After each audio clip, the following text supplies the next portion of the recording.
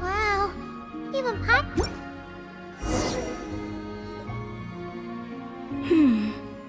I've smelled something like this before.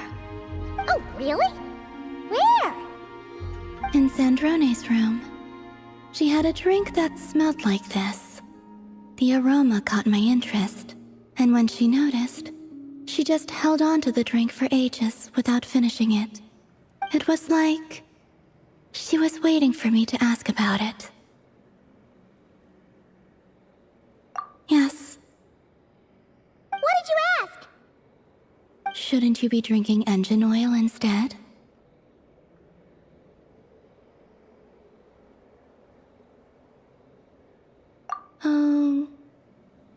She said something quite unpleasant.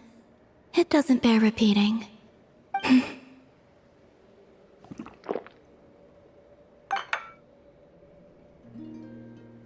You lost interest after a single sip? Sorry, it was a little bitter. All in all, not very good. No wonder Sandrone looked so sour when she drank it. Paimon thinks there might have been other reasons for that.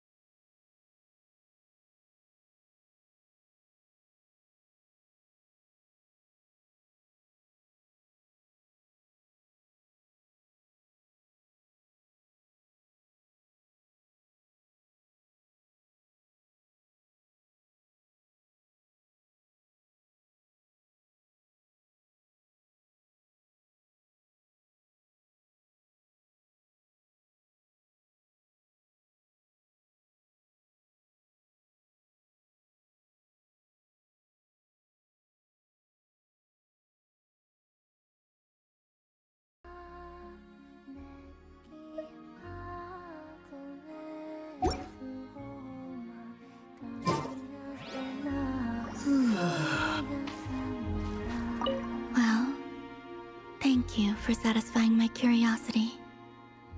I'll be sure not to trust Sandrone's taste ever again.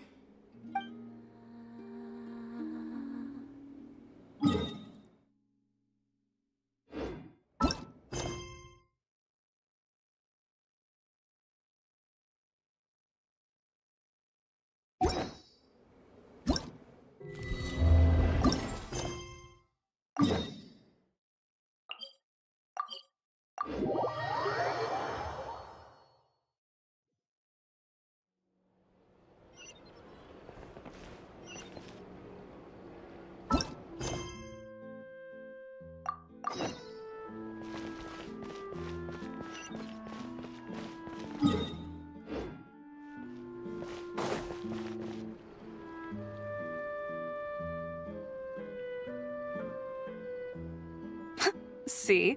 Told you they'd be here. Xavier! Oh, and Shiori and Farina too! Ah, Hydro Archon above! If it isn't my darling camera operator and clapper loader! A very happy Fontanalia festival to you as well! I'm guessing you came back to celebrate with us? Yep.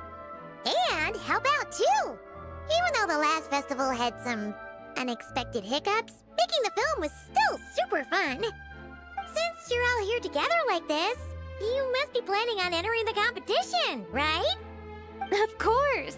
A celebration of the entertainment industry. No one who's anyone would choose to sit this one out. It only happens once a year, after all. Fontaine Fashion Week might be more my speed, but the film festival brings in a lot of orders and boosts brand recognition, so I wasn't going to miss out either.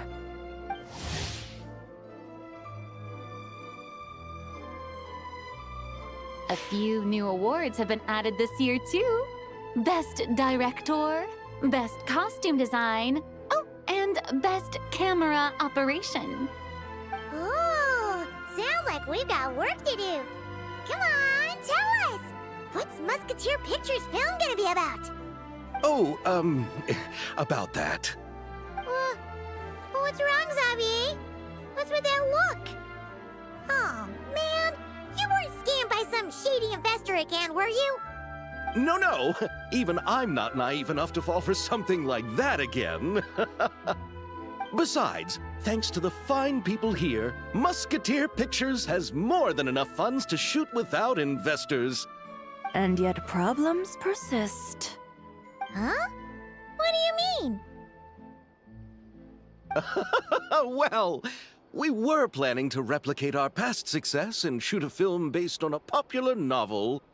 But as we were holding auditions for the female lead earlier today, a striking young mademoiselle wandered in by accident. Her disposition was simply ethereal. The look in her eyes somewhat melancholic. Oh, I wish you could have been there. The awe I felt can scarcely be put to words. You had to be there, friend. No matter where she stood, it was as if her surroundings, even the air itself, turned into the perfect shot. Guess you found your lead actress then? No, quite the opposite. My script is entirely unworthy of her.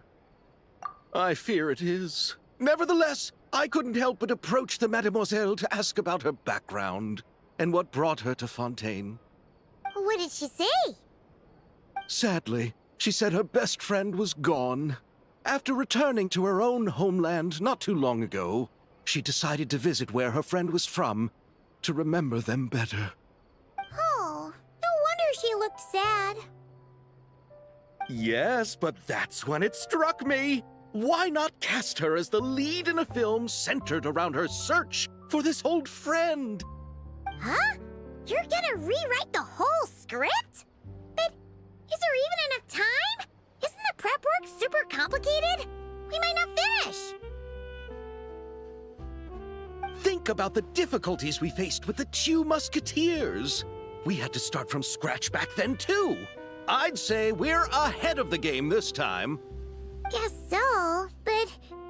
Don't worry, Paimon. Shiori and I have evaluated the proposal, and we support Xavier's decision. I won't really need to start on the costumes until the cast is finalized, so it's not too much extra work for me. Oh, fair mademoiselles! How can I ever thank you? Finishing the script would be a start. You know, compared to a commercial popcorn flick, I do prefer the idea of shooting a more artistic film. One that leaves a profound and lingering impact in the hearts of the audience. Mm-hmm. I agree. True trendsetters are the people who dare to go against the grain. Wow! Leave it to Director Farina to have a vision. Honestly, though, the artistic passion of everyone at Musketeer Pictures is inspiring. Anyway, now that we've heard so much about this lead actress, Paimon's gotta know who it is!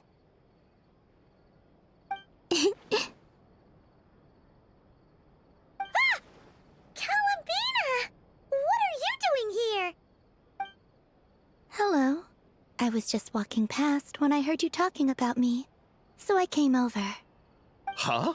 You know Miss Columbina? Of course! Wait a second.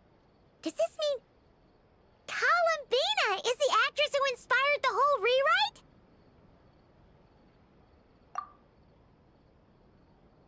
Yeah. Hmm? Wait, so did you make the trip by yourself, Columbina? Yes. I mentioned how I wanted to visit other nations once things settled down in Notcry, remember? So I went to the curatorium to ask Never for advice. She told me about the film festival in Fontaine and said it might be fun to visit. I spoke to Lauma before I left too, and she thought it was a great idea to get out for a bit. It's just, I received quite different travel advice from the two of them. Oh? How so? Well, Lauma told me to go out and experience new things and make new friends.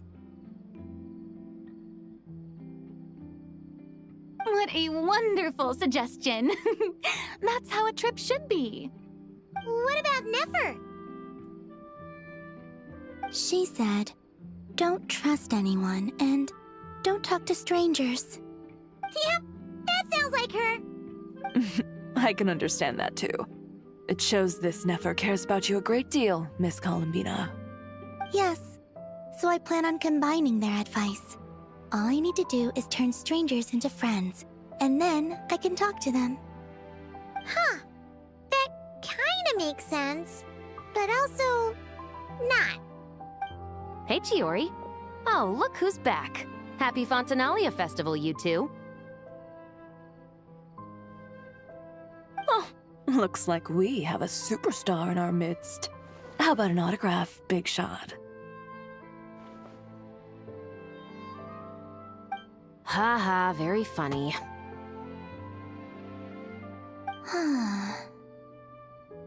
All settled then? Yep, the Duke gave his blessing, and I cleared it with the Udex. During the festival, inmates with good behavior will get a chance to spend some time on the outside. Under the stringent supervision of the Special Patrol, of course. Risley! It's been a while! Happy Fontanalia Festival! Does that mean Veronique and her brother will be at the festival? During a specific window of time, sure. Doesn't hurt to give the inmates something to look forward to. A little sun'll do them some good, I think. This is a friend from your travels, I'm guessing. Thought I heard something along those lines. Right! We should make some introductions, huh? Chevros, Risley, this is Columbina. A friend we met in Notcry. Welcome to Fontaine, Miss Columbina. I bet the weather's been quite an adjustment. Yeah.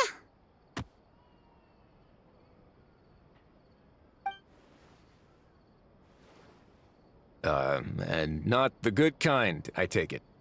No, I quite like it. It's a lot warmer than Notcry. Then what was the punch for? Oh, should I not have done that? The flowers that bloom here are so vibrant, and the people are so kind. I just wanted to become friends as fast as possible.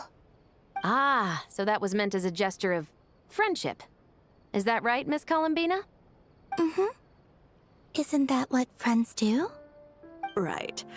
Might have been a bit premature in this instance, though. Your friend here is quite the character. Good thing we said something. You weren't seriously gonna go around punching every single person in Fontaine, were you? No, just the ones I wanted to be friends with. That's not... what Paimon's trying to say is, maybe keep the punches to a minimum until after you're friends with someone. If you say so. You're quite the character, Miss Columbina. So, are we friends? Of course. Any friend of the Traveler is a friend of mine. Yeah. Oof.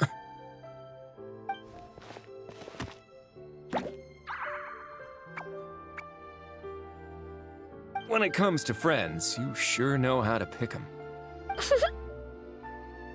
So Miss Columbina is the lead actress I've been hearing so much about. The whole thing about her aura is starting to make more sense. You gonna be part of the film this time too, Shivers? That was the plan.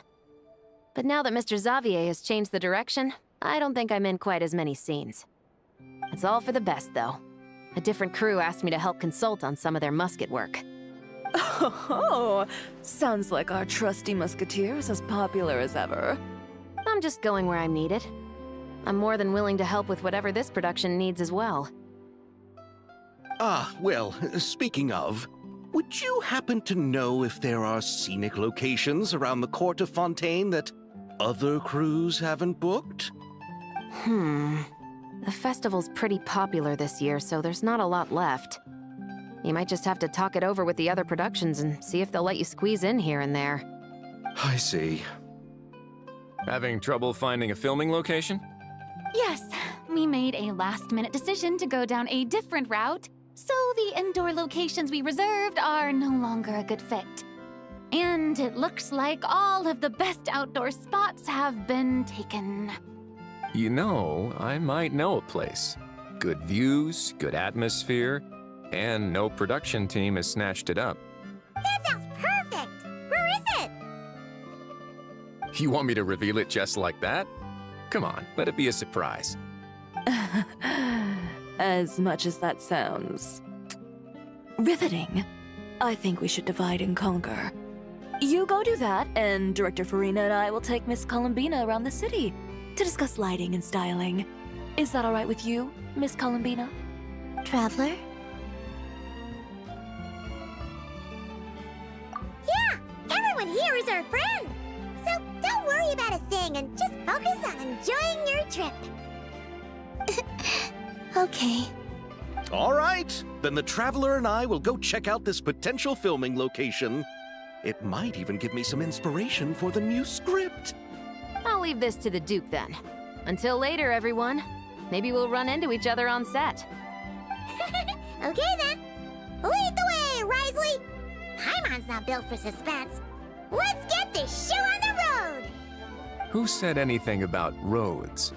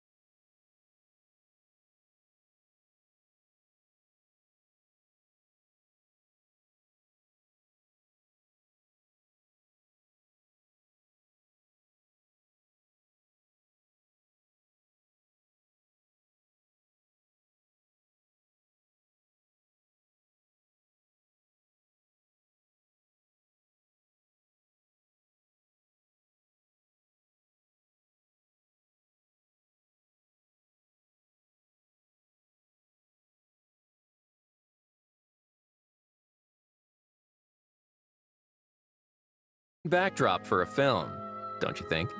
Paimon's more focused on the fact that this thing is supposed to be underwater, inside the fortress of Millipede. True. And keeping up with the maintenance on a vessel this big is a lot of work. It takes a crazy amount of manpower just to keep it up and running. Oh, Paimon kind of thought it just sat there until you needed it. I wish it were that simple. The truth is the maintenance costs on this thing are substantial, so we decided to rent it out during the festival to earn some extra mora. Besides, the inmates are the ones who keep it in good shape.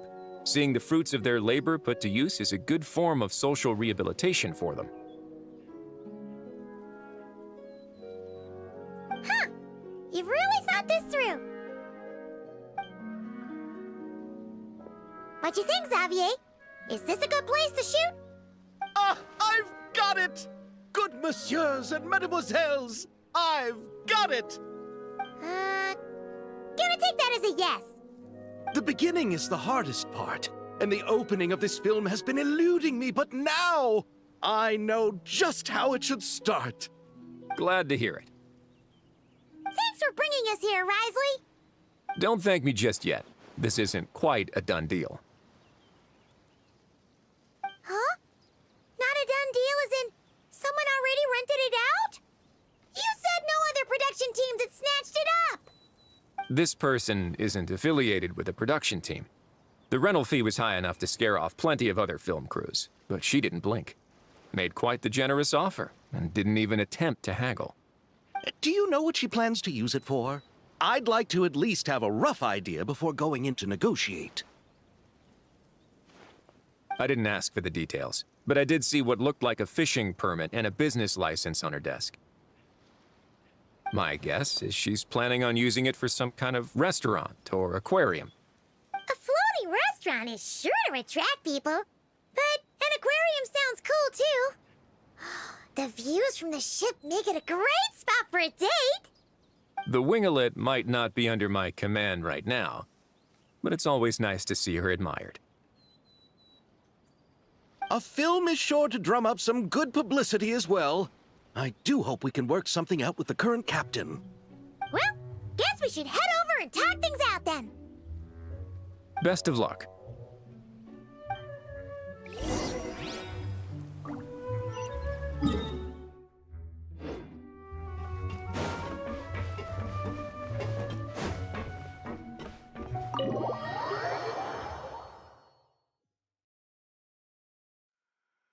Wow! The winglet seems even bigger up close. The rooms are so spacious. Wonder who rented it out. Hello? Anyone there? Perhaps the captain had business to attend to elsewhere. But why rent such a massive boat just to have it sit here, without even leaving so much as a note? Let's try again. Anyone there? Hello? Right now? What is it gonna take? Here. Is a nap too much to ask for? Ugh. Sorry, the aquarium's closed for the... Huh?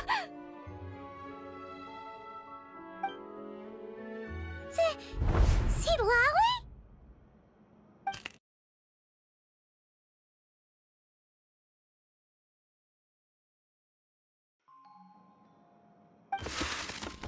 Oh, this is just great! How am I gonna go out dressed like this? Oh, what happened to my regular clothes?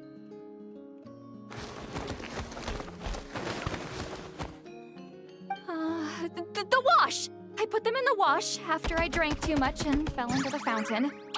Oh, this can't be happening! Am I seriously gonna go out like this?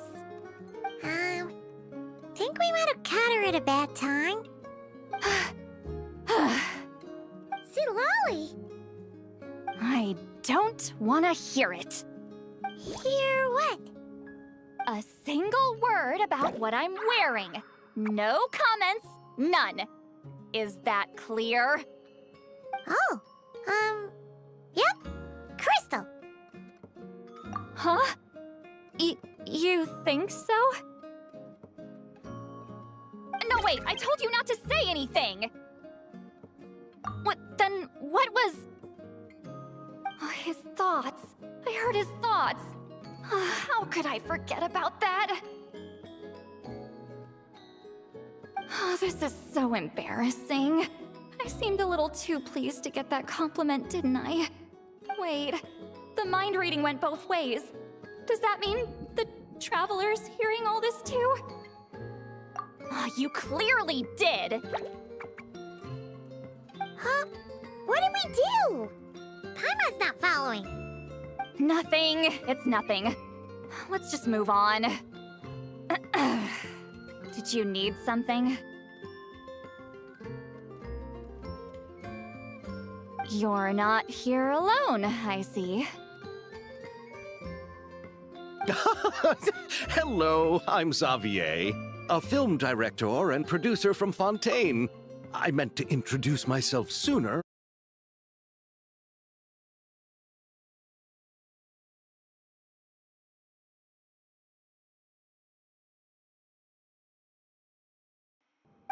No wonder we ran into each other in Fontaine of all places. You must also be in town for the festival then. That's right. We're helping Xavier with his film. In fact, we were hoping to shoot some scenes on this boat. You're the one who rented it out, right, Seed Lolly? Me? Rent a boat? I wish I had that kind of spare cash floating around. Not to mention the spare time. Don't get the wrong idea, though. I'm not here to sail off into the sunset and live out some cushy retirement life, okay? I'm not that old. Then why you dress like... how did you end up staying aboard the Winglet? Well, I heard one of my favorite light novels was getting turned into a film, so I came to Fontaine to catch the premiere. Originally, I booked a room near the Opera Epicles, but I'm quite particular about where I sleep these days. I think it's an age thing. And that bed? Oh, I just couldn't sleep in it.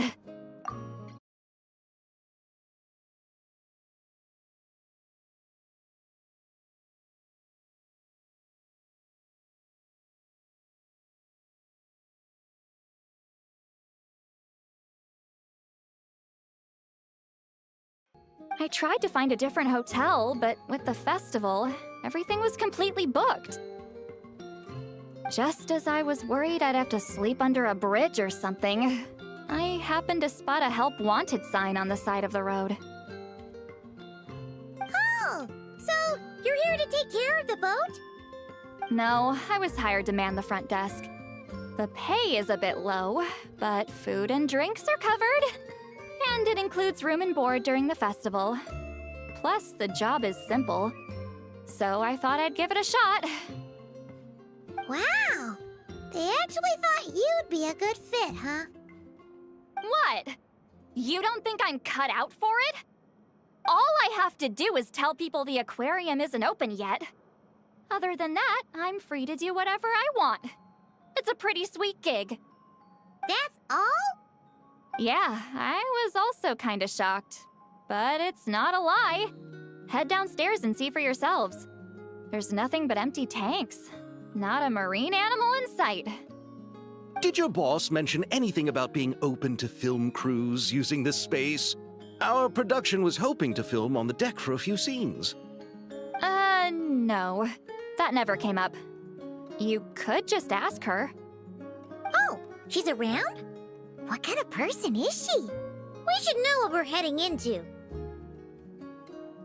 She's nice enough, I suppose. Pretty reasonable, too. Even offered for me to move to a bigger cabin if I was too cramped. Back at the Masters of the Night Wind, I'm used to being the one giving orders. but working under her doesn't feel like being bossed around. She seems to respect what I think. Well, she sounds like a great boss. She did tell me she'd rather not be disturbed, though. She's been working on an important project, so I'd keep it brief. Got it. Thanks for the heads up. All right, the captain's quarters are this way. I can take... Wait, but I'm wearing... Ugh, whatever. I doubt she'll care. Just follow me.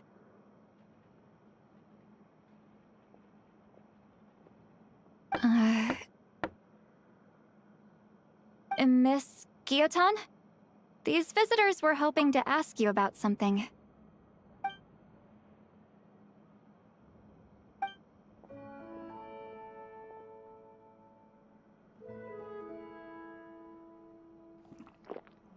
I thought I said to limit the interruptions. Just tell them the aquarium is still...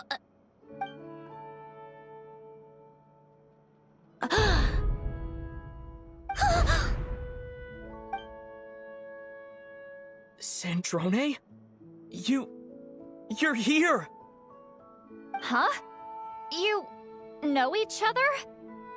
Are you okay, Sandrone? Do you still remember us? Everyone was so upset after what happened. We all missed you so much. Miss Seat Lolly, why don't you escort this gentleman to the reception area for a cup of tea? I have something to discuss with these two in private. Ah, I see. Right this way, Mr. Xavier.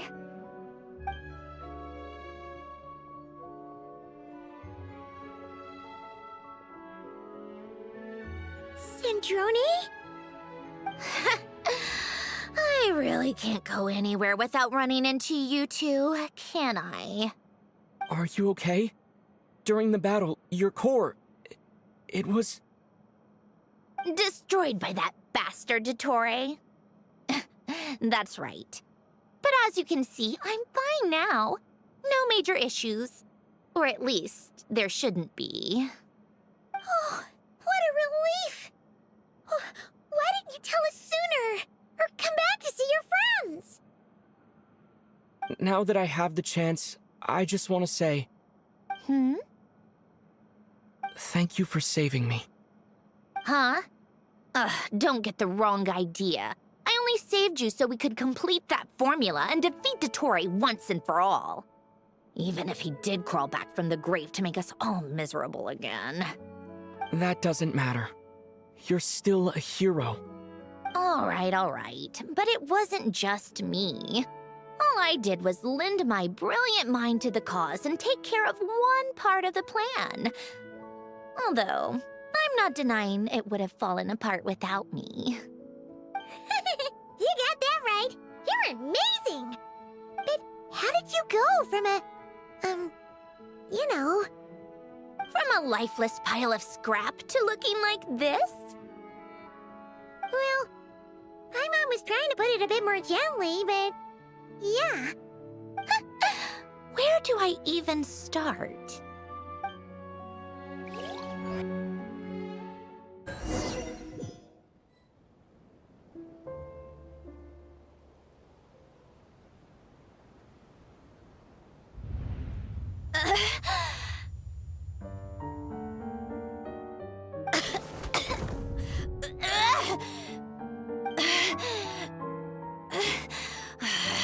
Curse it all!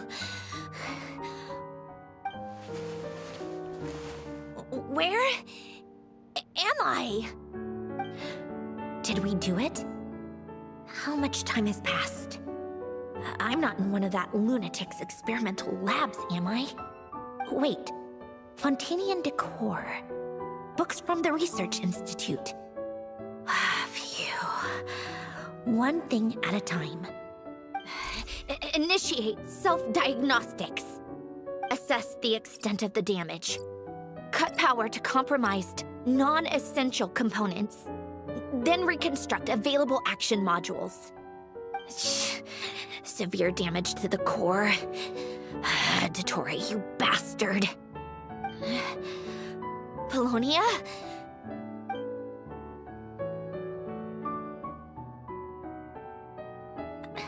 Polonia, wake up! Activate!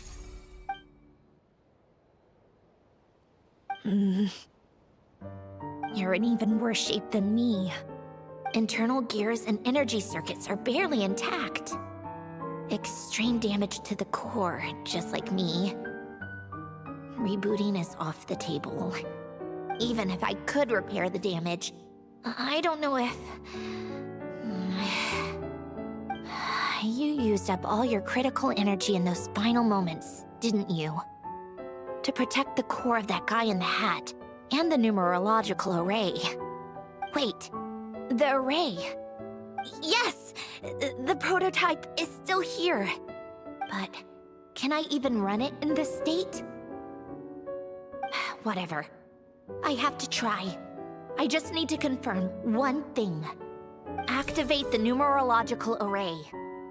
Connect the computing core to my body.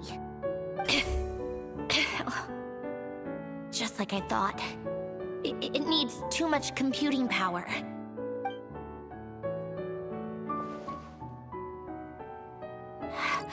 Cut off power supply to all functions except the thinking module. Please. I just need to ask one question. Initiate query regarding the 3 Moon Sisters. How many living moon goddesses are there in possession of the Trilunar Authority? 1.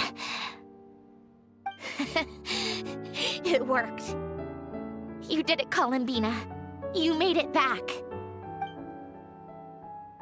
But how did I survive? The self-diagnostics showed damage severe enough to shut me down for good. What triggered the reboot? A built-in message? Only visible after a core reboot. The final gift. Alen! Were you the one who gave me this second chance? But why now? What activated it? What is that? A vision? Wait, no. It's a stellar linchpin?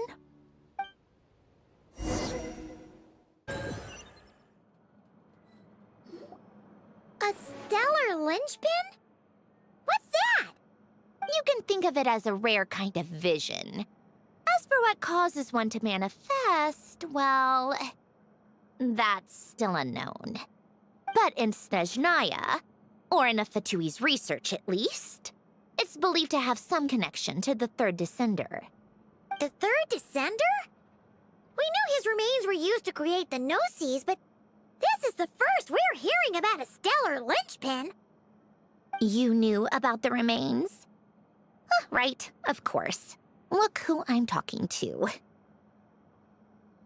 Yes, the Heavenly Principles used the remains of the Third Descender to create the 7 Gnosis as a means to consolidate the Archon system.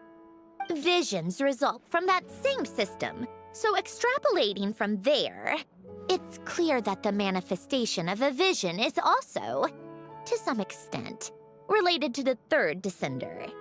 Still following? For those that wield them, visions serve as a means to channel elemental power. The same is true of stellar linchpins. The difference is that, when wielding elemental energy, stellar linchpin users often exhibit a unique kind of power that seems to come from beyond to that. It's believed that, when a stellar linchpin manifests, impurities from the remains of the Third Descender get fixed in place. Hence, the name. That's also believed to be the source of the strange power I just mentioned. We've heard that visions can appear when someone has a really strong wish or desire. Stellar linchpins sound kind of similar, so does that mean... Huh? Oh, don't look at me like that. I've never had any grand wishes or aspirations. Just a list of things that drive me up the wall. So if you're asking why this thing appeared, I have no clue. All I know is that without it, the gift Elen left me, this built-in second chance, never would have triggered. The damage to my core was too severe. But thanks to the stellar linchpin's manifestation, it did trigger. And after my core rebooted, I was able to repair the damage to my body. I also managed to import the numerological array, along with some of Polonia's surviving algorithms, into this form. Wait, does that mean Polonia is... Yes. Unfortunately, Polonia is... beyond repair. Oh, we're so sorry to hear that. But you also mentioned something about a final gift? Yes. Elen often spoke to me about wishes and desires when he was alive. I suppose he thought there might come a day when I wished for something, and was willing to sacrifice my own life to fulfill it. So he left me a chance to start over. No, never. Elen once said I was his proudest masterpiece. That might sound boastful coming from me, but it's also an undeniable fact. After Elen died, I started studying how Polonia and I worked. Polonia is essentially a computational machine, so it wasn't difficult to figure out the mechanical principles there.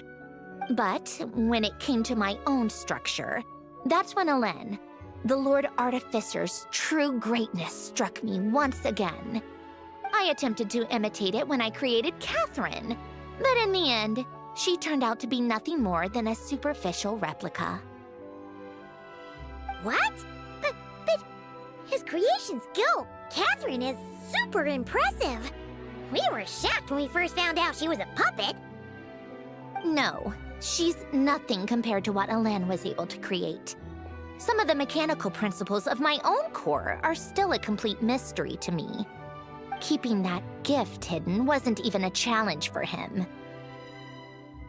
Just a shame I had to waste it on fighting Dottore. I just couldn't stand the thought of him coming out on top. If you put it that way, the world owes me a whole lot then, doesn't it? Wait, but all this still doesn't explain what you're doing here. Risley said you rented the ship and even had some kind of fishing permit? That's because I'm trying to go back to the place Elen and I lived when he was alive. My former home, I suppose you could say. The second chance wasn't the only part of the gift. According to the message, Elen left me a few other things that are stored in the house we shared together. I'm hoping that whatever he left me can help fix certain anomalies in my rebooted core. And help me understand why I received a stellar linchpin in the first place. Okay, so go back then. What does that have to do with fishing? And to think I'm talking to the saviors of Fontaine. Did you forget that the water levels have been rising for centuries? I can't just go back to the place I used to live because now it's underwater. Oh, right. With the rising water levels and changes in terrain, it's not just a matter of finding where it is, but also clearing away any sediment or debris. But Fontaine law prohibits unauthorized individuals and organizations from excavating underwater ruins. A Melazine caught me the minute I even made an attempt. Why not apply for authorization then? And face the endless slog of Fontainian bureaucracy. No thanks. Besides, I'm a Fatui harbinger. The diplomatic implications alone would be enough to give the gestionnaires at the Palais Mermonia a headache. A fishing permit, on the other hand, isn't difficult to obtain at all. Minimal paperwork required, and under the name Guillotin, the application was a cinch. So you're exploiting a legal loophole? Am I? That underwater home belongs to me. If I happen to chance upon it while doing some fishing, what's the issue with that? Of course, I do have to catch some fish to put in the aquarium, just in case the gestionnaires come to check up on things. That's also the reason I hired someone to man the front desk. Huh? But isn't that kind of a waste? He went to all the trouble of getting a business license and rented out this giant ship. Just for show? If you want to run an aquarium that bad, be my guest. Use the facilities however you want. I'm certainly not going to stop you. All I want is to go back home and see what other gifts Alain wanted me to inherit. Hold on. Enough about me. What are you two even doing here?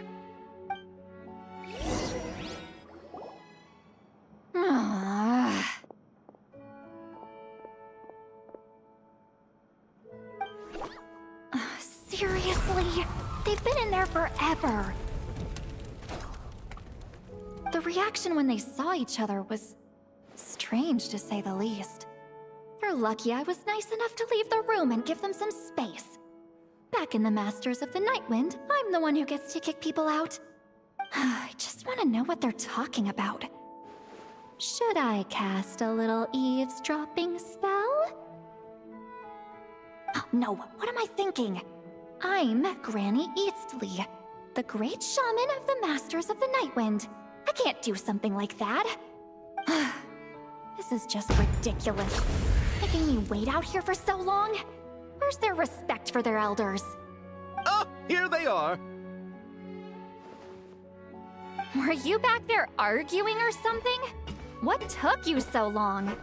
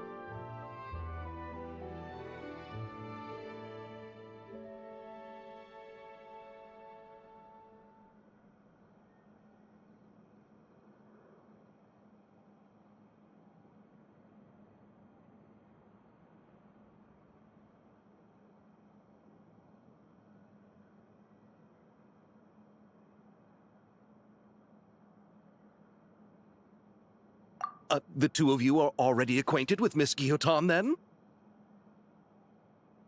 Oh, yep. But don't worry, we got everything sorted. Sandrone agreed to let us shoot on the ship, but it has to be when she's not here. When she's not here? That's right. You'll excuse me if I didn't exactly ask for this little reunion. I wasn't planning on seeing anyone. Like I said, my core is severely damaged. Even with the gift, there are anomalies that are making things unstable. I don't even know if I can continue to function without issues. So the priority is to fix these anomalies and get answers to my own questions. Then, I can see the people that need seeing. Anyway, just let Sandrone know when you plan to film Xavier, and she'll, steer clear. I do hope I'm not causing Miss Guillotin too much trouble. No! She just wants to keep a low profile for her own, complicated reasons. She doesn't want anyone else to know she's here. Understood. I'll be sure to keep that in mind. Oh, and see Lale? Huh?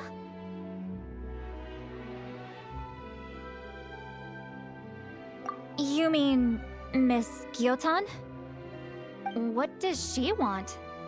Oh, please don't let it be about the pajamas. What? The seventh of the Fatui Harbingers? Why are you telling me all this? I asked the Traveler about you, and I've decided it's best to be open in this instance. I can understand if you would rather not work for a Harbinger. Regardless, the room on the ship is yours to keep. You're an acquaintance of the Traveler, and I plan to honor that. Wait, she's actually nice? It's not a problem. The captain also worked for the Fatui, and he helped Natlan a great deal. We know that there are good people among your ranks. Besides, I've been around long enough to know what it means to earn one's keep. This isn't Natlan, and I don't expect special treatment. Besides, sitting at a desk isn't exactly back-breaking work. I appreciate that perspective, Great Shaman. Seat Lolly. Just call me Seat Lolly. That title makes me sound so... old. Well, Seat Lolly, the Traveler and I are looking for something, so we'll be heading underwater together soon. I'll leave the ship in your care while we're gone. Together?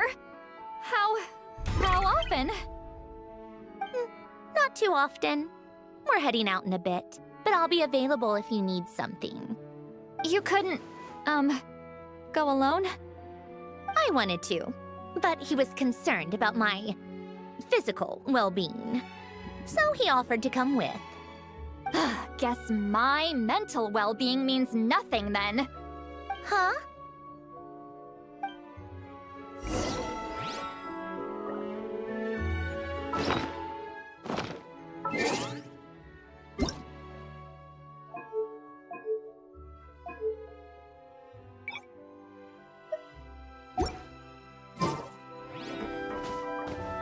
Just be quick about the whole thing, okay?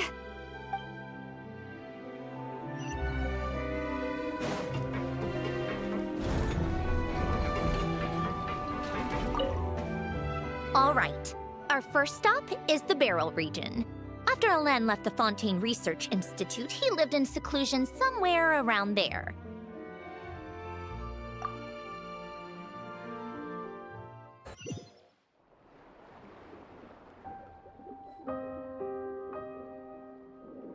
Huh.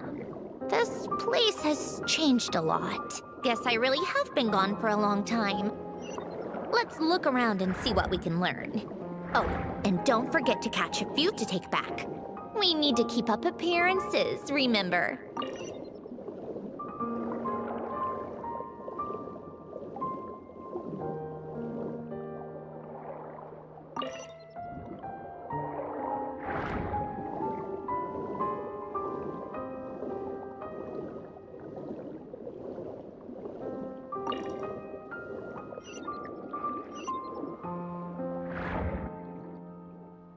Poisson isn't too far from here, right?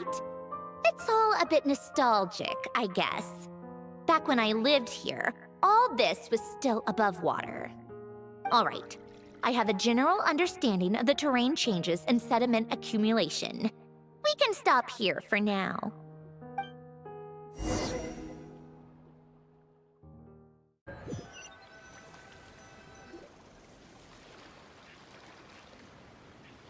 That went smoother than expected. I appreciate the help. No problem. You doing okay though, Sandrone? Seeing your home look nothing like you remember, that can't be easy. I'm fine. Times change. People change. That's the one thing you can actually count on. I made peace with that a long time ago. You should head back and put them in the aquarium tanks. We finished ahead of schedule, so your crew is probably still on the ship. I'll follow in a bit. Right. Xavier said he was gonna test out a couple of shots.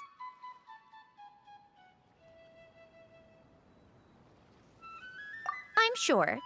I want to take another look around on my own. Okay then. Want us to let you know when the filming is done? No need. Columbina relies on Kuvaki to perceive her surroundings. In Nodcry, her senses are heightened because Kuvaki is everywhere. But here, as long as she doesn't activate her abilities, her range of perception should be equivalent to an average person's line of sight. I figured that out back in Snezhnaya.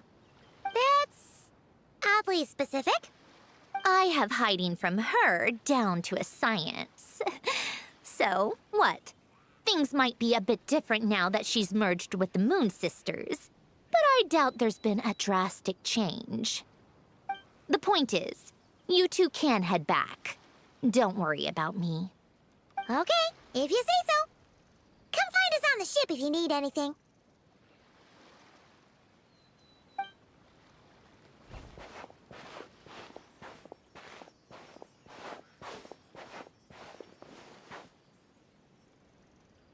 What did you leave for me, Elen? Did you know I would come back? Or did you make it so I would have to?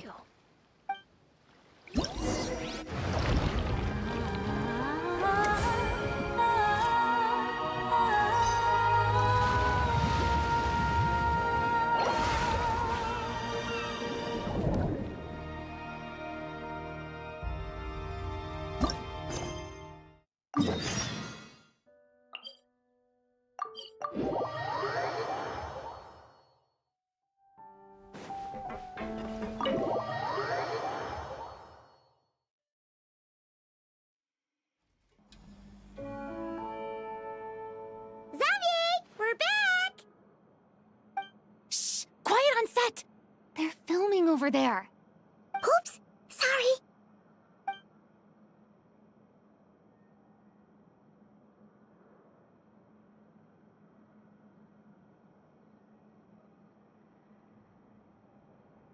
What's your take, Detective? Bullet wound to the chest. Gunpowder residue on the clothes. The victim must have been shot at close range. You think it was someone they knew? Yes. It's possible the suspect arranged for them to meet at this very spot. A reasonable deduction. But you're overlooking a crucial clue. What? The victim's pocket watch is missing. And cut! I think we got it! Good work, everyone! Phew, finally. Acting was nerve-wracking for me when I first tried it too. Just loosen up, and you'll get used to it in no time. Chevres! Charlotte!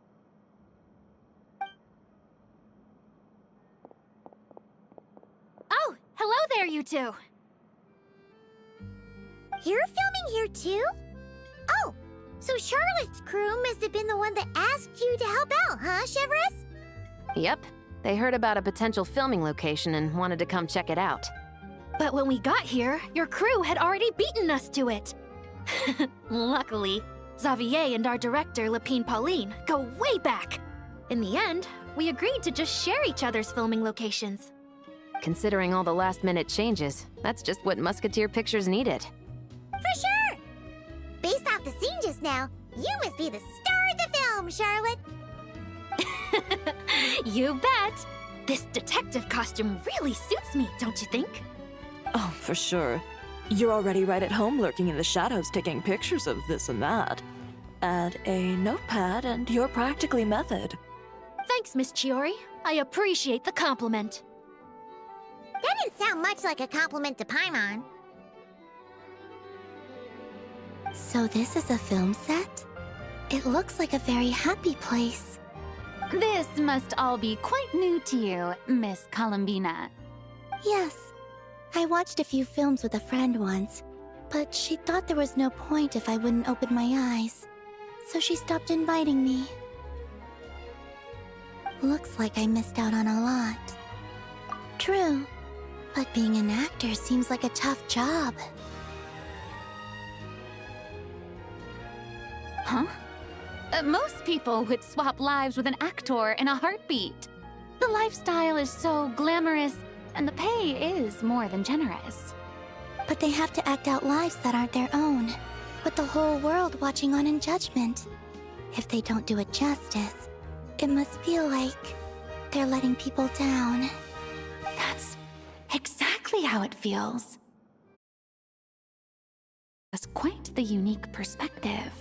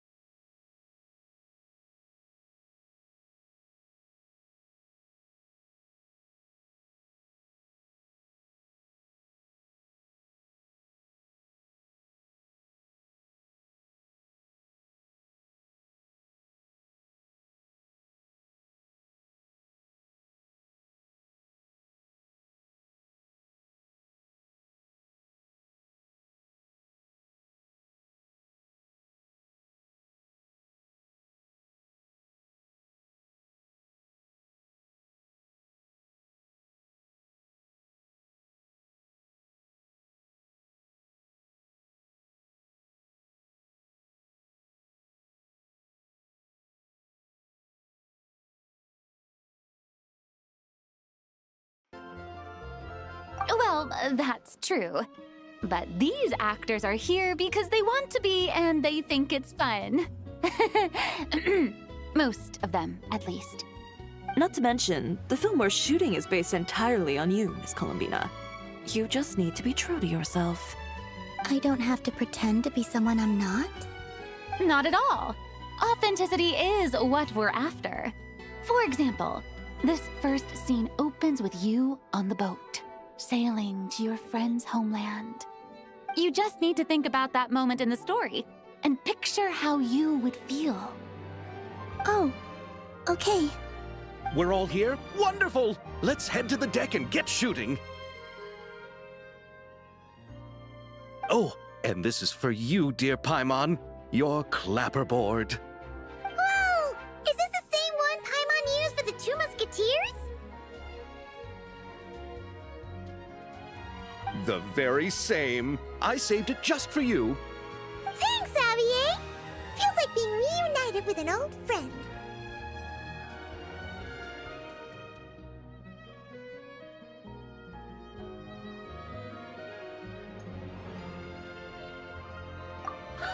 Of course! That said, I have a different job in mind for you this time, Traveler. Our film is focusing on a single protagonist, so conveying the subtle changes in her state of mind is of the utmost importance. In addition to the actor's own performance, another way we can convey that is through lighting. Huh? But there's already a lighting specialist, isn't there?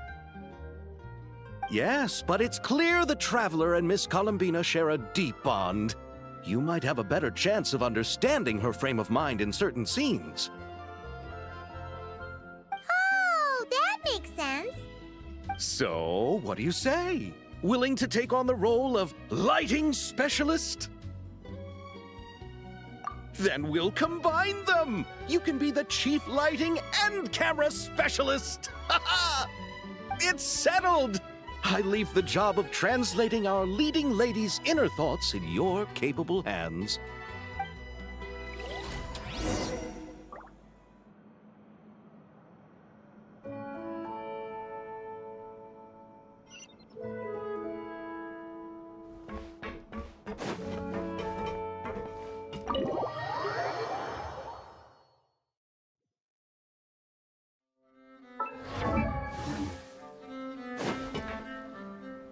All right, without any further ado, it's time for production on our film, A Homecoming, to officially begin! Turning it over to you once again, Director Farina. All right. Positions, everyone! Camera operator, clapper loader, get set up. Let me know when lighting is good to go.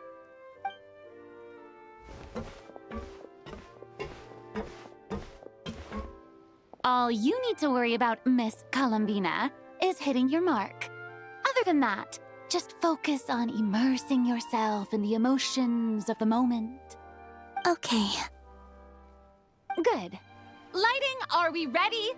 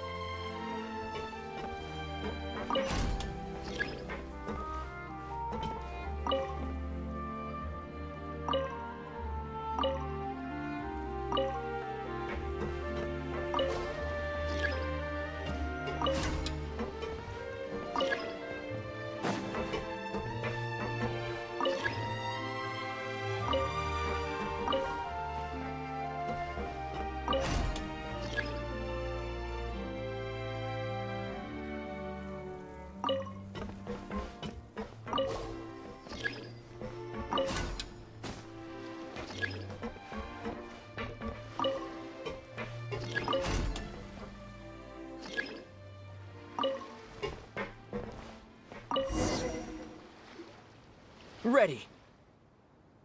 All right, quiet on set. 3, 2, 1, action! This is her homeland. Columbina. Cut! The emotions I'm looking for were definitely there. Let's just try to keep it a bit more natural. Oh, but definitely keep that gesture at the end. I loved how real it felt. You looked genuinely moved. All right, if you're ready, let's go for another take. Miss Columbina? That presence. It kind of felt like... Sandrone?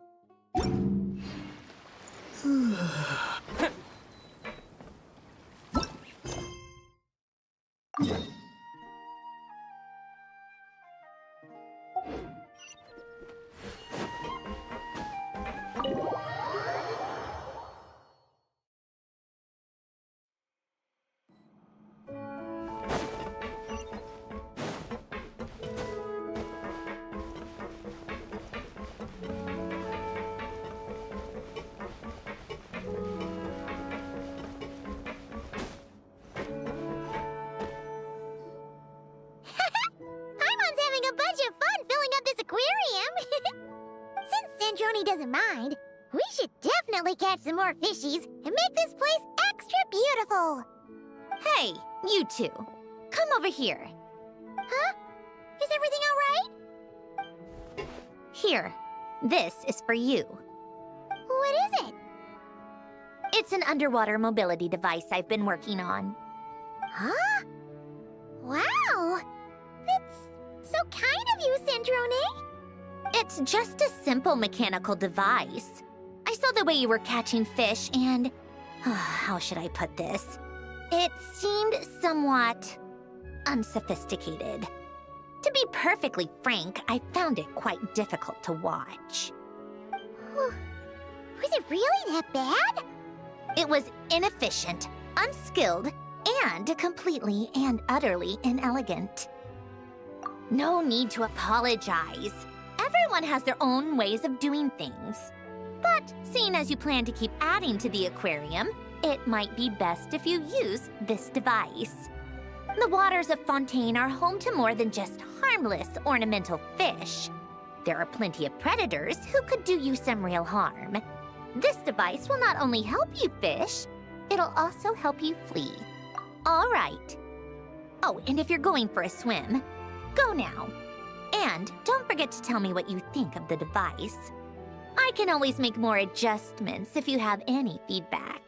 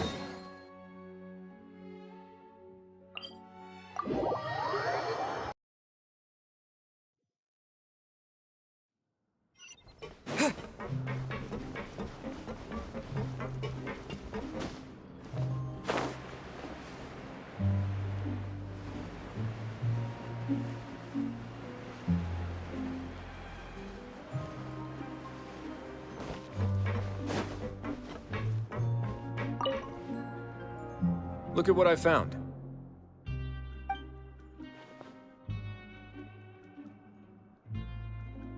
This is a surveillance port.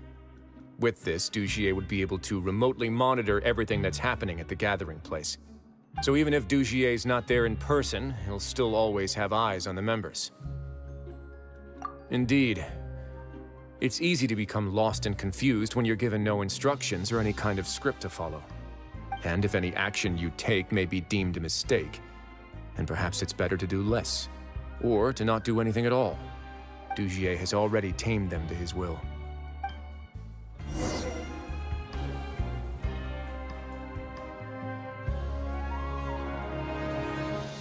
Your Grace! Your Grace! What's the matter? We couldn't find any society members in the other areas. It also seems like none of the equipment in those rooms were ever used. All the signs of wear and tear are fake. The lime scale, the layers of dust, they were all deliberately added. We also investigated the members' residences and weren't able to find anything. Their neighbors all say that they haven't returned home for ages. Oh. Is that right? They're gone? That could only mean...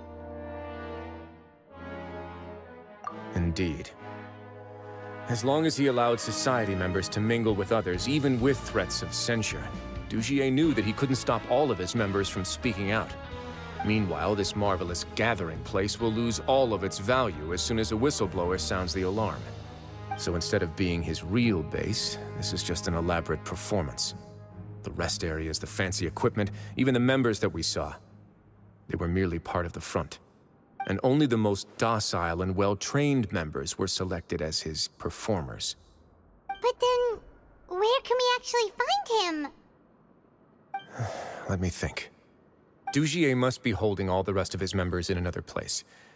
And if the overseer of my fortress guard has never alerted me to anything of the sort, he must be in Dugier's pocket. I'm of the same mind. Let's go. You two, follow me.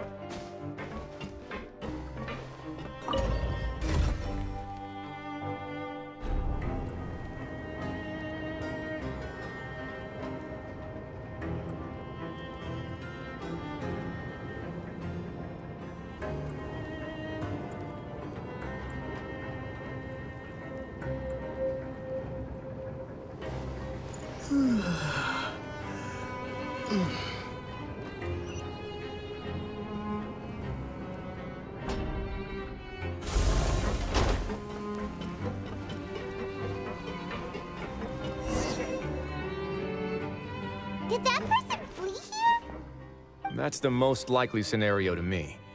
He's probably already caught wind of Dugier's declaration of war against me, and has fled to seek his protection. Let's keep heading down. There are some abandoned areas in there. Since he needs space, I'd guess Dugier probably converted them into his headquarters. We should be on the right track. Now we just need to find that turncoat. Let's go. We can take this path. You guys take the other.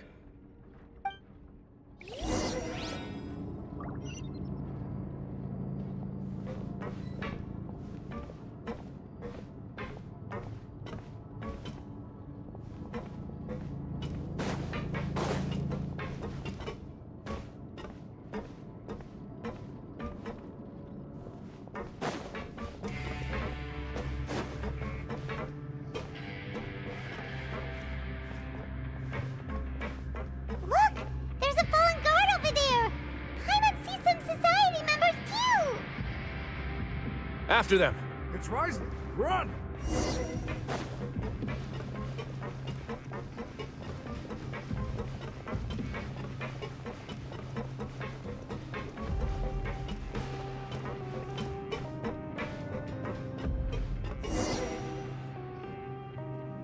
Ugh, those blasted guards!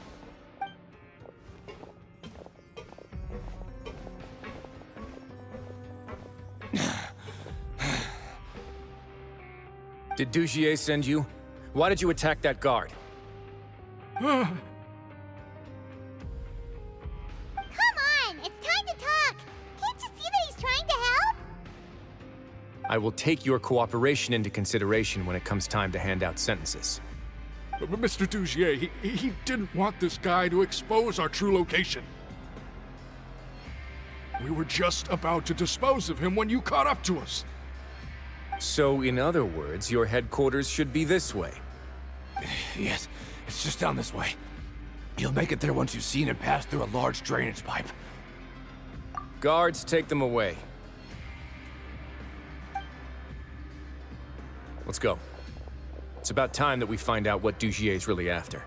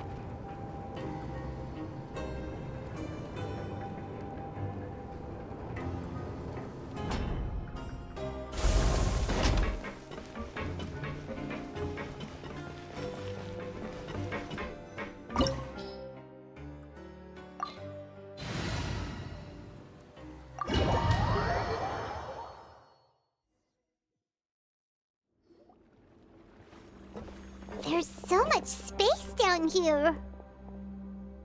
Yeah, these are all former work areas. They've been left abandoned due to a lack of funds. There are usually guards on patrol here. It would seem that all of those guards have been bought as well. Stay sharp. He's got a ton of surprises waiting for us, I'm sure.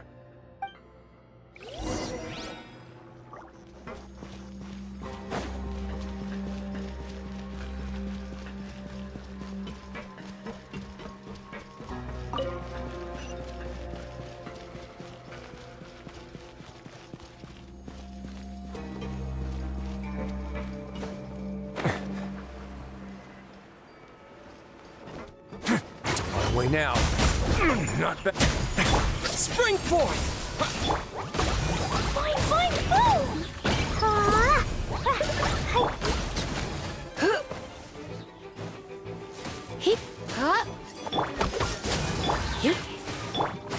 A moment, please.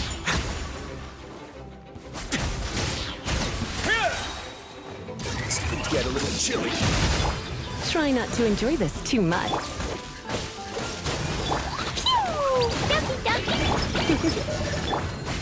Way now.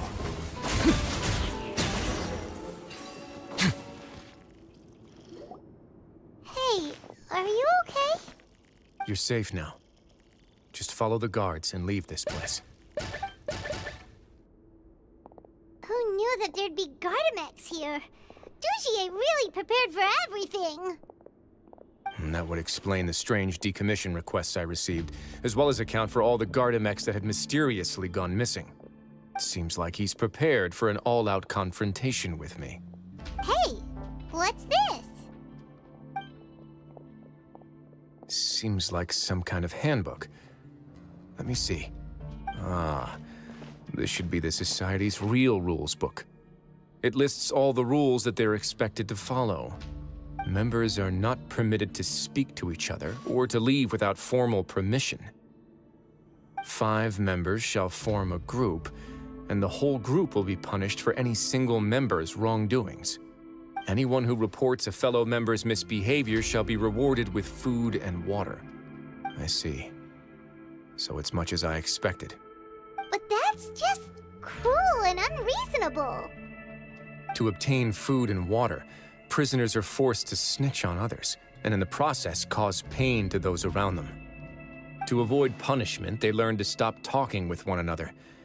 This leaves the wounds they've already received to fester, however, and so resentment builds until every prisoner has become an island. Finally, isolated and without hope, they accept their fate as Dugier's slaves. Do you remember what happened to Paimon? She rejected all the snacks in the box once she was spooked by that black gem. She's usually all for tasty snacks, but she chose to go against her instincts after a negative experience. Ugh, is that the best example you could come up with? Anyway, Paimon still thinks she made the right decision, and never hurts to be careful. No, your decision was valid. However, it's also valid to interpret that as a decision that you only made under emotional duress. The human heart is like a raft in a vast and empty ocean.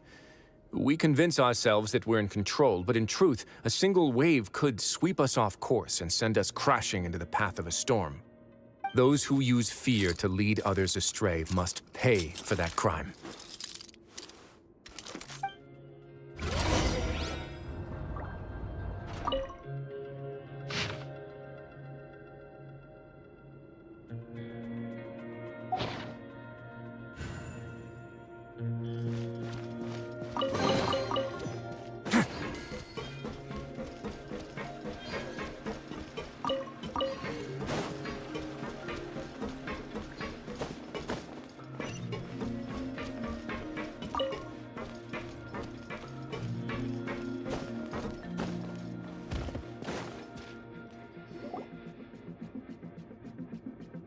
If I'm not mistaken, the space ahead should be the central area of this place, but the door's been locked.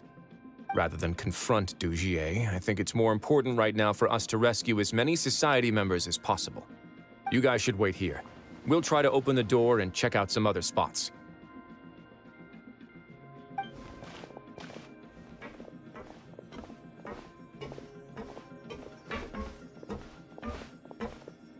Open the door. Would we have to do something to this mechanism here? Paimon doesn't get it at all. Forget it, Paimon's just gonna do some trial and error.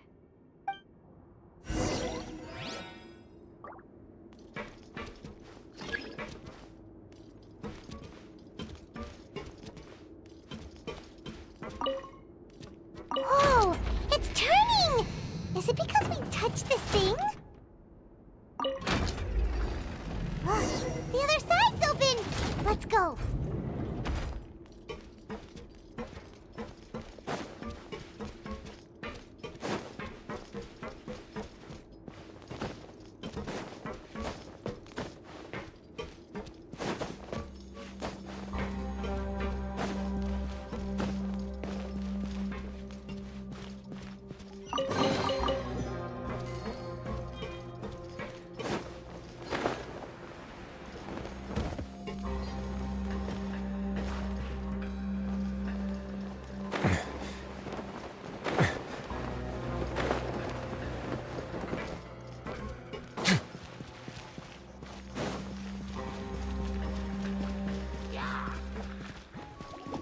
A moment, please.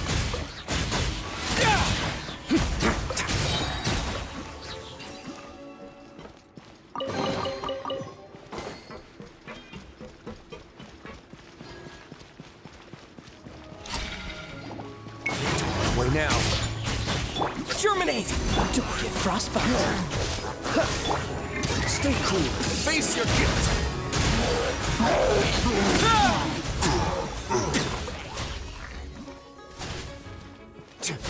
A moment, please.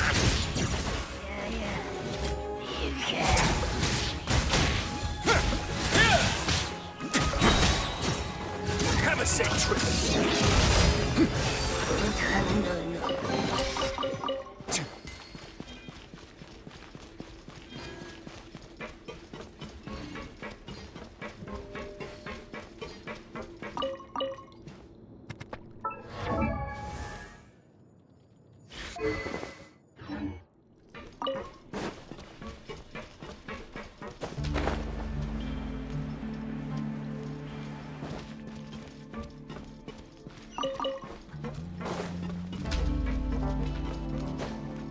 Oh, it's so high. We're not gonna have to climb all the way up, are we? Activate the mechanism in front of us first, just like before. Let's see if that changes anything. Looks like there's a mechanism that's gotten stuck. It won't turn alongside the others. Is there something we can do?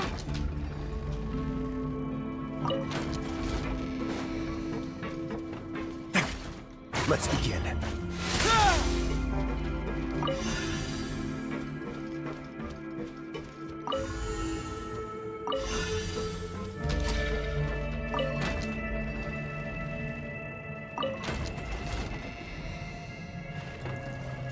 Ooh, the water level's gone way up. So that's how we'll make it to the top.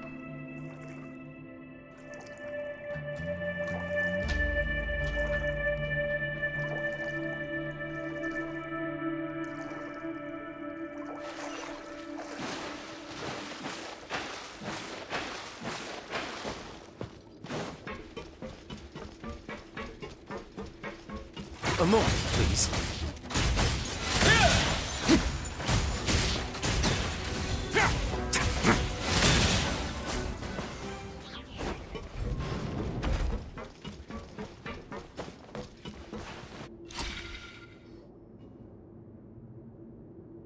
These should be the prison cells. Lots of empty cells in here. Dugier's probably moved them elsewhere already. Let's still rescue the ones who got left behind, though. Every person counts.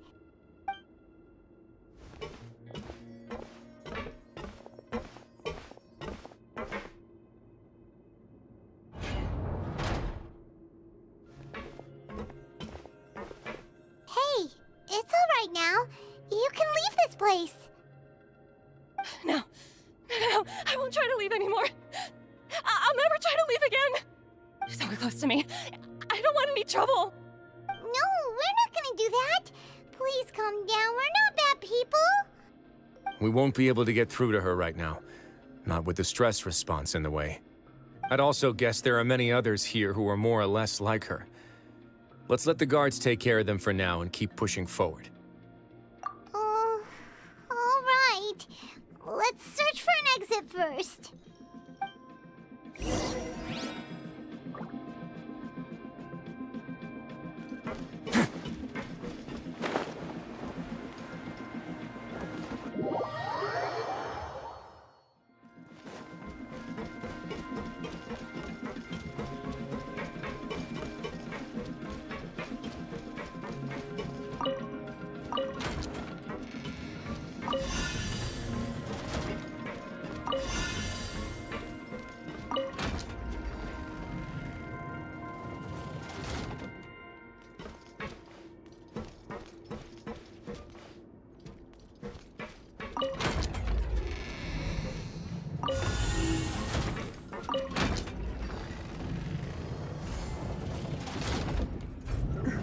Door's open.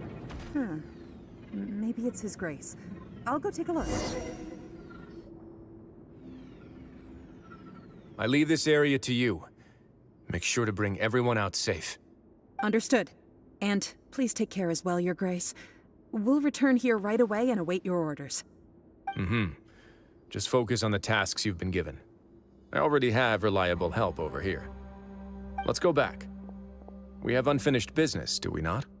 That mechanism from the first room. Maybe we'll also need to hold it in place using the same device to open the door that leads to the central area. Don't forget to bring these along.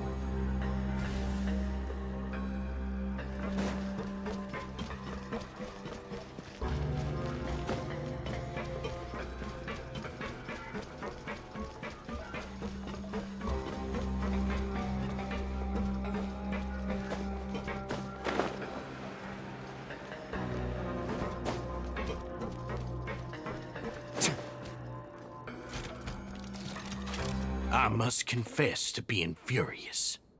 To think that there are still some of you who find it permissible to spit upon our rules.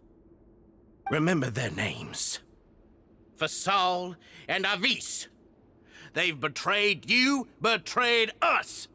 And today you will see with your own eyes what'll happen to those who betray our cause. Go on, Avis. Pierce his skull with the thorn in your hands, and then push in the Aqua Dolores.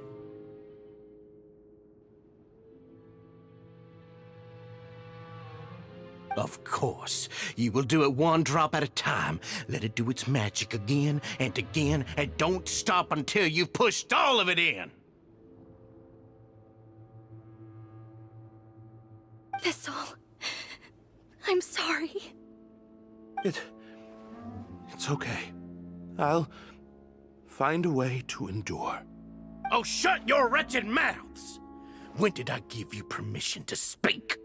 My rules are the paramount law of this place. Only more pain will come to those who dare to disobey. That's enough, Dugier. Your rabid screams have been beyond nauseating. Is that His Grace? Oh, Risley. I knew you would come, but I didn't expect you to be so quick. Must you still refuse to let me be? Did I not spell everything out for you already? What's so blasphemous about sharing a slice of the cake with me when you've already got the entire fortress at your feet? It would seem that you can't see the difference between sharing and looting. And on top of that, look at your people. Are they not starving as you wolf down your cake? You. Stop acting all high and mighty like some hero of justice! Have you forgotten? Nobody in this blasted fortress is innocent! We are all irredeemable monsters who have destroyed something that others held dear. What's so wrong about punishing those who deserve to be punished? It's what they've always deserved. And please, are you really gonna tell me that you care about their lives and well-being when you just need a supply of labor to keep this place running?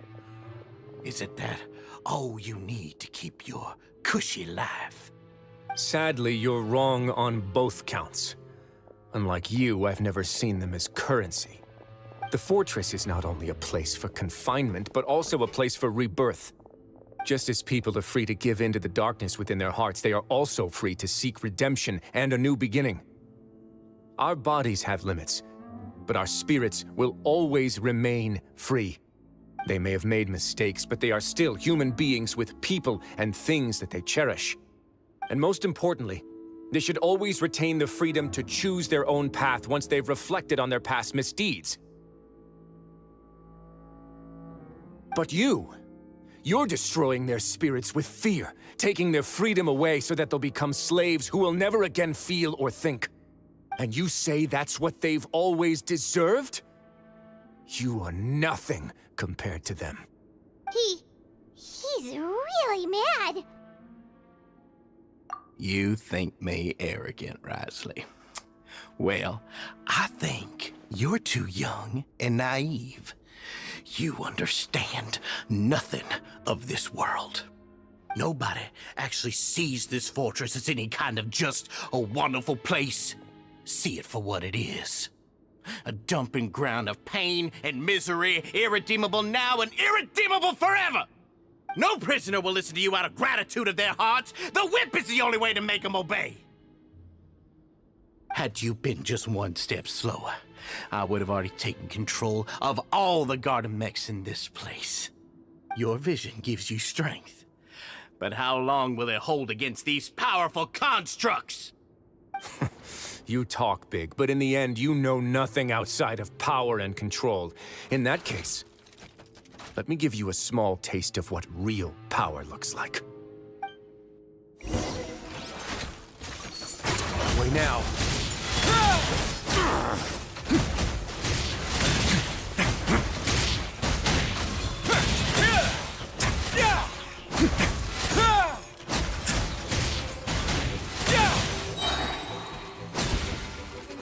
Stay cool and face your guilt.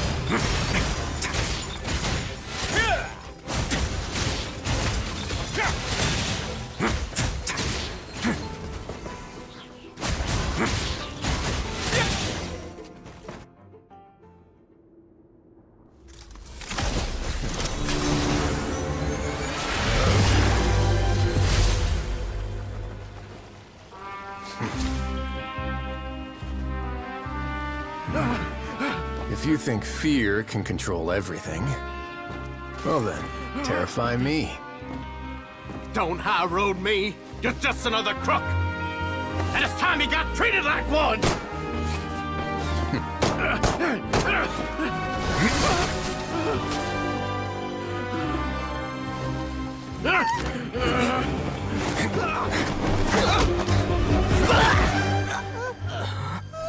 What's the matter? Too scared to shoot straight? I'm warning you. Unauthorized punishment and torture are prohibited here. As the Duke, you should set an example. Funny how that slipped my mind. Well, from this point on, you can forget about that rule. The rules of the fortress are there to keep the likes of you in check. But if the Duke wants somebody dead, he needs no justification. Understood?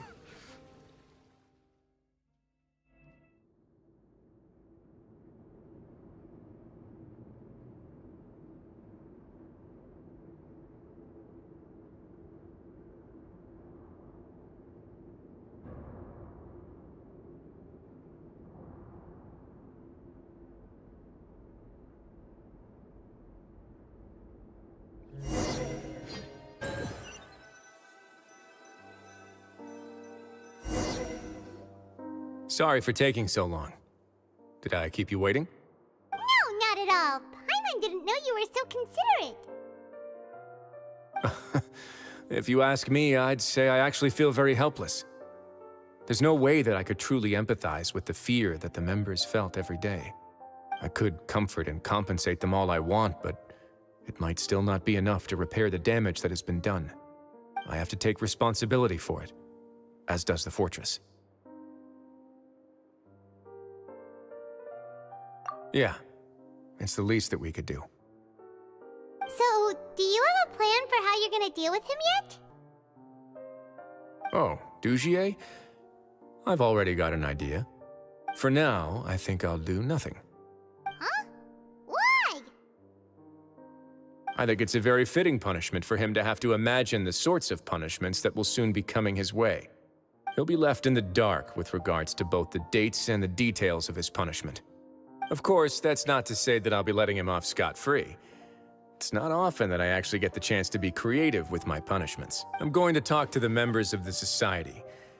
He'll get a chance to experience everything that he's ever inflicted on them. Paimon didn't know you could also be so harsh. Looks looks like she should watch her tongue when she's around you in the future. Why do you think I'd do that kind of thing to you? You offend me, Paimon. Anyway, jokes aside, thank you so much for all of your help. There's still a lot for me to take care of, so... How about this? I'll treat you to a meal in 2 days at the Coupon Cafeteria. We should have a better handle on things by then. No, Paimon's had enough of that place. Don't worry, it won't be the same old welfare meal. I'll make the necessary arrangements. Oh, then you've got yourself a deal.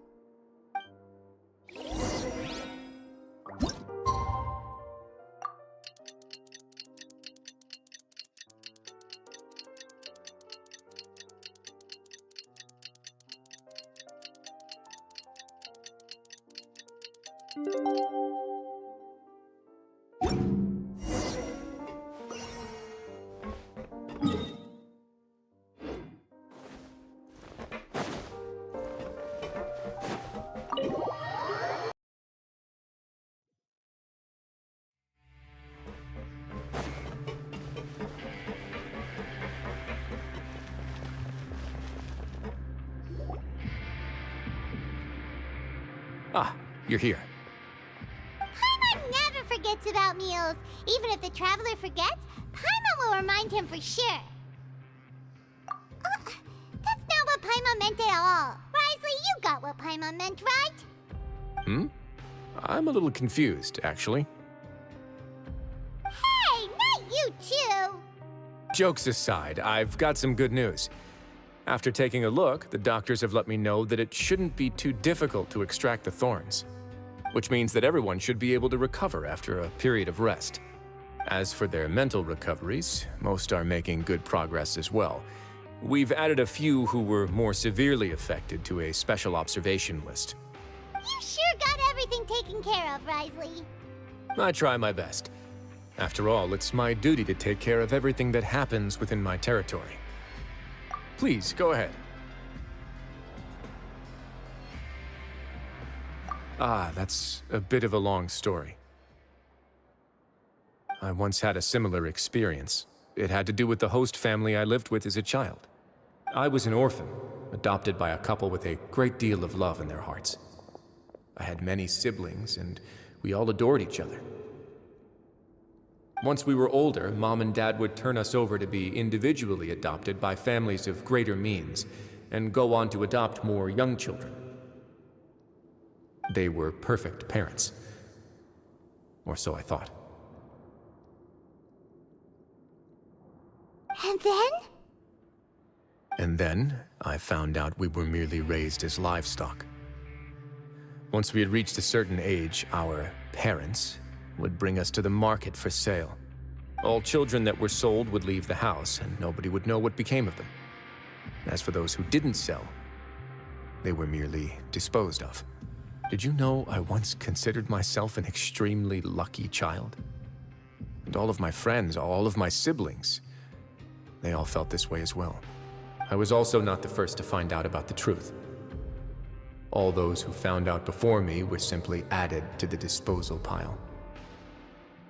I could never shake the feeling of irony every time I juxtaposed their tragic ends against our parents' adoring smiles. Yes, like the society, my parents created a facade of joy, lied to satiate their desires, and even employed incredibly cruel methods to keep their grasp on power. They did all of that, but never considered how their actions would utterly ruin all the children they took under their wing. Worse, perhaps they never cared about that at all. But I did. So in the end, I killed them and set all of the remaining children free. I was convicted for my crimes and exiled to the fortress of Meripede. My methods were extreme, yes, but I was still a teenager at the time. I'd been betrayed by those I trusted most, and I didn't think that more moderate ways would solve the problem. My doubt and helpless anger pushed me forward until I got what I deserved.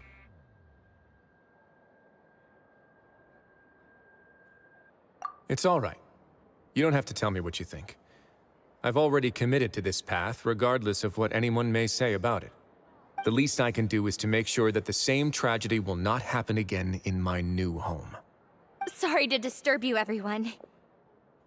Oh, it's a visa fasol. Are you two feeling better yet?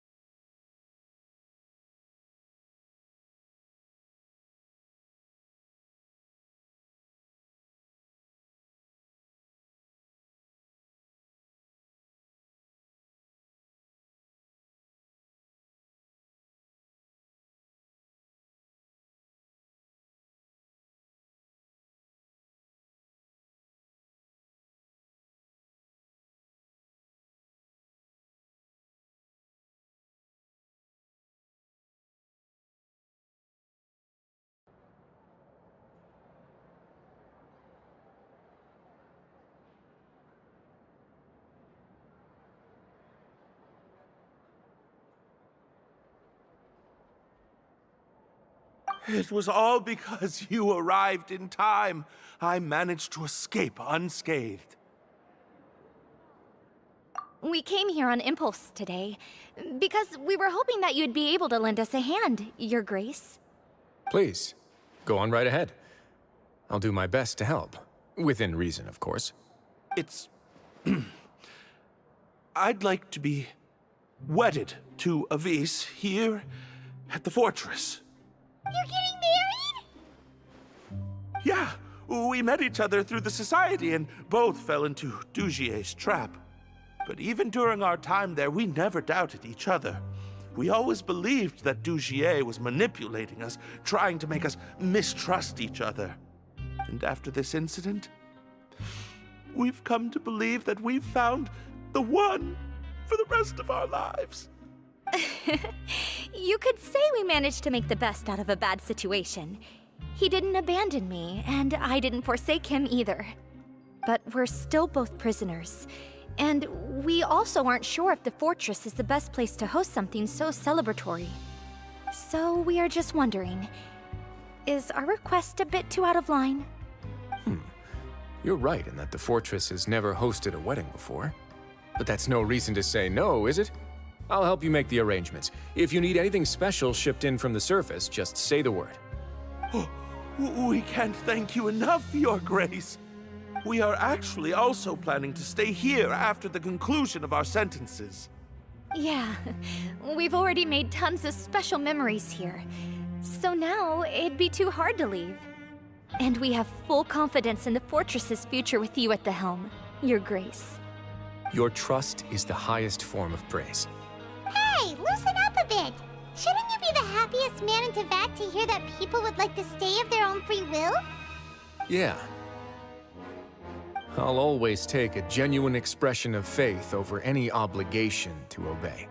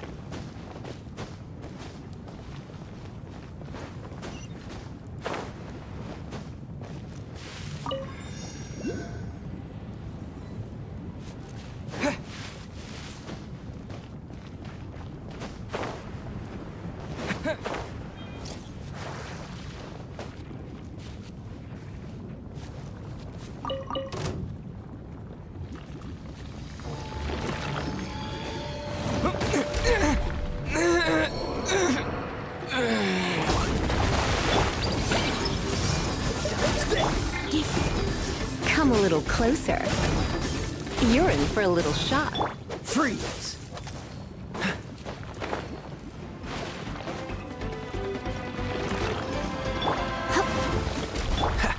Cool it! Boing, boing, boom! Yucky, yucky, Come a little closer. You're in for a little shock.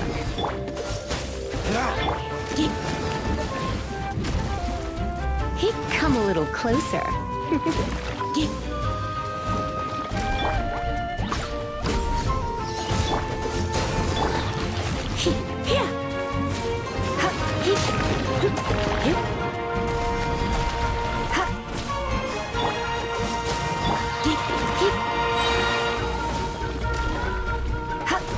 Let's spark things up. This moment will be frozen in time. Come a little closer.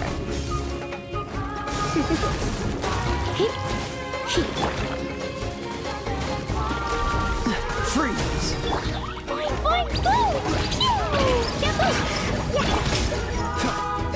Cool it! You're in for a little shock.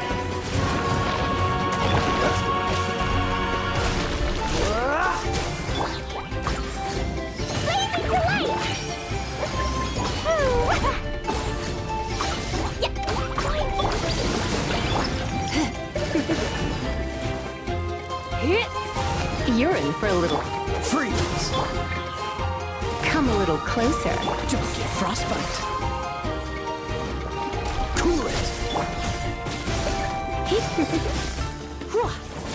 You're in for a little shock.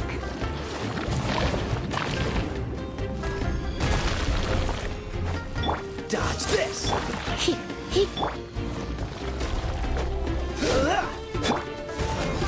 Come a little closer.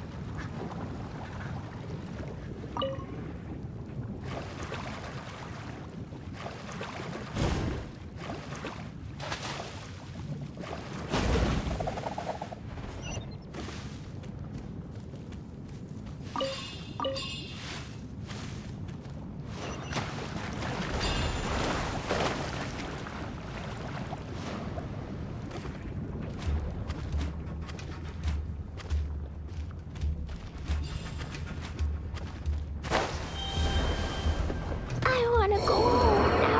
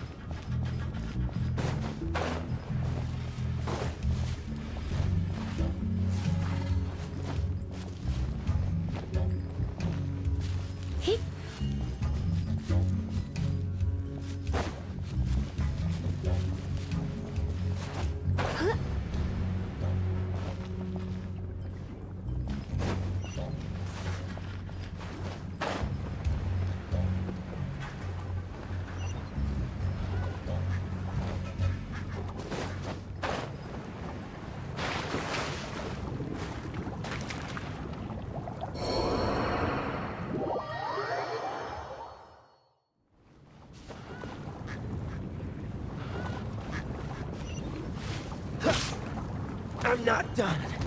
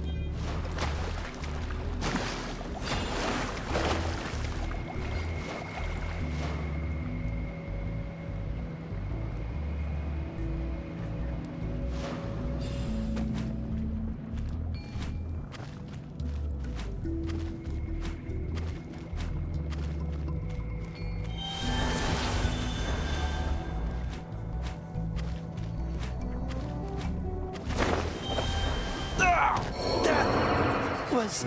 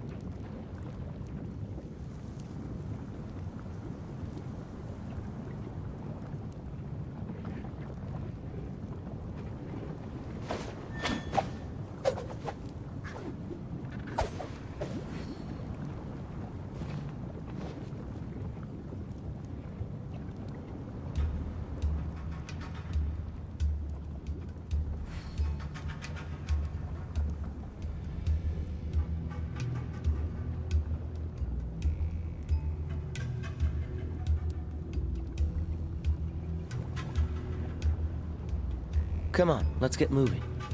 We're not frozen in place after all.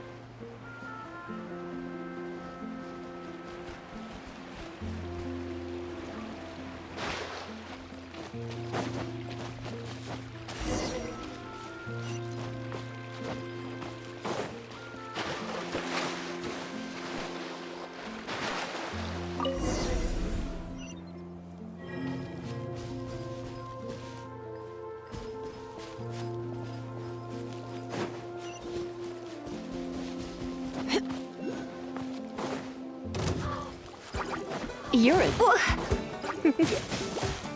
Come a little closer.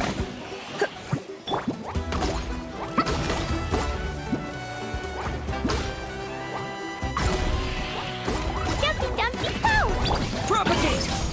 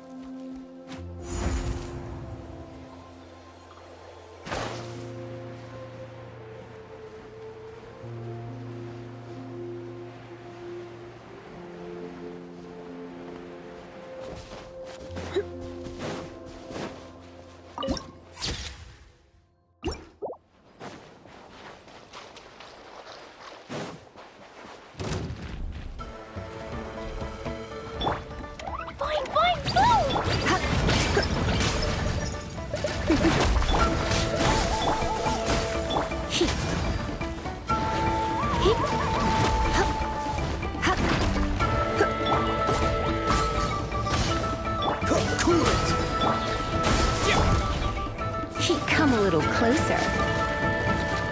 Freeze!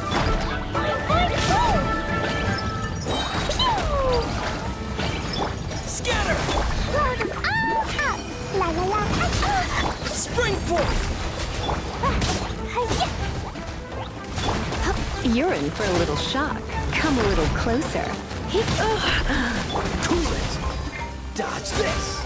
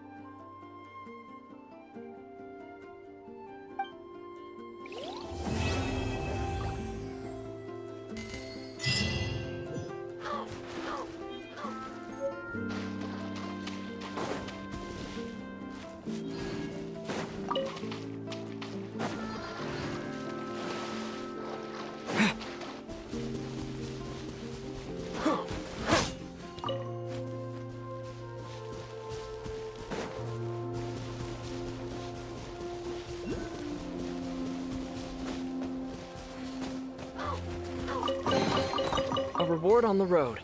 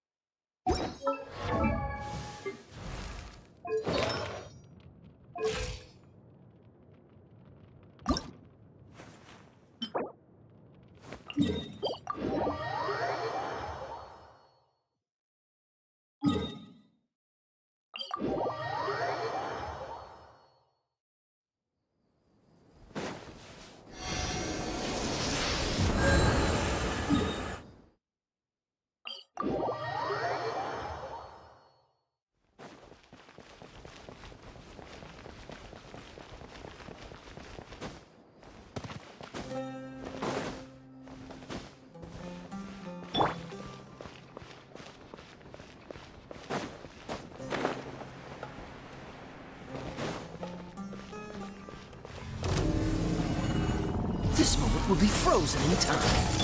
Fine, fine, move! Propagate! You're in for a little shock. Come a little closer. You're in for a little shock. Dodge this! Scatter!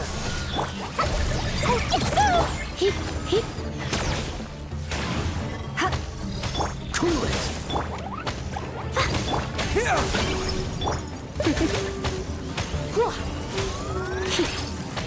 Dodge this!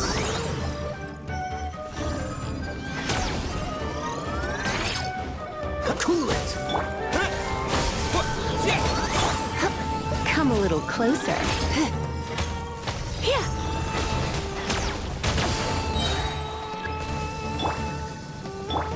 Yep. Surrendering the... Sparks and flash! Jumpy, jumpy, go!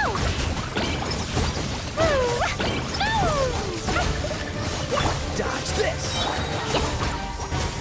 Don't get frostbite! Come a little closer. You're in for a little... Propagate! Freeze!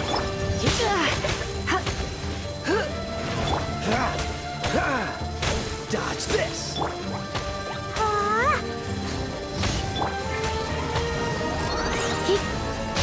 Scatter! Freeze!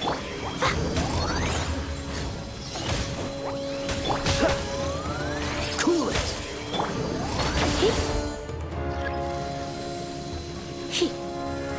Blazing delight!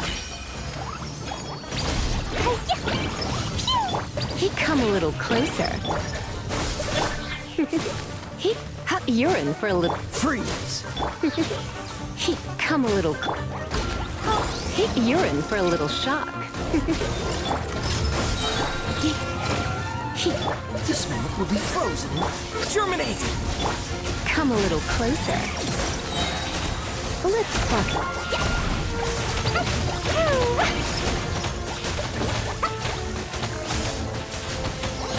Propagate! Dodge this!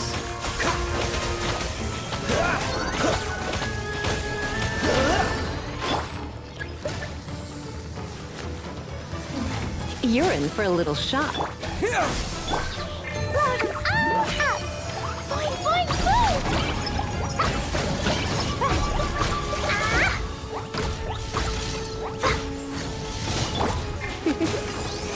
Cool it!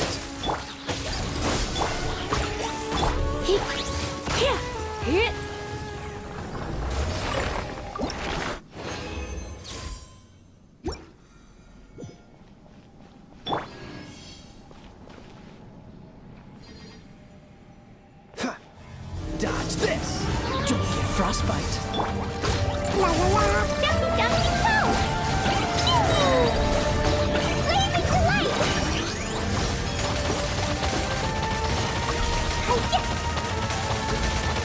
Propagate!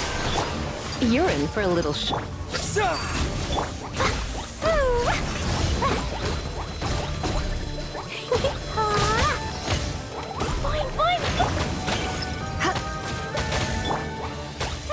Cool it! Scatter!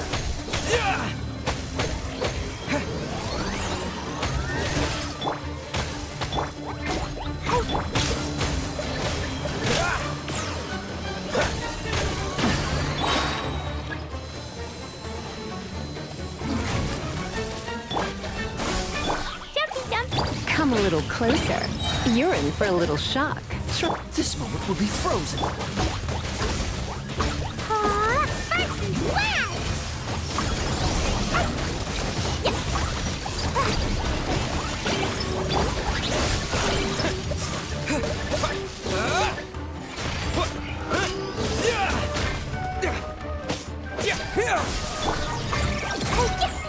Dodge this!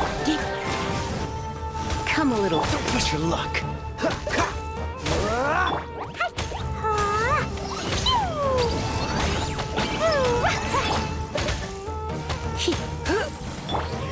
Freeze!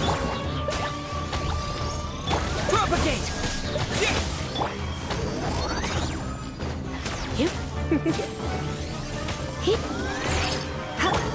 Cool it!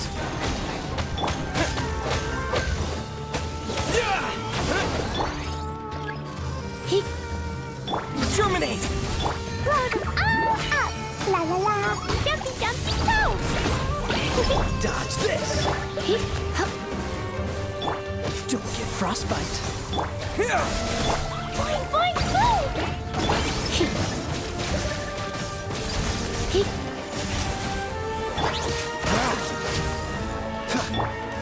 Scatter! Jumpy jumpy! Not really! You're in for a little shock. Come a little... Cool it!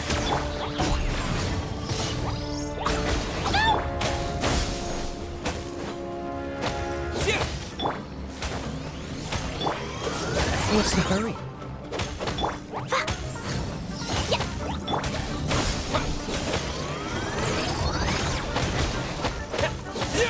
Dodge this!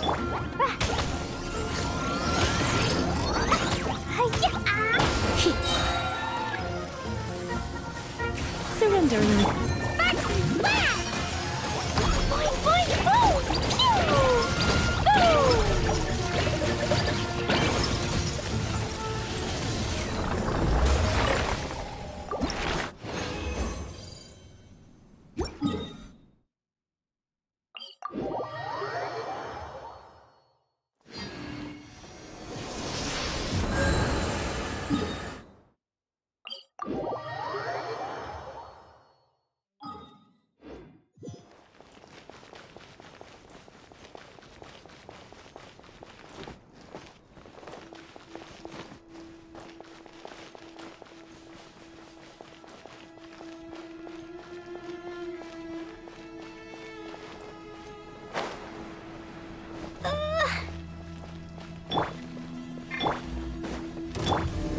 Oh, so sorry. Spring forth! Propagate! Boing, boing, boom! Pew! Blazing delight!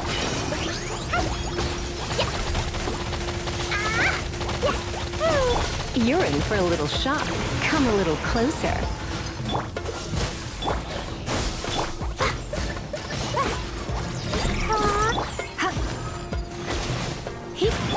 Dumpy, dumpy, go! Cool it! Scatter!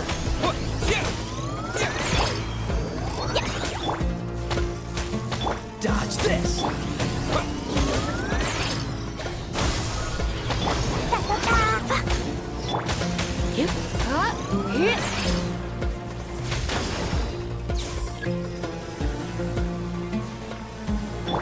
Boing, boing, boom! You're in for a little shock. Come a little closer. Germinate! Come a little closer.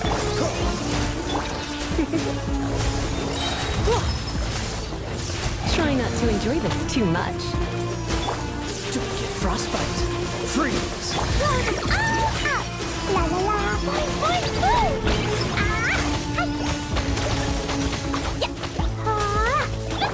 Scatter!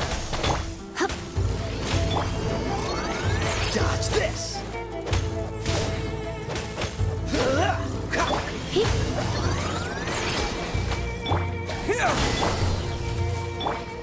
You're in for a little... Cool it! Dumpy, dumpy! Come a little closer.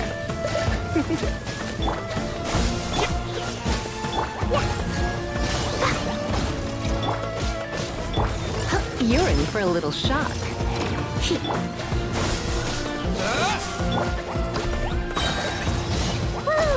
Freeze! Blazing delight! Boing, boing, boom! Boom! Hi-ya, boom! Da-da-da! Ooh, yeah! Yeah! Boom! Spring forth! Oh, so sorry.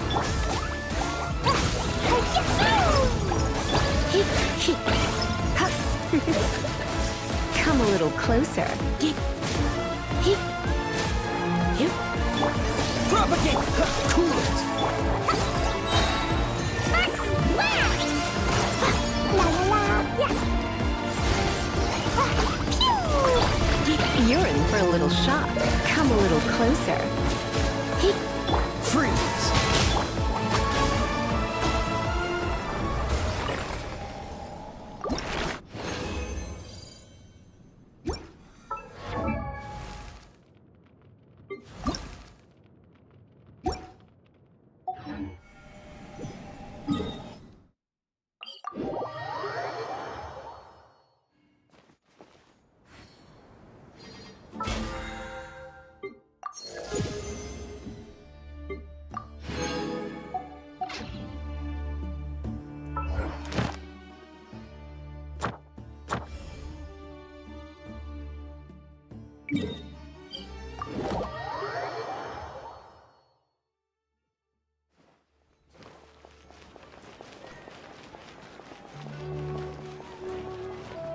Ad Astra Abyssosk. Welcome to the Adventurers Guild. Thank you for completing today's commissions. Here is your reward.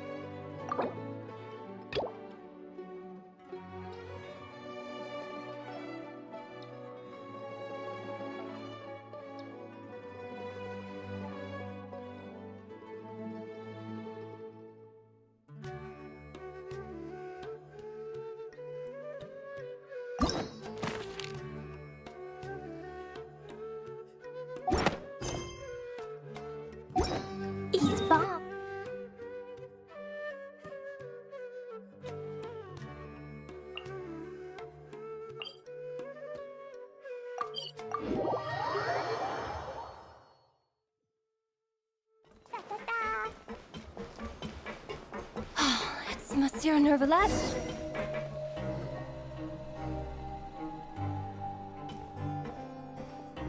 Welcome to the Fortress of Meripede, dear esteemed guests. We're back! Oh, and a greeting from none other than the Duke himself! Guess we made a name for ourselves at this place. This isn't anything new. I figured you had important matters to discuss when the two of you, not to mention the Chief Justice, showed up. Let's assume we've gone through the pleasantries and cut right to the chase.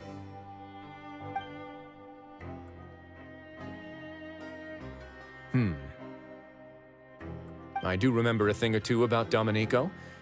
He once attempted to round up the other inmates and instigate a protest. Who does this guy think he is? Paimon hopes nothing came of it. He once attempted to, I said, meaning that it was over before it even started. And now he's threatening Melazines, is he? To be honest, Domenico doesn't seem like much of a conspirator.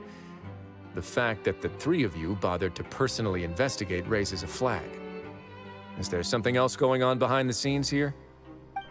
He's got the same concerns we do. I am concerned about this incident because something similar has occurred in the past. I wish to meet Domenico in person and have my questions answered. That's an easy one. Let me think. I think he's at... Oh, did I hear someone say Melazine? What happened? Sijuin! Yeah, and we're investigating. The person who threatened her seems to be imprisoned here. Really? Is Kiara gonna be okay? There's no need to worry. Clarande is protecting her as we speak. Well, that's great. But if the criminal's still... Is there anything you can do about this?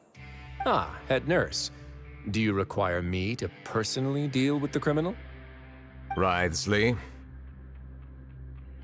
Okay, I get it. I'll bring Domenico to you. That's your only demand, correct? Think of it as more of a humble request. I'm here on my own accord, not to formally transfer a criminal for trial. I urge you to set aside any concerns. Thanks for the trouble. Consider me in your debt. Whoa! If Paimon were the Duke, Paimon would take this chance to ask for something really important. Well, were I still a criminal, I'd probably ask for a lighter sentence. But I'm sure Monsieur Neuvillette would reject that. But enough joke.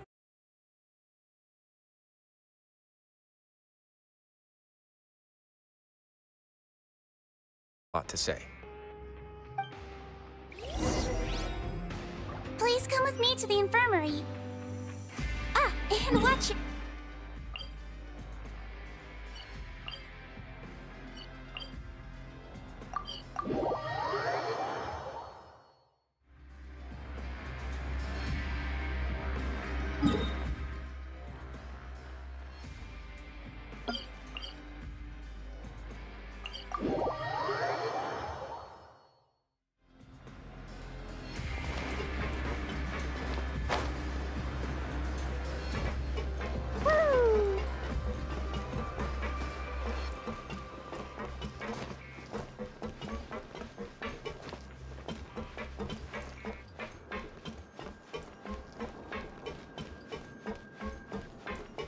Now that I think about it, I can leave this place soon. Huh?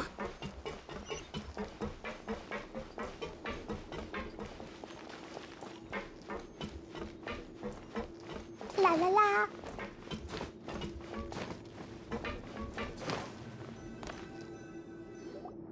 Please rest here for a moment. Oh, and would anyone like anything to drink? Paimon's not that thirsty, but thanks anyway. Thirst is a warning sign that you're dehydrated, which means you have to drink up even before that. I'll bring you some tea. I'm sure you'll have a lot to talk about. Typical Sijuin. Concerned about everyone's health as always. Why aren't you two saying anything? You noticed them too. The badges they wore on their chests looked quite familiar. Familiar? Paimon didn't even realize they were wearing them. But about it. That's not a bad idea. I will stay here and wait for news from you.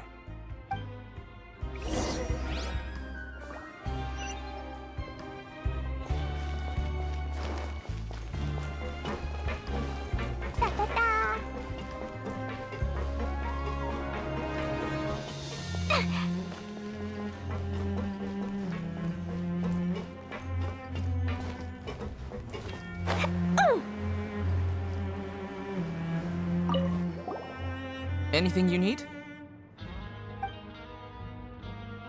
Oh, this? Are you interested in joining the Mutual Aid Network? The Mutual Aid Network? Oh, don't tell Paimon you're another shady organization like the Beret Society. The Beret Society? Oh, you mean the group that was dissolved a while back. Rest assured, we're completely different.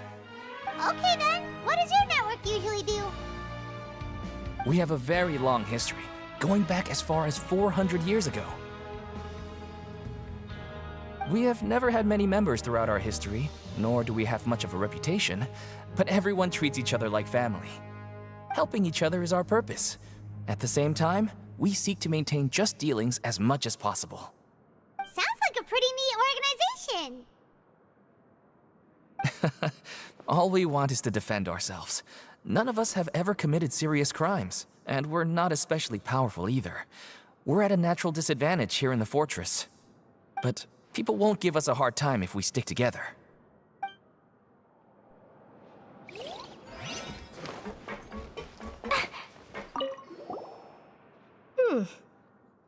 You two look kind of familiar.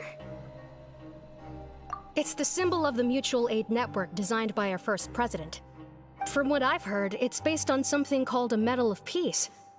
I've never seen one of those medals for myself, though. The first president of our network was an amazing person. Powerful as he was, he never used his strength against anyone. He encouraged the weaker criminals to stick together and look out for each other. All of us have a lot of respect for him.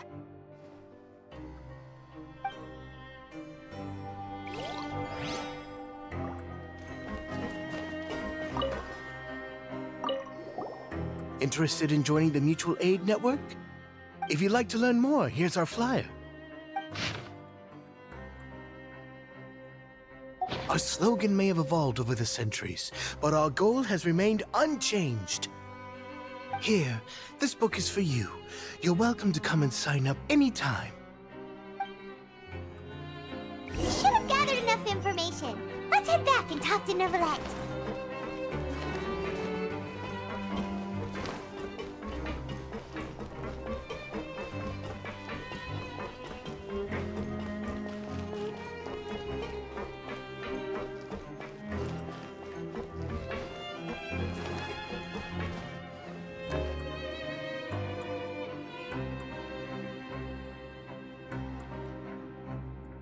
Did you manage to gather any intel? Mm-hmm. The people who wore the badges belong to an organization called the Mutual Aid Network. According to them, the badge's design was inspired by the Medal of Peace. Have you seen any of those before? I personally crafted 2 of them myself. They were awarded to Carol and Vautrin. Carol's medal was destroyed in a fire. The only one that remained should belong to Vautrin. Oh! So the network was inspired by... Monsieur Neuvillette, His Grace has requested your presence in his office. He's found Domenico. All right. Let us talk to him first and get to the bottom of this situation.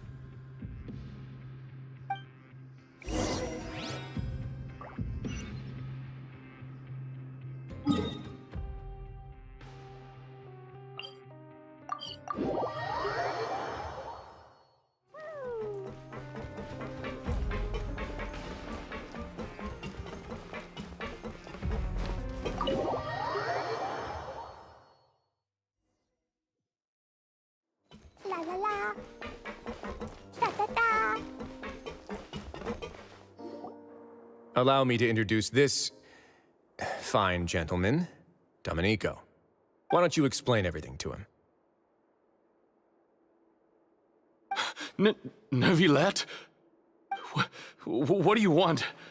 What are you gonna do? Kill me? Calm down. I merely want to ask you a few questions.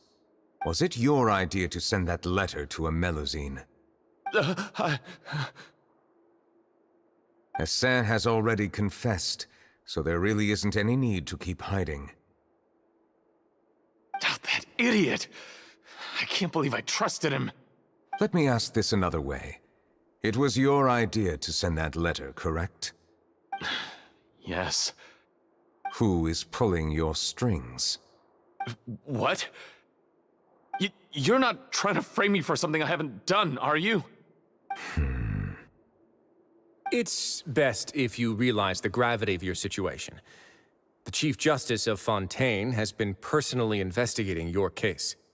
I assume your previous attempt to incite unrest at the Fortress of Meripede has something to do with this as well. I admit I acted on impulse. I'll tell you the truth. But before that, you must ensure my safety. I can do that. You see, we're all reasonable people here.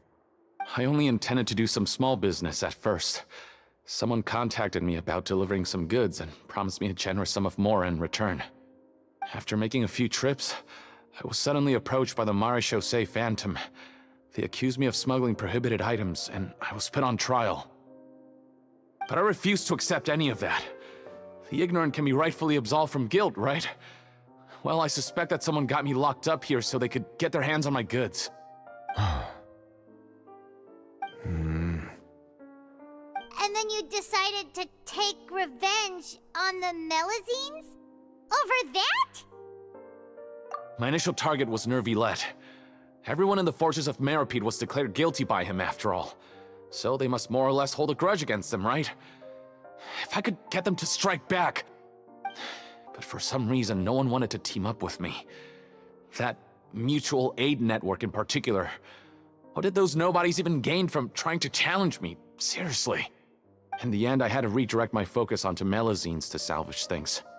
I recall that Kiara was the one who confiscated my goods for inspection, so I asked one of the more approachable guards to send a letter, claiming that I meant to contact my family. But the letter was in fact addressed to Essa. I requested that he write a threat letter to Kiara and force it to resign from the Marechaussee Phantom. Am I to assume that the claims you've made are your own thoughts? Have you been in contact with any suspicious people recently? No. Is it true that all members involved in the smuggling scandal have been caught? Yes. And that's all I know. Sigewinne, please take him back to the detention center. I'll deal with him later.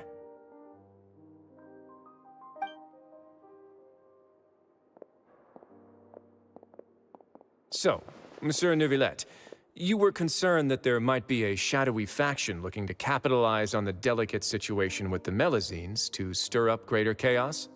Yes. I experienced a similar incident in the past, so I had to be prepared for any possibility. And how long ago was this incident? More than 400 years. You might be overthinking this. Time can change a lot of things. Everything's different now. What do you mean? 400 years ago, you and the Melusines you brought to Fontaine were the outliers in society. But in the present day, if someone were to threaten the safety of the Melusines, people wouldn't just sit back and do nothing. I trust that they would make different choices from before. That's right! We saw lots of people standing up for Melusines on our way back to the Palais Mermonia. Monsieur Neuvillette, the Melusines are a species you introduced to Fontaine. How the public treats them is also reflective of their attitude towards you. When people refused to place their trust in Melusines, it was because they were still on the fence about you, their unfamiliar Chief Justice. For almost 500 years, you've conducted every trial with impartiality. You made the right judgment each time, regardless of whatever nonsense went on. People no longer have any reservations about you and even consider you a symbol of the law. Right now, your every decision will impact all of Fontaine. In other words, you've gradually transformed the whole nation. Paimon gets it now. No wonder no one wanted to join forces with Domenico. I am undeserving of such high compliments. From my perspective, I have simply been fulfilling my duties. It isn't anything special or worthy of praise. I'm simply fulfilling the promises I've made and searching for answers through my judgments. It is unnecessary to hold me in such high regard. The complexity of human emotions and willpower far exceed those of mine. As a matter of fact, I believe that you are the ones who deserve my respect. There's no need to be so modest.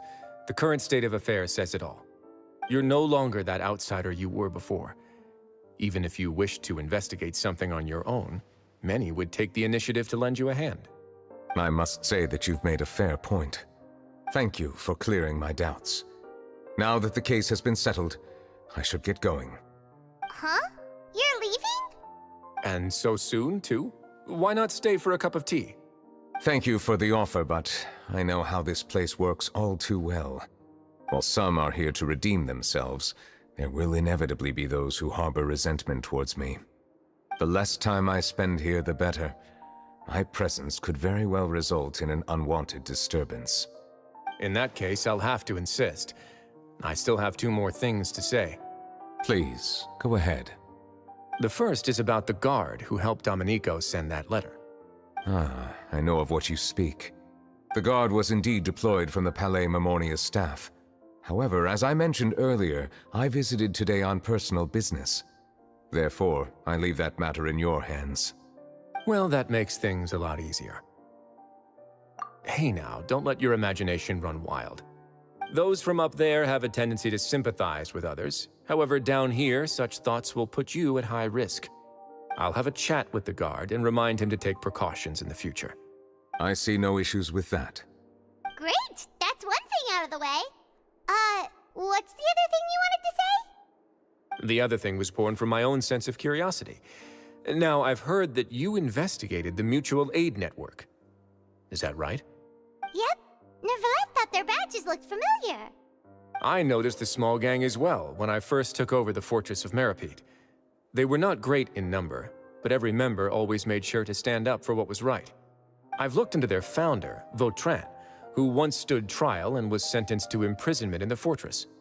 According to existing documentation, Vautrin remained disciplined throughout his imprisonment. He had never once engaged in physical or verbal aggression. In other words, how he presented himself in prison was very different from his behavior in court. What? During his trial, I could sense that his feelings were complicated. He appeared to be full of resentment, and I believe he had every right to feel that way. Perhaps he had been putting on an act. An act? Neuvillette and Vautrin had a close relationship as superior and subordinate. Vautrin must have known that the Chief Justice would make an impartial judgment. Thus, the more resentment he displayed, the clearer it would be to those present that you were upholding justice. And to those who had been sitting on the fence, Vautrin's act was a very meaningful one. That's all from me. Does anyone else have anything to say? Now's your chance. I don't have anything to say. Apart from expressing my gratitude, that is. Well then, let us head back. No need to see us off.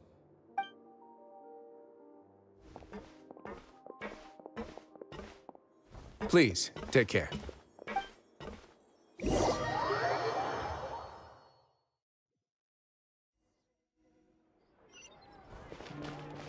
That trial is something I rarely bring up in conversation, but I have always felt deep regret for what happened to both Carol and Vautrin.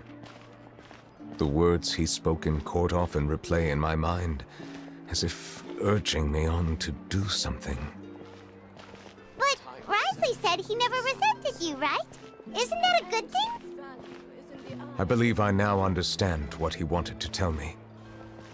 I feel conflicted about those words. How should I describe it? Surprise, relief, fear and regret. But this blend of emotions has led me to finally understand some things. I would like to hear your thoughts too. What do you think of me? Paimon agrees with everything Risley said. As Chief Justice, every single one of your trials makes an impact on Fontaine. What do you think, Traveler? Hey, any comments? What I really think is, every trial you've ever judged has left its impression on you. And that's what makes you who you are today.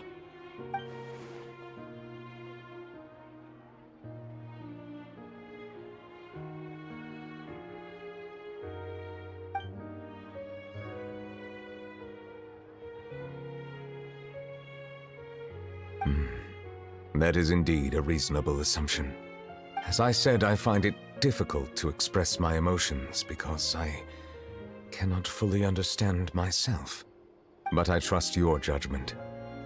Since some time ago, I have begun to notice the changes that have occurred upon my person.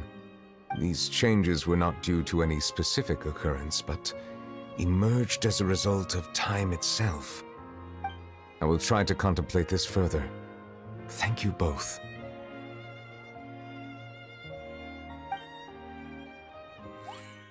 Oh, huh? It's raining! Oh no, Paimon forgot to bring an umbrella! Come on, let's hurry before it rains harder!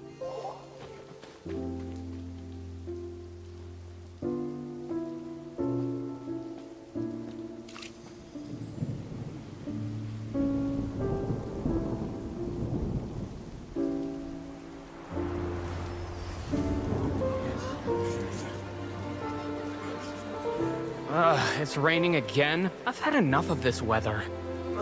There go my travel plans. Did you read the news this morning? Quick, put away everything on the clothesline. When is this rain going to stop? Hydro Dragon, don't cry!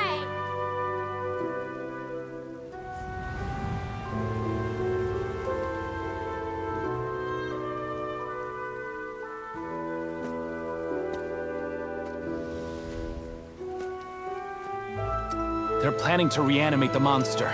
We have to report this to the Chief Justice.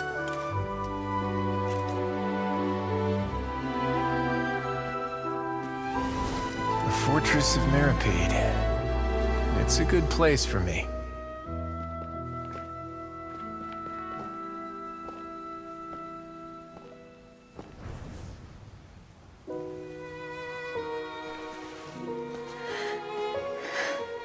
He owes me so many answers. Nervillette?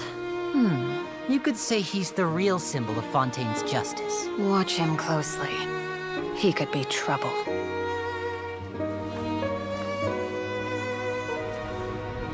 How can two completely different species possibly coexist? Who's been threatening Melusines? Show yourself!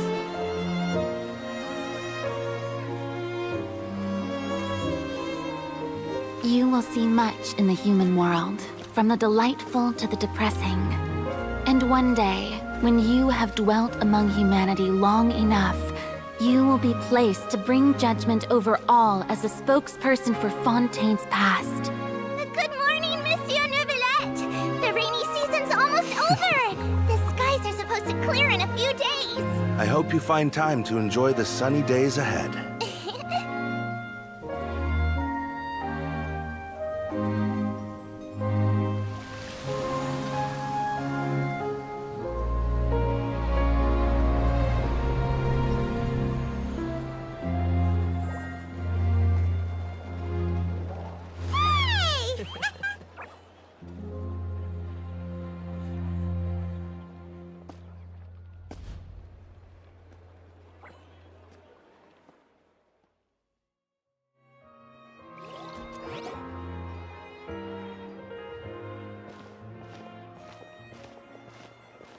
Is the matter resolved? Yep, We found the person who sent that threatening letter. Risley said he'd keep a close eye on him, so the Melusine should be safe now. Oh, that's wonderful. Sorry for dragging you all into this. There's no need to apologize. Yeah, you didn't drag us in. We got involved of our own accord. By the way, where's Kiara? At the Palais Marmonia, more than 50 people offered to protect her. Some even hid within the bushes to look out for danger. I was worried that the excess of protection would make her feel uneasy, so I asked her to stay inside the Palais. It's very safe in there. What a relief. Well, now it looks like the dust has finally settled. To celebrate this joyous occasion, Monsieur Nouvelette, would you be interested in an exclusive interview? That's not how you celebrate. I will consider it. Really? Of course. My schedule is full for the following weeks, but I should be available next month. Come up with questions during the intervening days, and I will answer them to the best of my ability.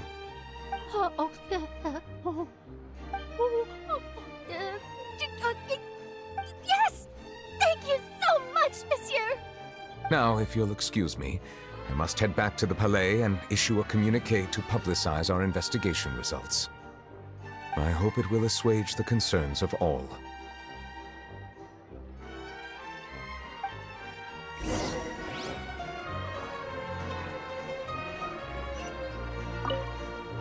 Oh, an exclusive interview! Am I dreaming? What should I ask him? Don't let anything hold you back. Make the most of this opportunity and ask away. I agree. He'll decline any question he can't answer anyway, so you might as well give all of them a shot.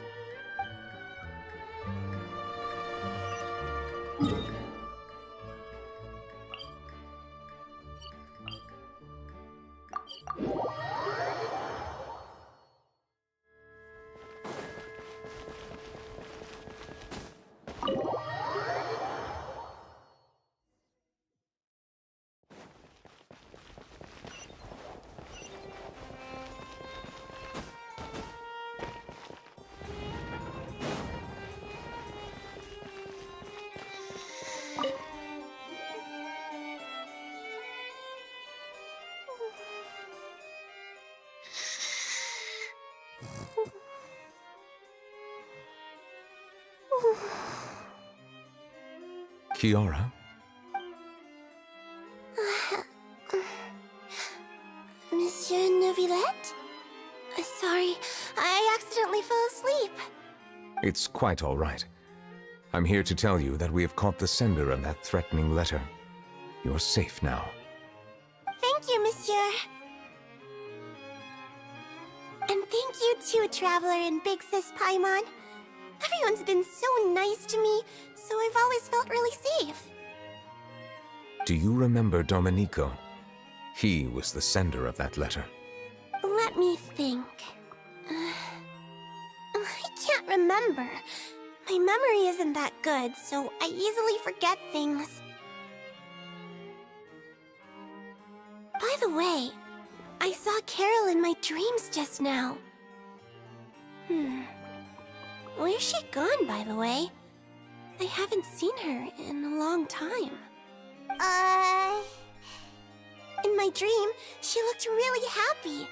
She held my hand and said, "Kiara, our dreams have finally come true."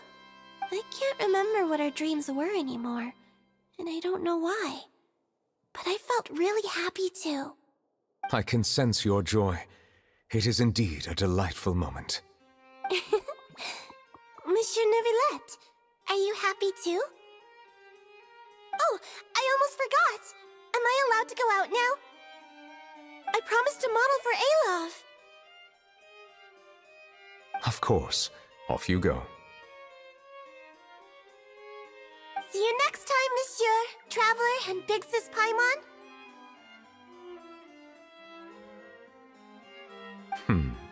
See you next time.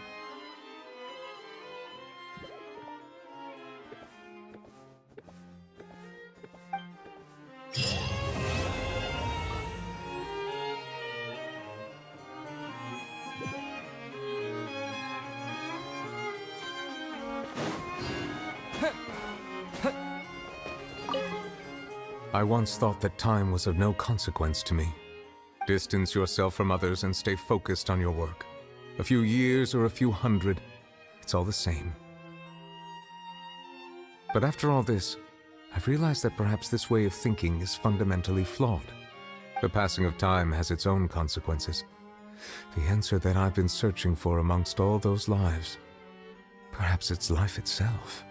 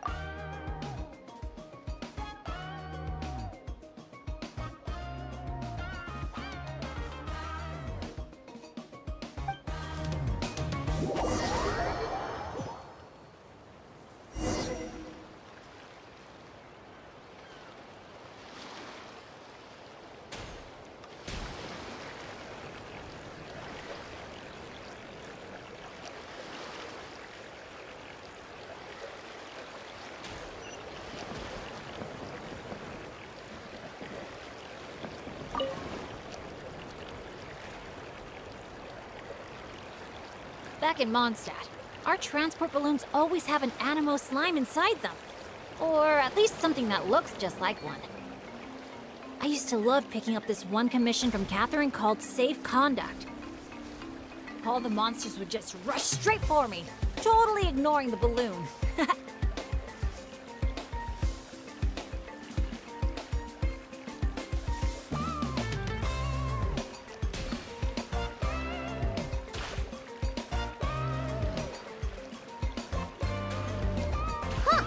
The graffiti around here isn't lit up.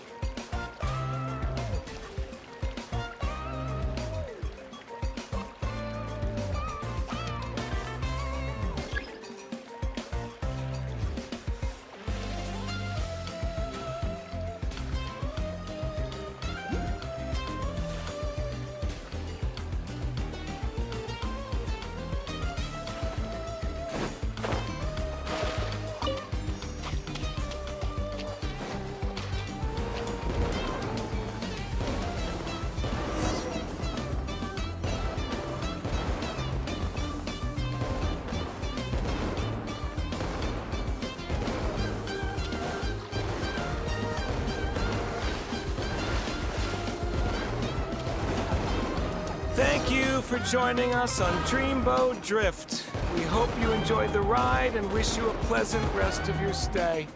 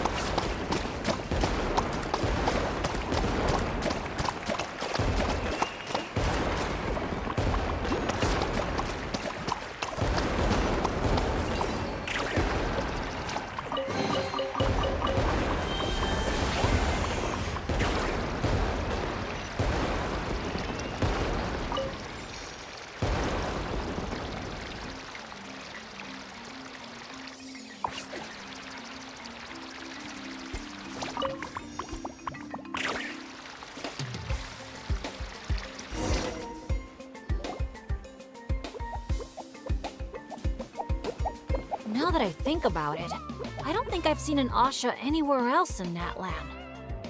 That's right. You won't find them outside of Tenochtitlan. They're amazing artists, too. You should see their chromolime graffiti. It's really incredible. Sounds like something out of a fairy tale, doesn't it? I'm not sure my dads will even believe me if I tell them all this. Oh, that's not all. According to Granny Seatlolly, Tenochtitlan's full of spiritual energy. I guess it follows that the Asha must be some kind of mysterious spiritual phenomenon. Did she mention anything else about the Asha? Nope. Granny's such a recluse, I doubt she's even seen one for herself. This one time, I knocked on her door, and when she answered, she had these huge dark circles, and all she said was, evening. Except it was noon! The cloud cover confused her, I guess. Well, sounds like she's got personality, that's for sure.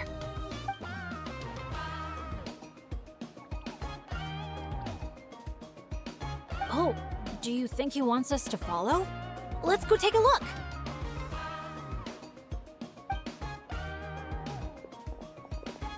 You're here early. Lots of visitors today?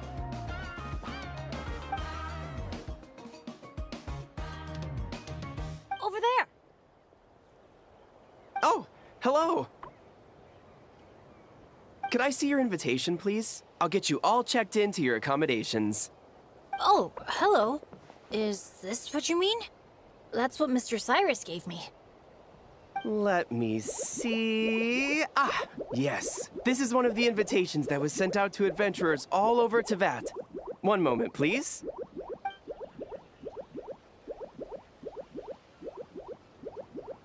Let's not trouble our guests now, Asha. Oh no, he's been no trouble at all. He's been super helpful. Let us right where we needed to go. Yeah, and he seems to have taken a special liking to Bennett. Won't even leave his side. Ah, I see what's going on here. Wanted to show off that new friend you made, didn't you?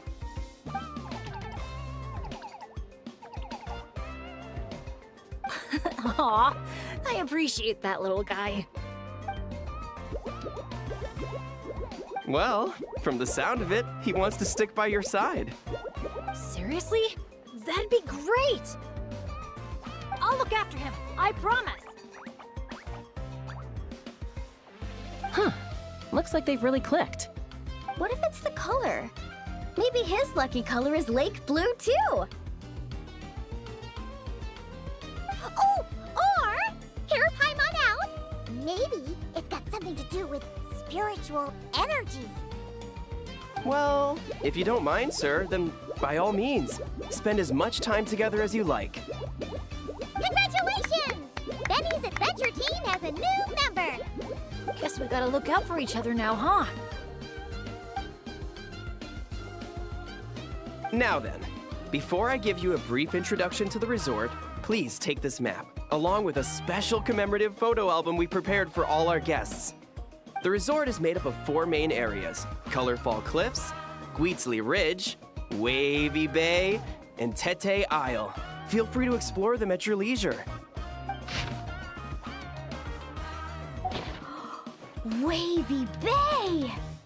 If you're interested in trying out our most popular attractions, we highly recommend checking out the main challenge in each area. If you complete it, make sure to take a photo by the attraction and place it into the matching slot in your album.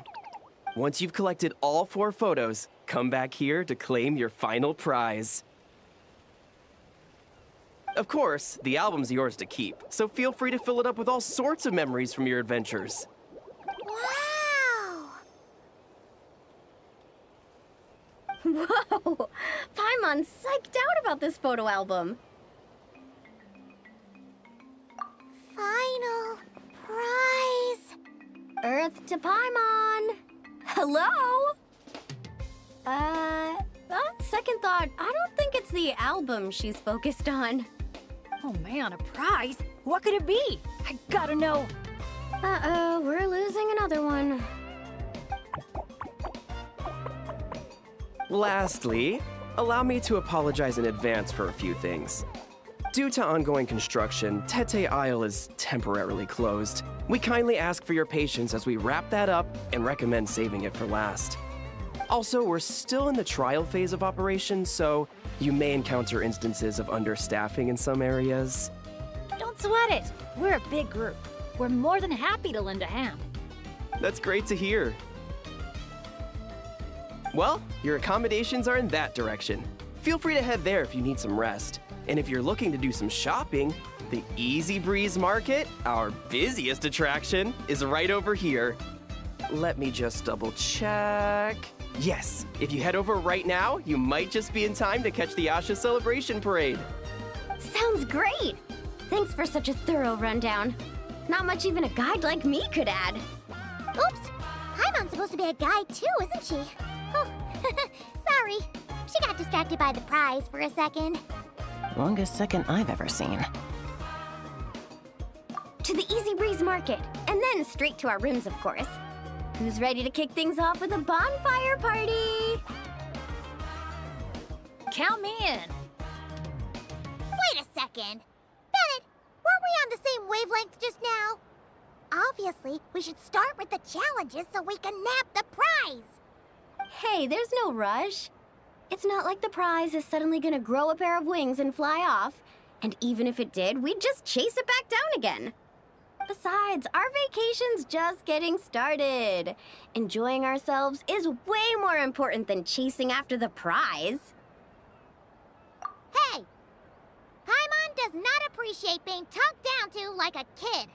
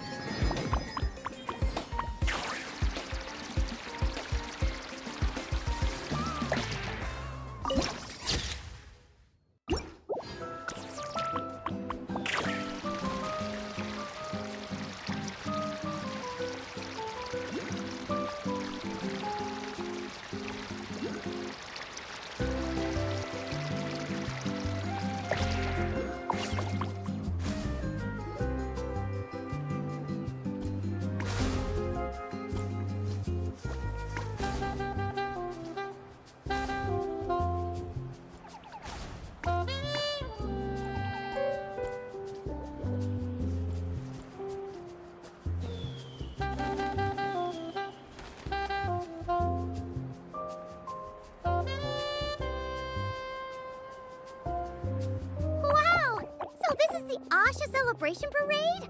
Looks so fun! Oh, they're selling something called gift eggs in front of that restaurant. Should we try our luck? That little hut looks so cool. I smell coffee. Asha headbands? You can't leave the resort without getting one of these.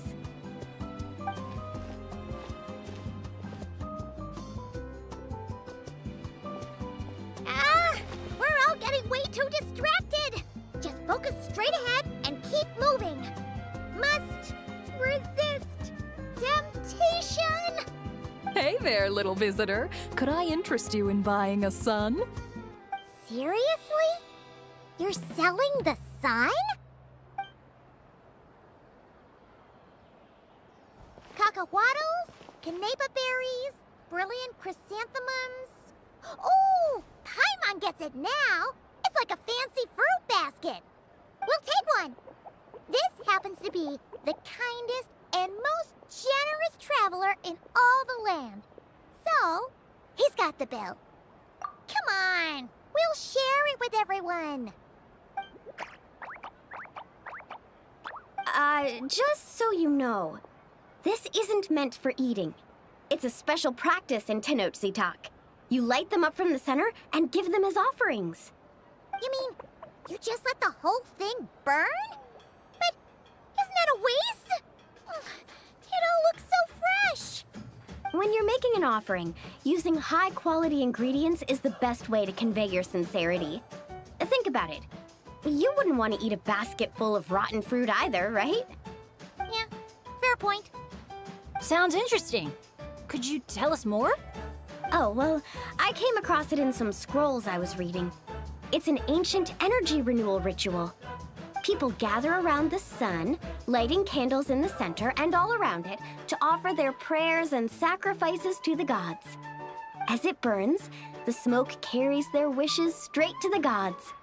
The flames are said to consume and purify negative energies in the world, while enhancing positive ones at the same time.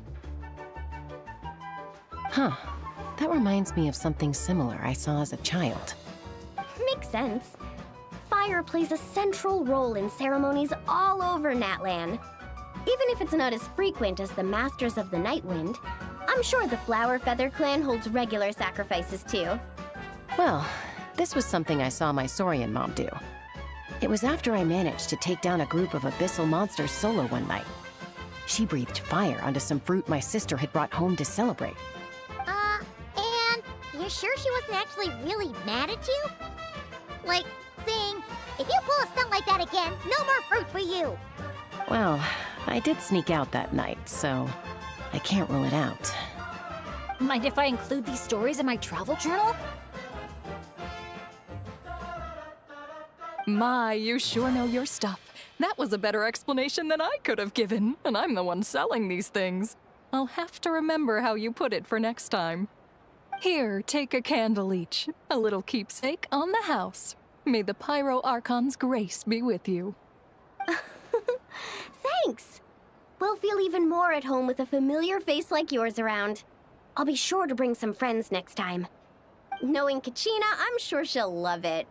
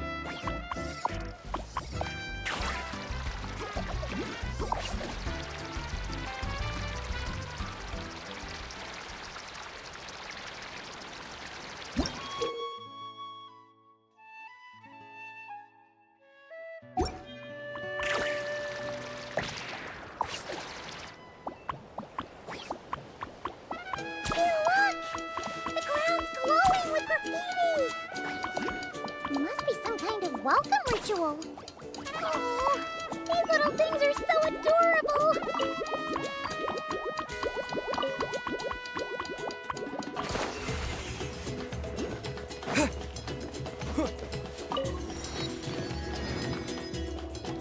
Oh, so this is the dining area. Give me a sec. I'll go find a staff member, see what they recommend. Need a hand with that? No need. You all sit tight. I'll be right back. Are you sure? I can... That's Mualani for you. Extrovert to the core. Always making friends and taking care of people. Stick her in a corner by herself and tell her not to talk. And she wouldn't know what to do with herself. Oh, really?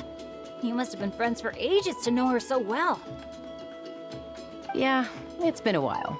She talks, I listen. Sometimes we spar. That's our friendship in a nutshell. How about you, Bennett? This your first time in Natlan? Anyone make the trip with you? Oh, yeah. Funny you ask. I do have a travel buddy.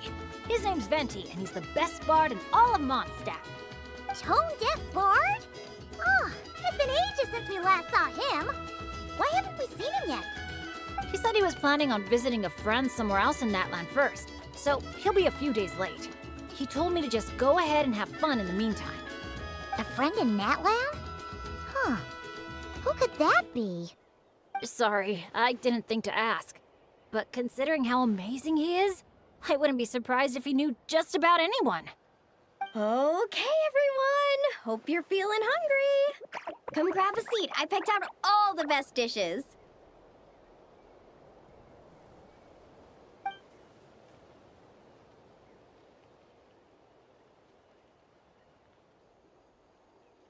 By the way, why'd you decide to visit Natlan, Bennett? Yeah, exactly. The branchmaster said that the Natlan Adventurers Guild was inviting adventurers from all over to come check out the resort, and asked if I'd be willing to represent Mondstadt. I've been waiting for a chance to go adventuring in a far-off land for ages now. I just always used to worry about leaving my dads behind. And with my luck, I figured half the trip would be spent dealing with trouble along the way. Well, things have been looking up for you lately, right? Just gotta find a way to make it last. I'll do my best. Oh, I know! We should take you to visit Granny Seat Lally in the Masters of the Nightwind. She can read your fortune, tell you what to watch out for, stuff like that. Seriously, she's scary accurate. Oh, she's the old granny you mentioned earlier, right? Hey, do you think she could tell us more about the Asha? Old isn't really the best word to describe this particular granny. You'll see once you meet her. All right, looks like everyone's just about finished eating, right? Time for our next activity, the Sun Offering Ceremony / bonfire party.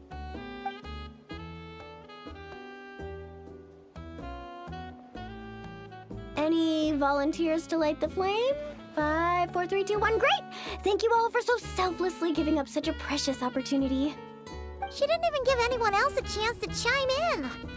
Once Mualani's in party mode, she's like a kid on a sugar rush. Ahem. As the sun sinks beneath the western shroud, let the sparks of flame guide us home, and a blazing light burn anew to cleanse impurities of old.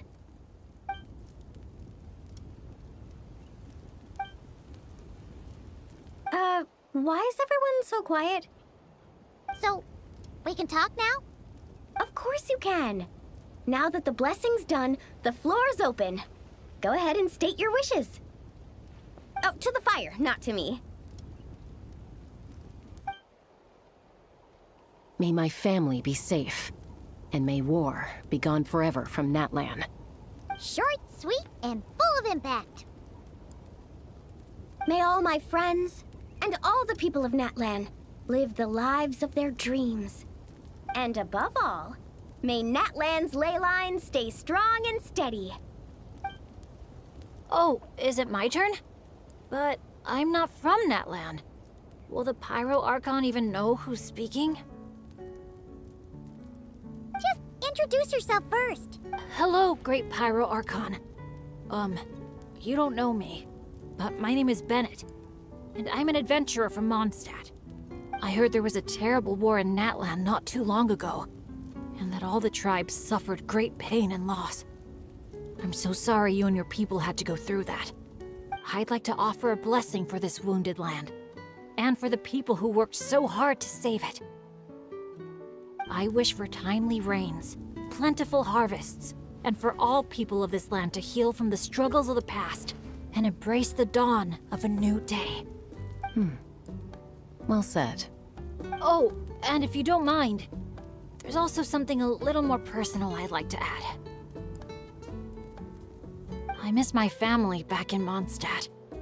Sometimes, while I'm off having fun with friends, I look up at the stars and wonder, are they gazing at the same sky and feeling lonely instead? So, I'd like to wish all of my dads health and happiness. That's all. Aww. Hearing you say that, you've got me missing my mom and dad too.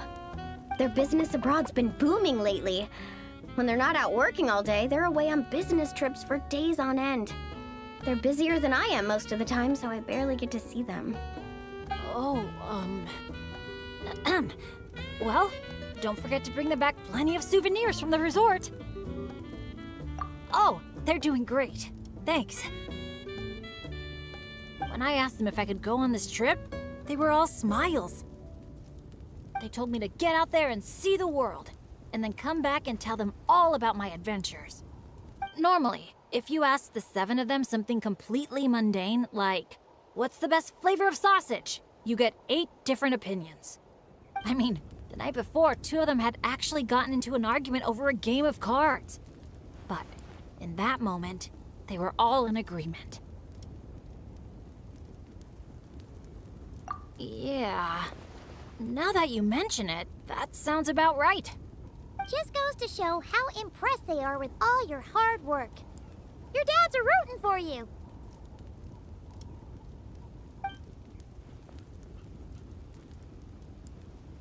Just to double check, when you say dads, are you referring to the people who take care of Bennett? Well, my dads are getting up there in age, so they don't have the energy for some stuff, you know? I just lend them a hand when I can. Sounds pretty impressive to me. It's nothing. That's what family's for. So does that mean... Yep, I'm an orphan. I've been with the Adventurers Guild for as long as I can remember. When you think about it, maybe I really was born to be an adventurer. Even though my luck's always been terrible, my dads never gave up on me. With their help, I made it to where I am now. Bumps along the road and all. Growing up, I received so much kindness from people I didn't even know. And that's made me all the more determined to pay it forward, you know? Kinda like a relay race. Yeah, that's a good way to put it. Just like a relay race. Sounds like we've got a lot in common. You know, relays are a team sport. So by your own metaphor, you're not a solo adventurer at all. Yeah, but don't forget, I'm super unlucky. In the past, bad luck has followed me wherever I've been. Most people wouldn't even dare team up with me. Well, what kind of adventure doesn't have a few bumps in the road? Just ask me or Mulan. You can't fly without a little turbulence. Or surf without making waves. You really think so? Still, when it comes to me, it's usually more like tornadoes and tsunamis. That's not such a bad thing. Sounds thrilling. Next time you go adventuring, I'm coming with. I've got mad surfing skills. You'll see. Count me in, too. Ooh! Does this mean that Benny's adventure team is expanding once again? Aren't you kind of overqualified for that? Fine. Guess I'll be team cheerleader then. When fighting's off the table, I can always step in as an... interpreter? can't tell you how grateful I am. I'm just so lucky. I've met the best bunch of people in the whole wide world. I'll treasure this friendship. I swear. Huh? Something get in your eyes? It's the sparks. I mean, the smoke. It's just a little strong. Well, that just leaves the two of you. Anything you want to say to the Pyro Archon? Ah, you sure know how to slack off, huh? Fine. Paimon will speak for the both of us. Oh, great and mighty Pyro Archon. You've heard a bunch of wishes already, so Paimon will go with something different. For herself, Paimon wishes for good food every day and sweet dreams every night. But above all, may our friendship stay strong forever, so that no matter where life takes us, we'll always be able to share another unforgettable summer together.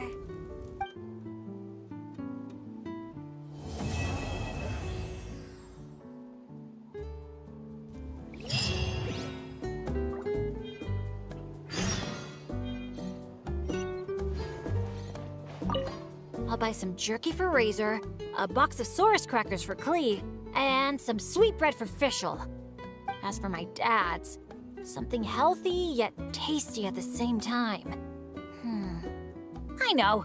I'll get them each a cup of grain fruit. The way things have been looking lately, I'm sure I'll manage to get my hands on some fantastic local specialties and snacks. My bag's gonna be fit to burst. You know, it's one thing to brave the path of adventure, but to get back out there time and time again, even after you fail. Our team captain sure is something. A true adventurer, if I ever saw one. After all, a bird that's flown through some storms all its life is bound to turn out to be a better flyer than those who stay sheltered in their nests. See? I recommend wearing Lake Blue, and now all his troubles are gone. I knew I had a knack for lucky colors. Maybe I should make some Lake Blue floaters. Or even open a little shop at Easy Breeze Market. Gotta give it some thought.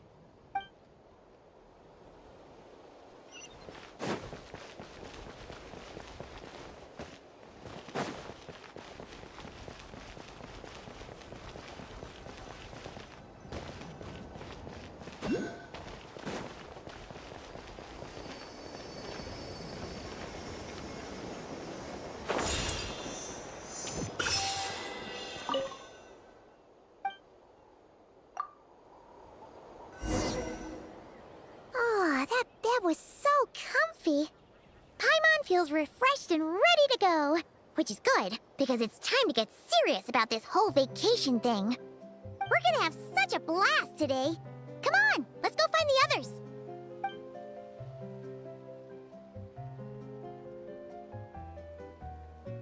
Morning, everyone. Sleep well? Yep, all recharged and ready for an adventure. Same here, though I might have overdid it last night. Barely slept at all. Despite that, I feel great. The bed was a little too soft for my liking. Still, I managed to get up early and go on a morning flight. Did the usual north to south loop. The visibility was great. Looked like perfect weather for exploring the resort. Sorry, I'm late, aren't I? I'm so not a morning person. Anyway, have we decided where we're gonna start? For me, it's gotta be Wavy Bay. There's so much to do out there on the water. We could spend the whole day there just choosing activities at random. I'm leaning more towards Gweedsley Ridge. When I flew past there earlier, I caught wind that the town there offers head-to-head challenges. Anywhere's fine with me. I'm happy to go along with whatever you guys decide. But if you're asking for my personal preference, I'd love to check out the foam flower fields over at Colorfall Cliffs. I've never been on a hot air balloon that hasn't sprung a leak. It must be amazing, seeing the view of the whole resort from up there. As long as I don't fall out. Relax, Captain. We won't let you fall. Thanks. But, I don't really see myself as a captain or anything. Archon knows I'm not cut out for it. you can just call me Bennett. As for our itinerary, why don't we just let the traveler decide? Sounds good to me. We're gonna hit all the attractions at some point anyway, so it's just a matter of where to start. I'm fine with that too. Letting a trusted friend call the shots. Sounds like a plan. No time to lose! Let's go!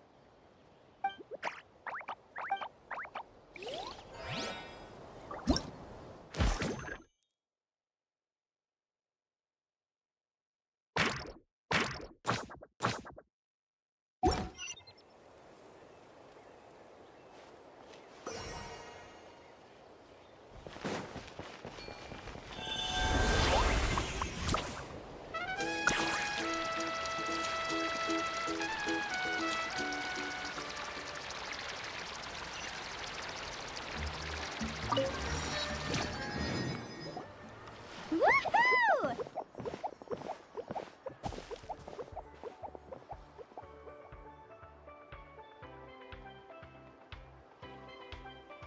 Sunshine, waves, and Kaholosaurs.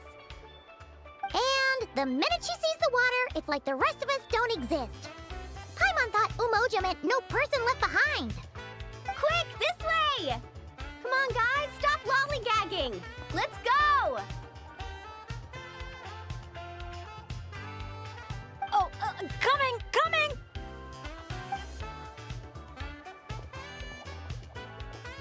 Look! Tell me what you see! A wooden plank?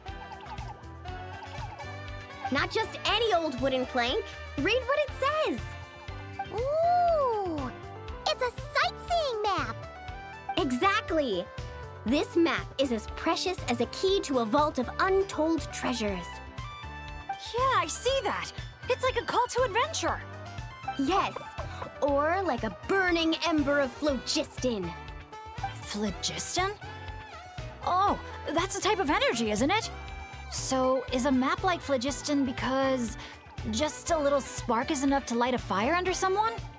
Exactly! And just like phlogiston, a map is super important.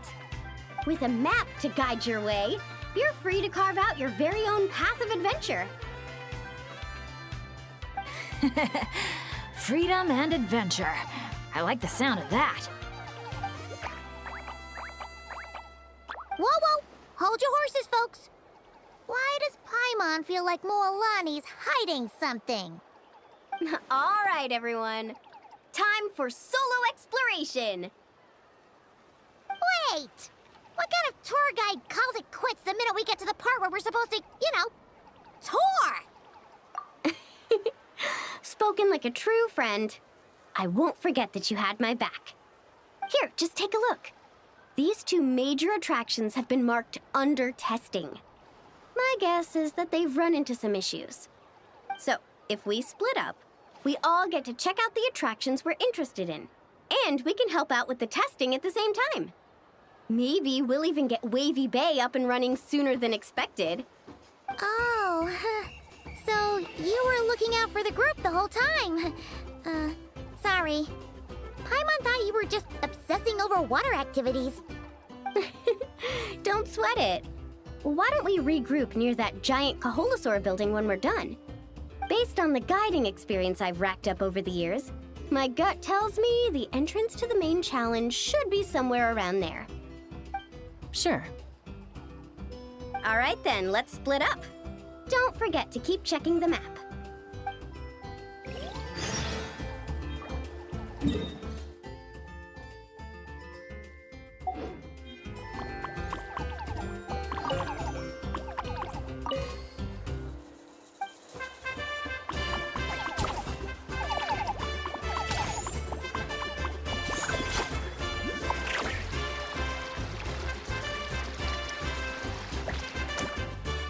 You're here!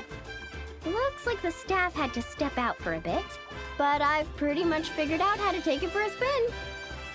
Yeah, for testing purposes. Great! Then show us the ropes! Basically, one person rides the boat, while the other sends signals to the Saurian staff. Working as a team, the aim is to safely guide the boat to its destination. So, I'm pretty confident. because when it comes to teamwork, the Traveler and I have it down to a T. Oh, really? Well, don't get too confident, or you might end up capsizing. Whoa, Paimon! Don't go around jinxing people. Okay. Then Paimon wishes you smooth sailing? That goes without saying. I'm actually kind of in the mood to ride the boat. I'm used to tough surfing challenges, so it'll be fun to switch it up. See? We're in perfect sync already. That's gotta be proof of our bond, huh? Can't wait to pump up my inflatable swimsuit and bounce right onto the boat.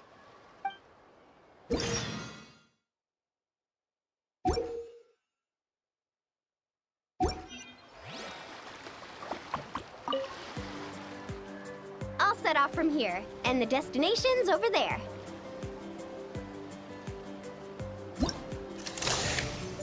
Get the Saurian staff to fire up the wave machine.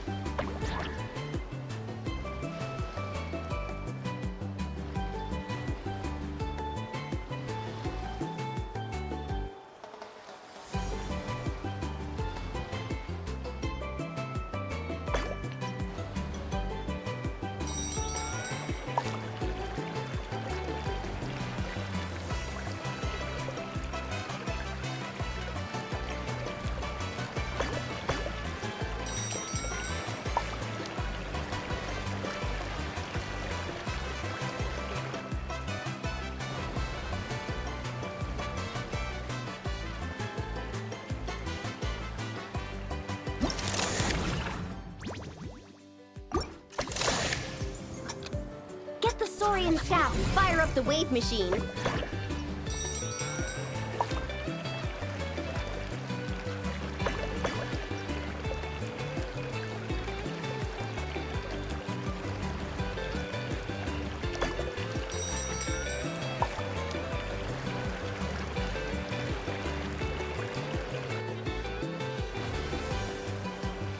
Wow! I'm gonna get eaten by a shark! We nailed it! Now that's what I call teamwork. Let's give ourselves a round of applause.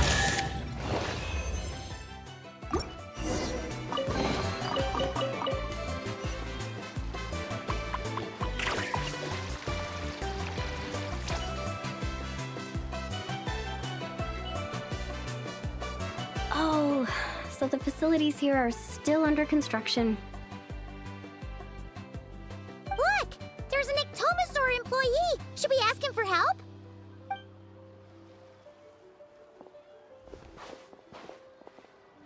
Hi there! Any chance you could give us a hand getting these built?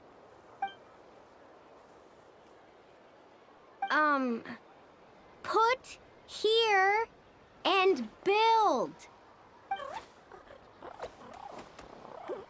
Doesn't look like he understands. Yeah. What should we do now? Oh, hold on! A stroke of genius just came to me.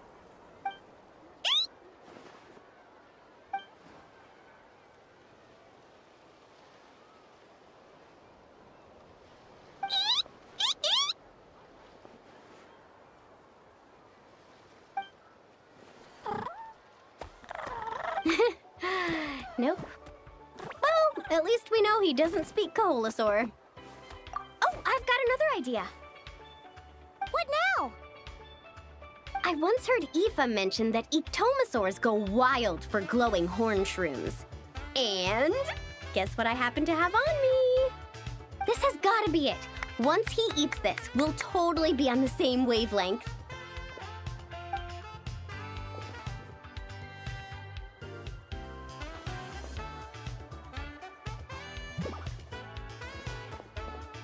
There's no such thing as packing too much when you're heading out on a long trip. Kachina was spot on. Gotta remember to thank her for this.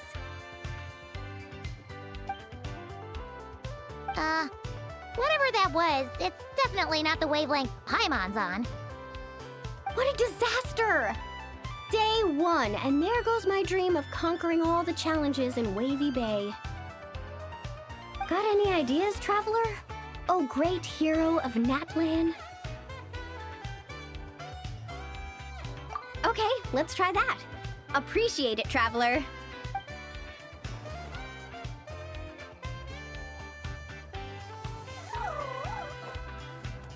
Molani, we're back!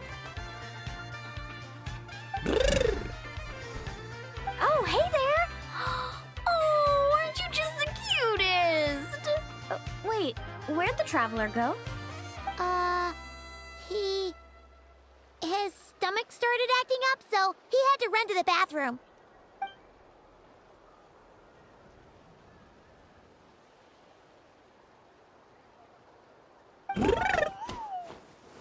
My, you're a friendly one. Wanna try a glowing horn shroom? Here, have at it.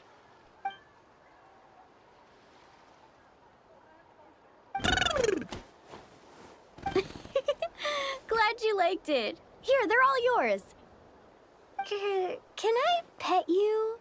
Come on, let's be friends. Also, could you, do me a favor?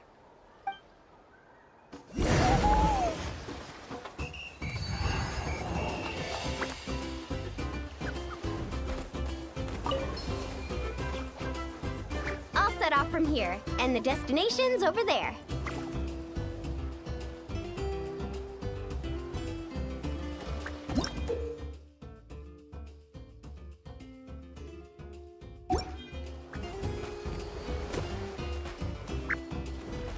First things first, we need to finish building the facilities. Where we place the wave machine is key.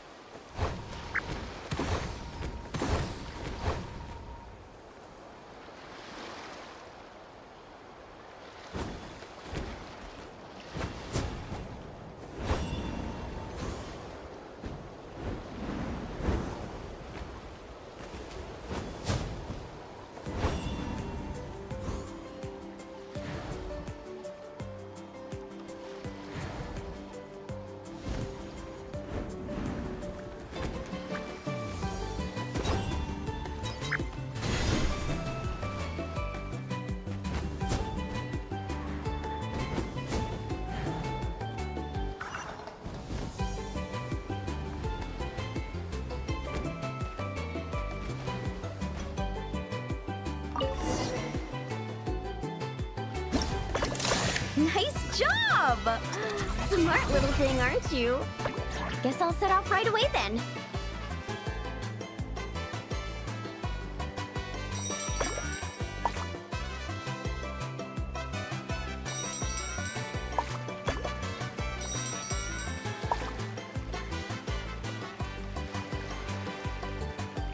Oh no!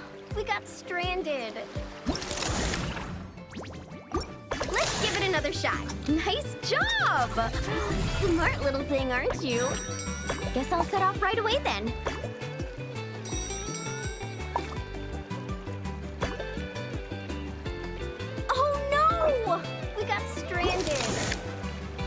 give it another shot.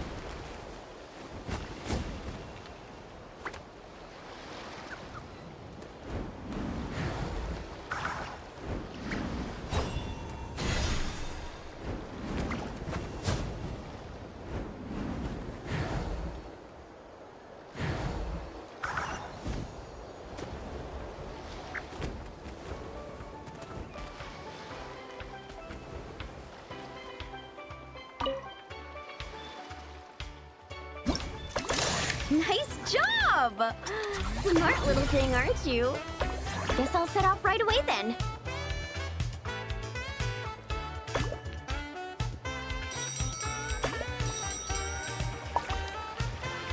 Now's our moment!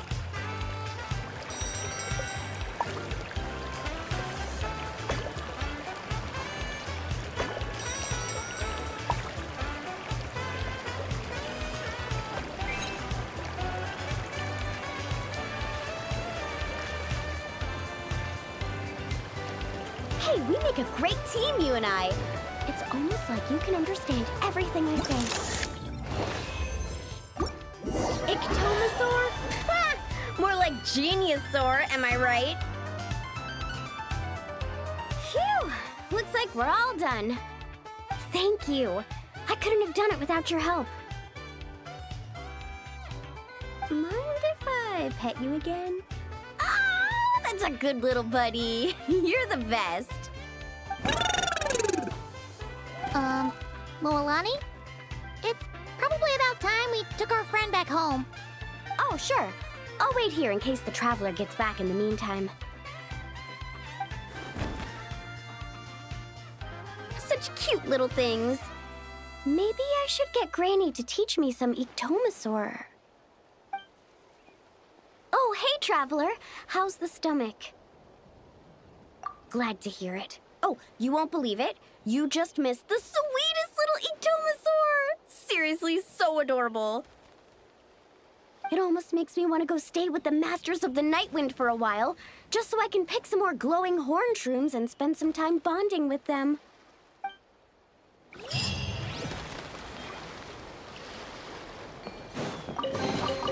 I'll keep this close.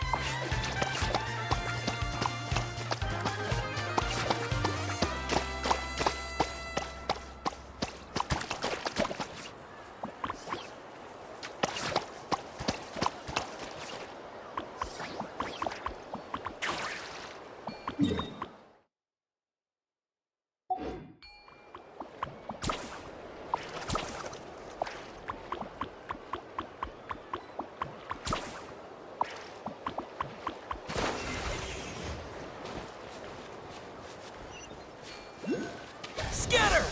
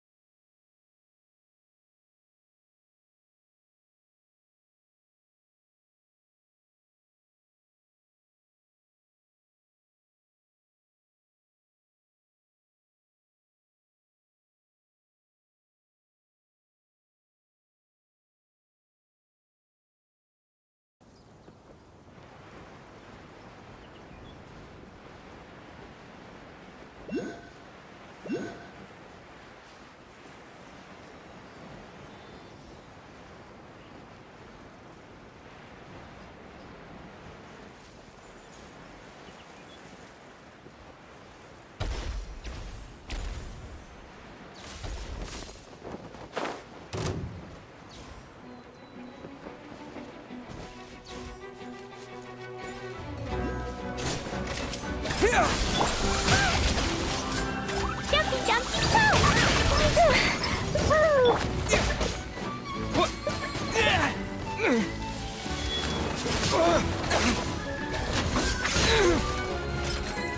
Scatter!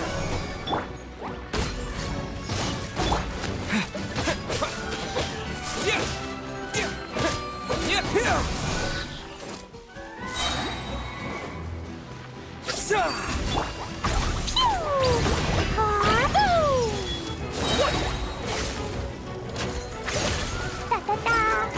Blazing delight! Go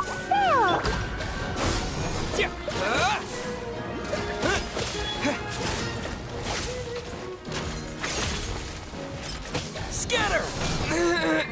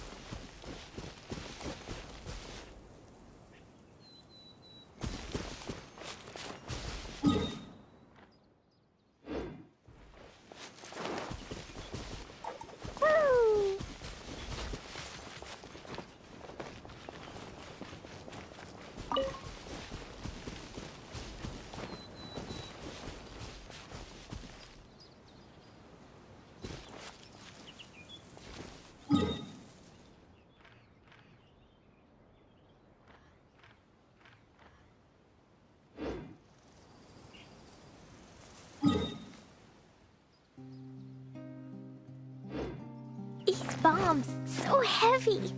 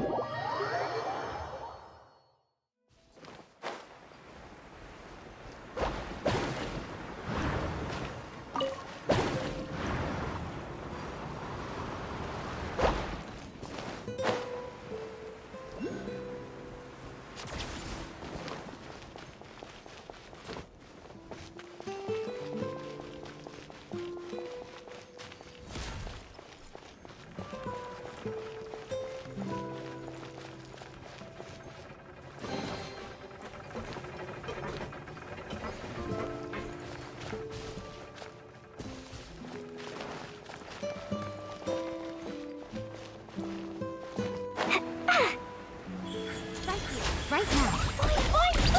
Get me down. Come on.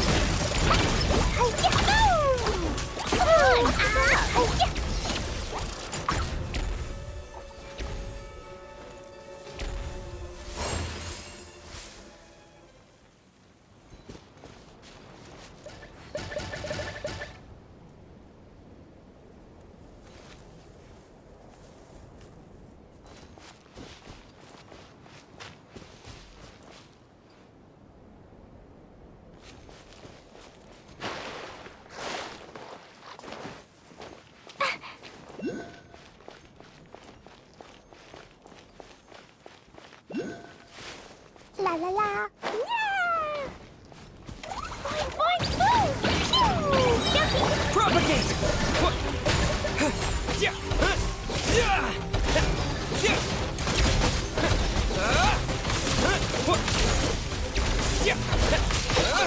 Hit scatter!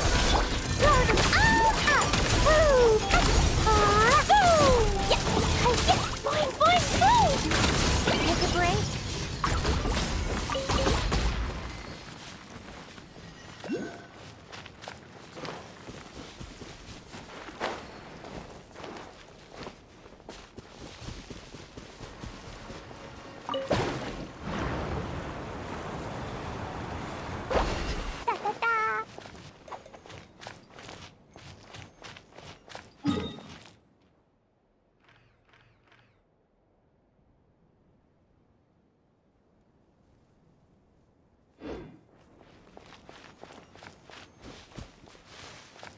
La la la.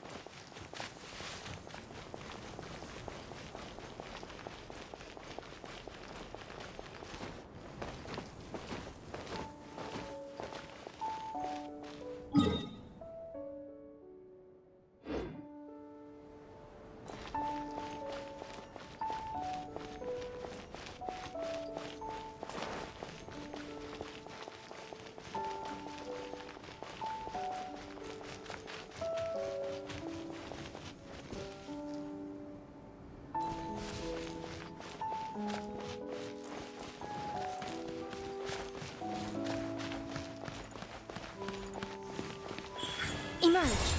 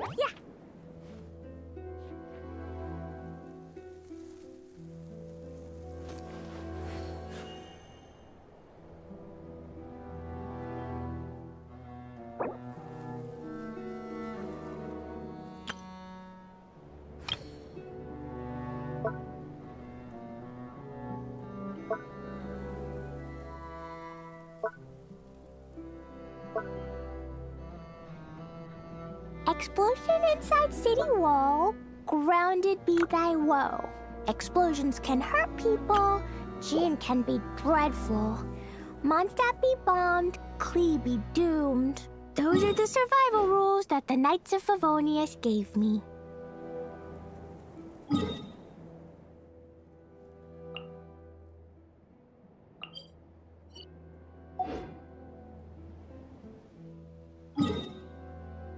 Dodoko?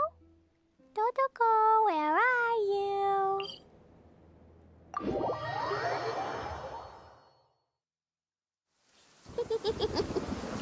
Lucky all my new bombs.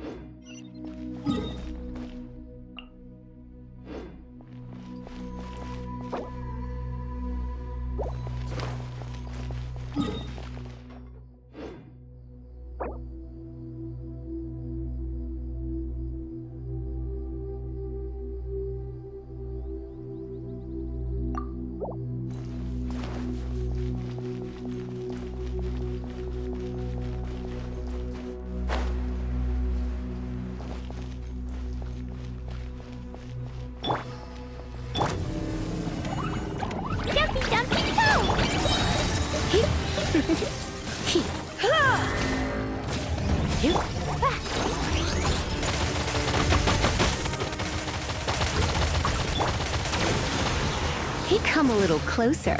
Boing, boing, boom! Come a little closer. You're in for a... Jumpy, jumpy, go!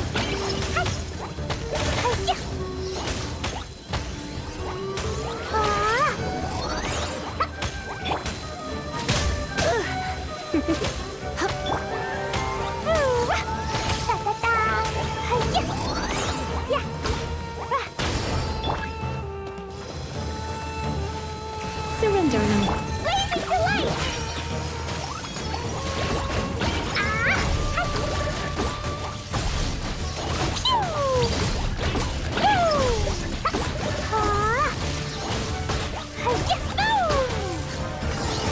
Come a little closer.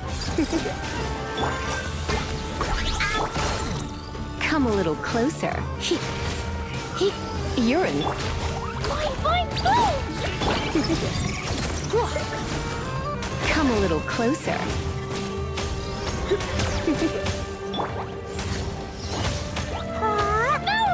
Come a little closer. You're in for a little shock. Come a little closer. You've been a naughty boy.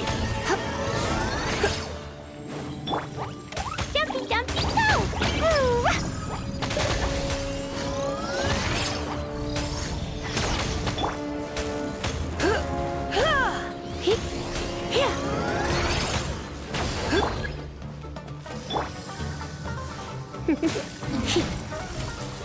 You're in for a little shock. Come a little closer. You're in for a little shock. Come a little closer. Let's spot it.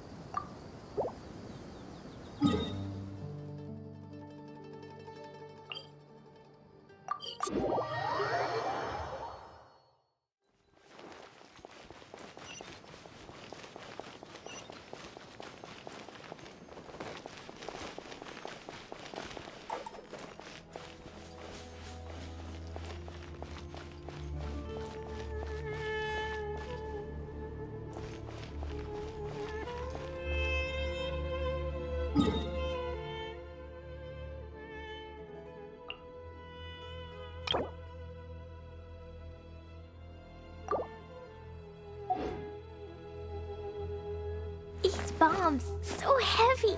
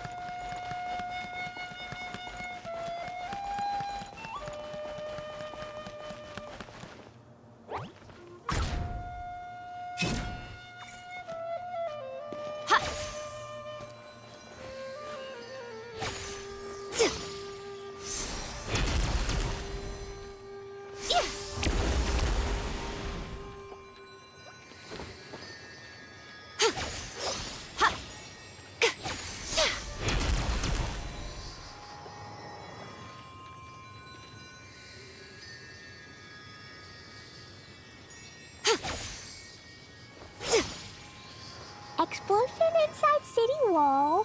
Grounded be thy woe. Explosions can hurt people. Gin can be dreadful. Mondstadt be bombed. Klee be doomed. Those are the survival rules that the Knights of Favonius gave me.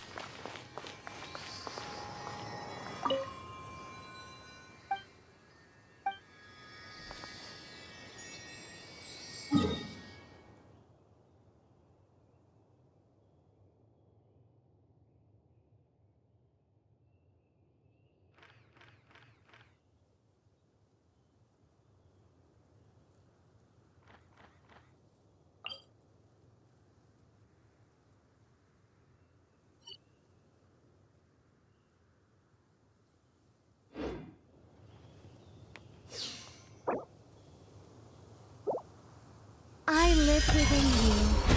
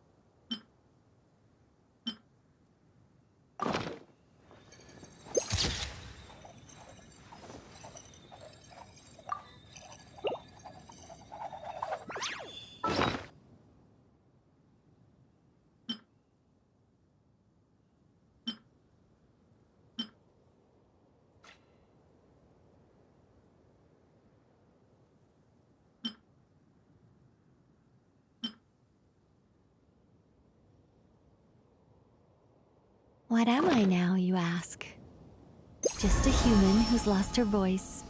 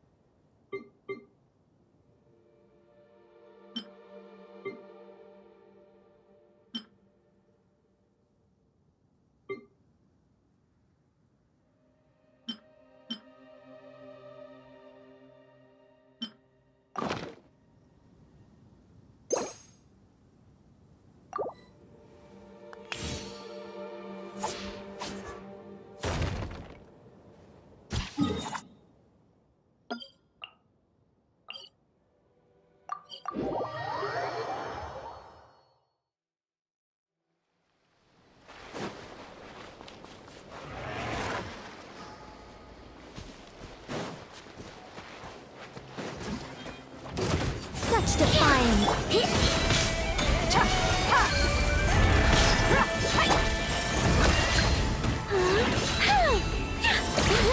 Be silent.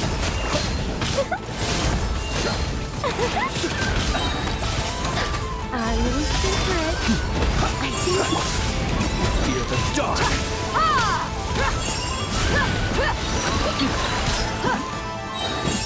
You asked for it. Observe to dust.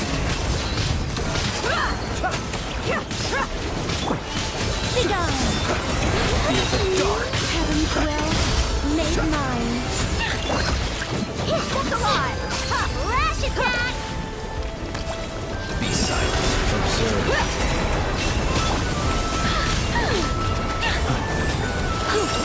You're dead weight. Looks like playtime. Be silent. Close your eyes. Night falls. Get it on! Be silent.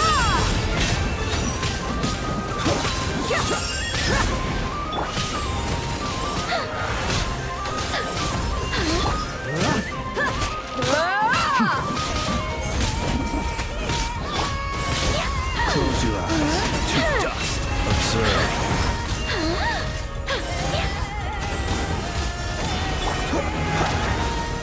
Night falls.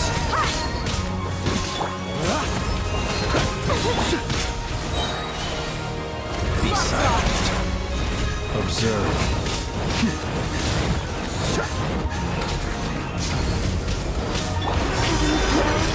Made mine. I think now. See you in the graveyard.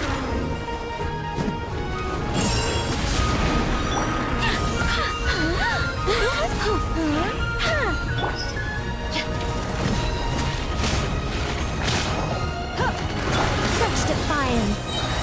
Our little secret. Let's get it on! You asked for it.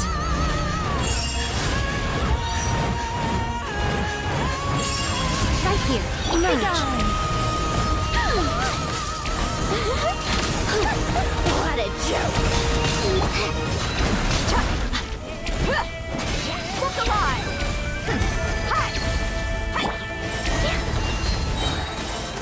Heaven's will, made mine. I think... Gloves off!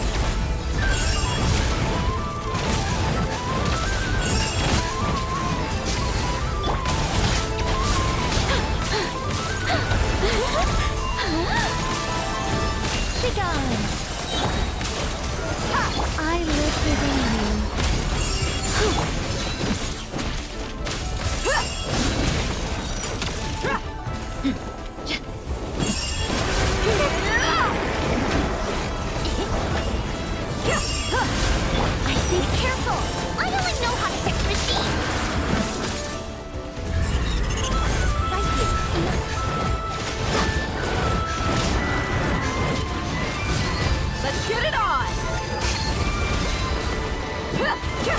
Right now, right here. My hypothesis.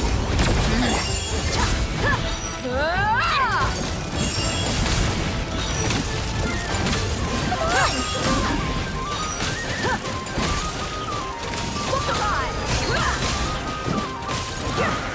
Be gone!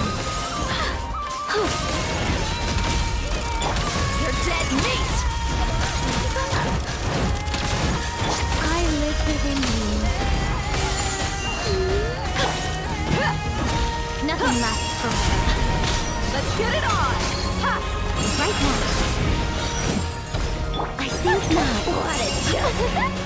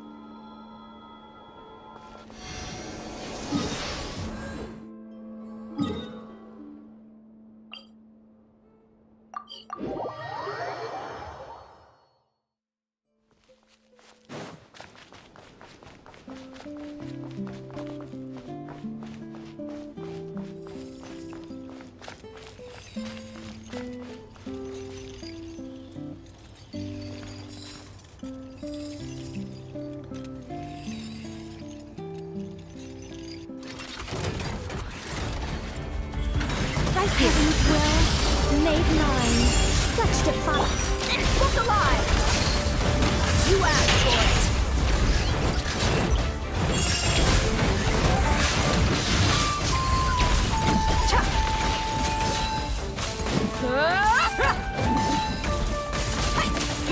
Be gone! Our little secret. Buckle up! Right here. Fine, tea time!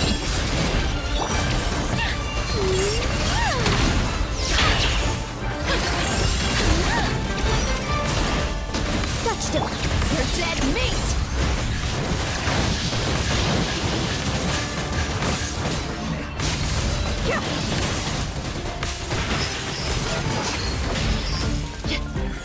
I live within you. Be gone! Take a break. What a joke!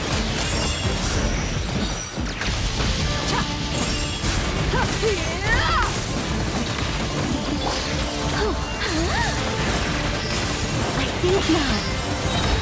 Heaven's will, made mine. Gloves off!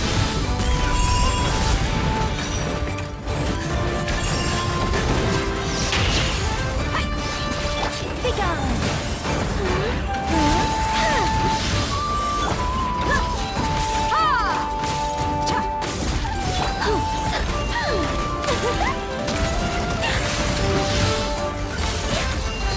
Look alive! Our little secret. I think not. You're dead meat!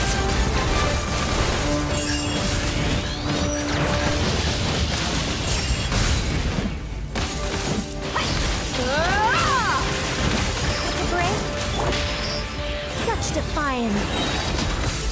I live within you.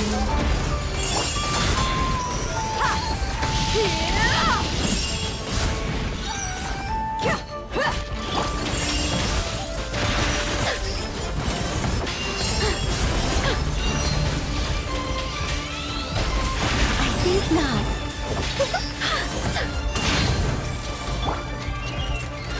Gloves off!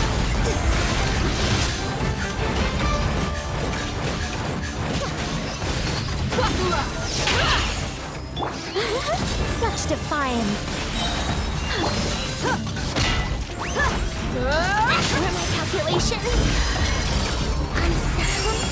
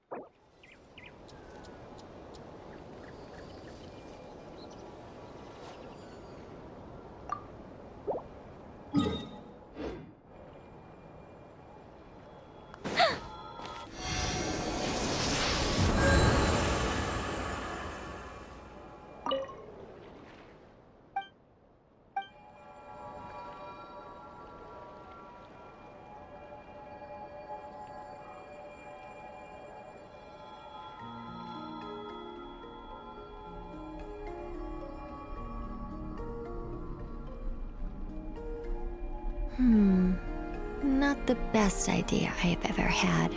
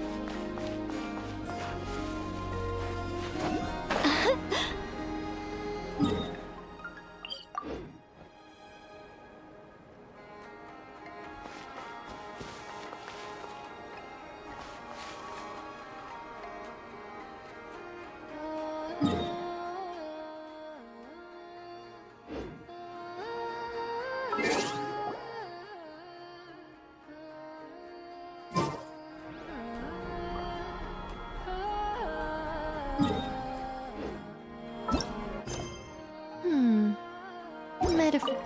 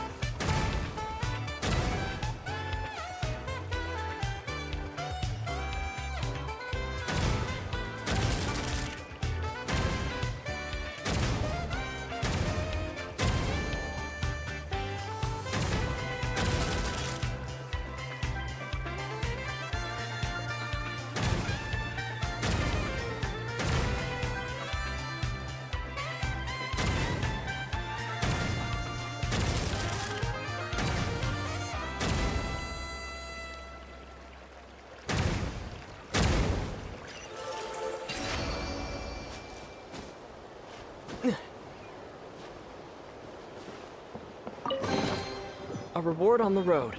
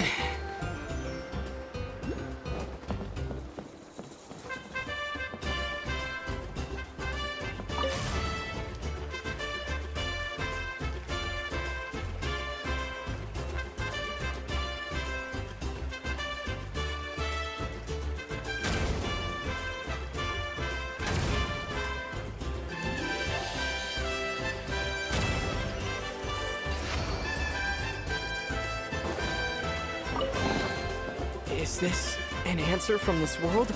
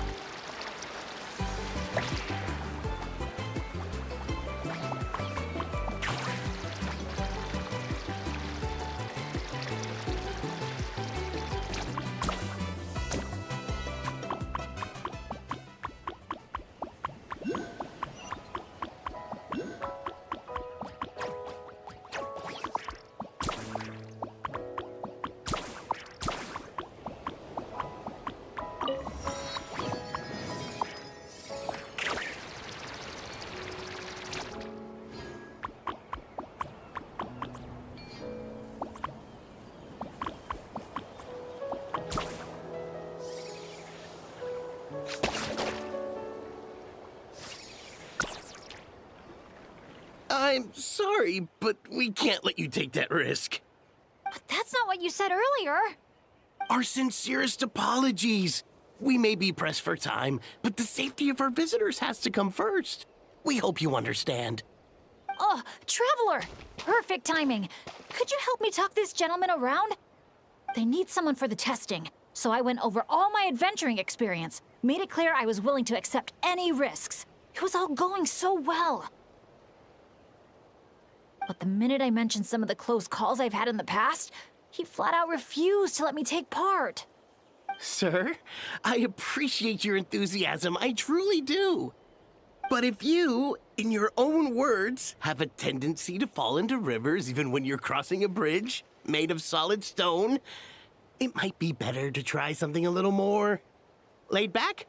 Like lounging on one of those beach chairs over there.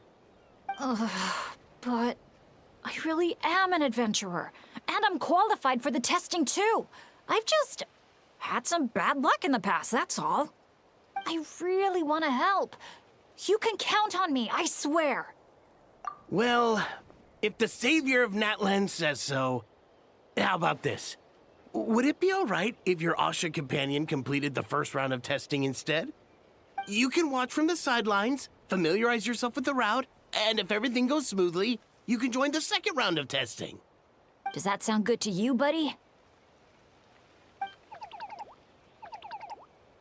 All right then. I'll leave it to you, partner.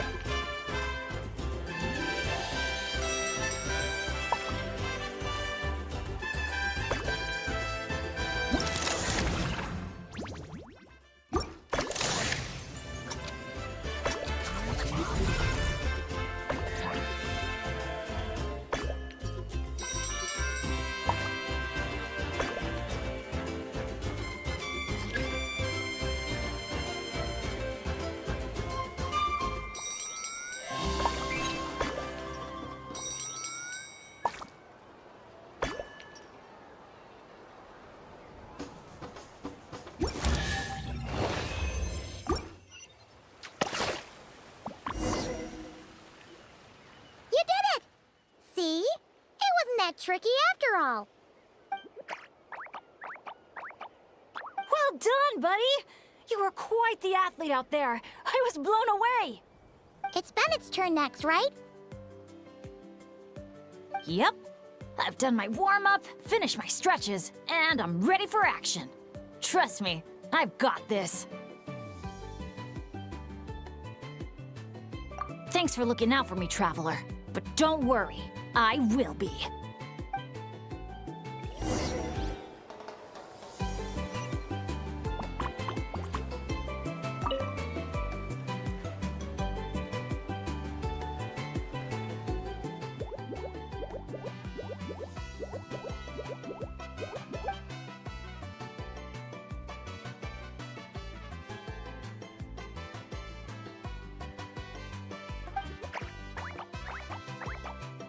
You're the best.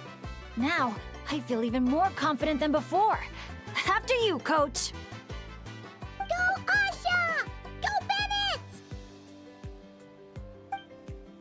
Do you think I can be that awesome too?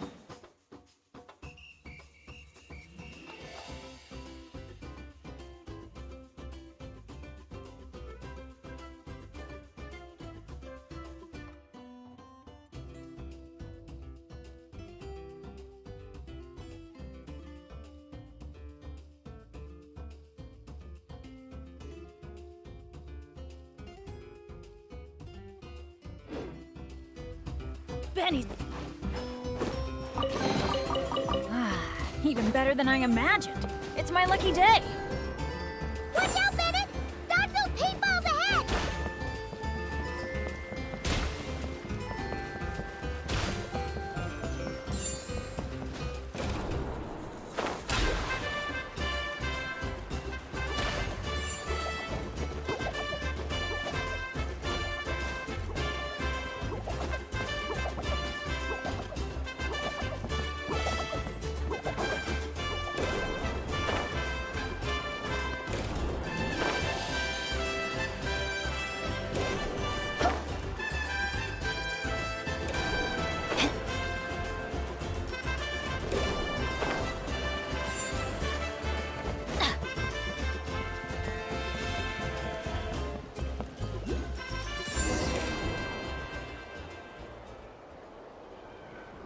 Okay, just a little further. Stay calm.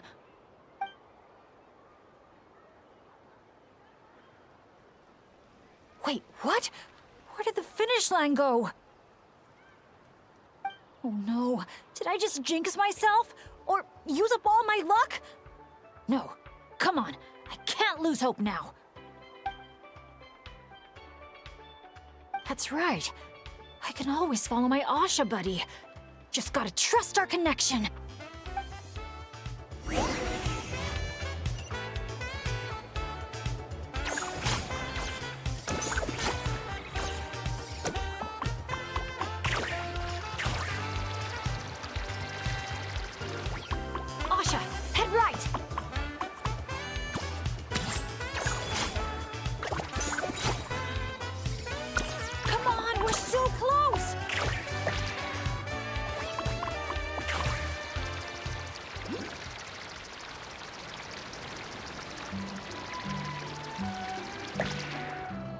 jump onto the finish line and secure...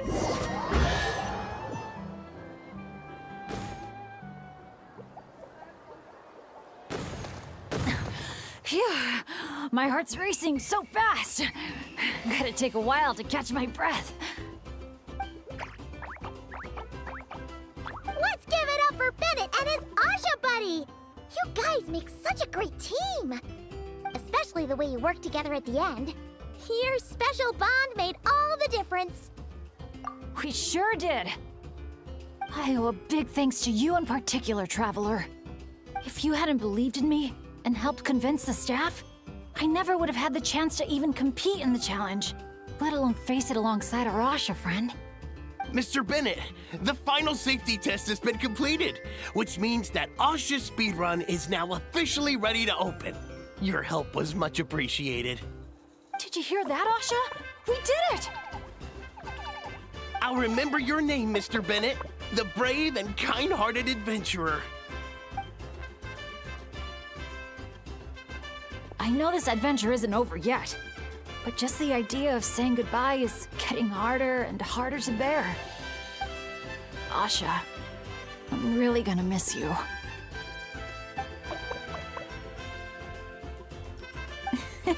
Hey, if anything, I should be the one doing the comforting here. As the leader of this adventure team, it's my job to look after you.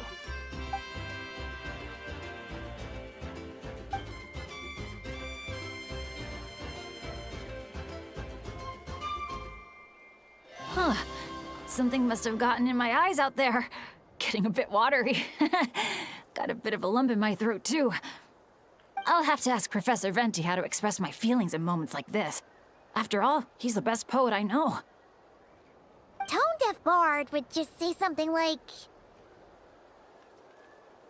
It really means a lot to have you here by my side. Thank you, Asha.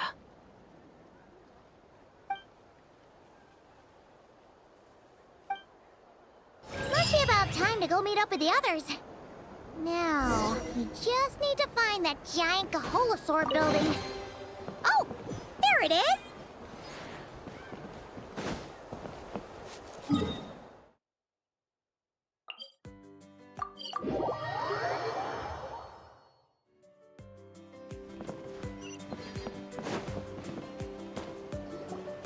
Great! Let's do a head count. 1, 2, 3, 4. Huh. That's one more than before. Oh, hello! I'm guessing you're here to take on the main challenge at Wavy Bay. Unfortunately, we've run into a bit of a problem. But, here, I can still take a group photo for you if you need one for your album. No, that's not how it's supposed to go. Photos are just a way to preserve memories. Something to look back on and remember all the happy moments. What matters to us is the actual experience itself. Well, these particular photos can be exchanged for prizes. But, yeah, okay, you're right. Just snapping a photo and rushing off wouldn't feel right. I understand, and I'm very sorry about this. Please bear with us a little longer. We'll do our best to resolve the issue as soon as possible. How long do you think it'll be? That's hard to say. Oh? Why's that? Can we do anything to help? I noticed you don't have a lot of staff working on the other attractions in Wavy Bay, and the Saurian employees seem pretty tired out. I'm guessing it's because the main attraction ran into trouble, so everyone was temporarily reassigned to help with the repair work? Relax. I get there are probably things you can't disclose. I'm not trying to make things harder for you. In fact, I might be able to make your life easier. My companions are all very capable and happy to help out. They just finished testing Twilight Cruise and Asha Speedrun. If you told us what the issue was, I bet we could help you solve it in no time. Wow! What a tactful negotiator. Guess that's the hidden power of a peacemaker. Wait, Chaska, how did you notice all that? You weren't spying on us from up in some treetop somewhere, were you? Does that really matter right now? What matters is that we're really good helpers. So, if there's a problem, we're more than happy to do our part to fix it. Well, your observations were right, down to the detail about our saurians.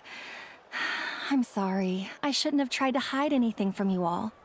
So, basically, during testing, we realized that the Razzle Dazzle Mega Slide's current paint job still leaves a lot to be desired. Since it has to be sprayed from the Spirit Way, it's a formidable challenge, to say the least. To avoid delaying the resort's official opening, now we're working around the clock to get it completed. You call that a challenge? Tell me where the paint is and I'll get it done in one go. Huh? But I don't see how you could possibly... That's because you've never met her before. This is Umoja Mualani. Mualani? Wait a sec. The Mualani? You mean one of the 6 heroes? That Mualani?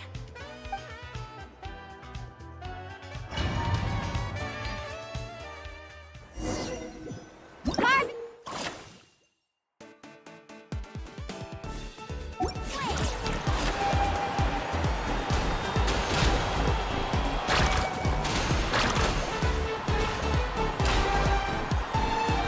Gentle sky blue. The ideal backdrop for a nice, lazy stretch.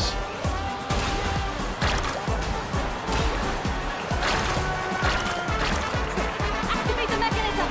Our hero's coming!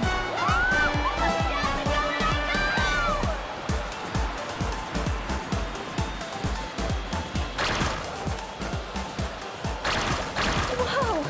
The inside of this tunnel is stunning!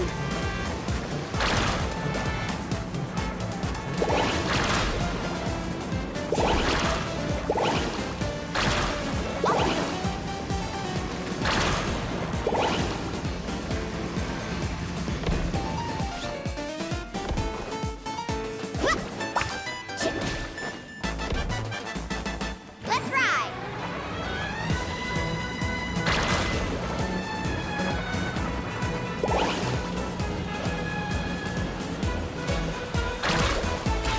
A dazzling golden yellow, just like a picture-perfect beach in summer.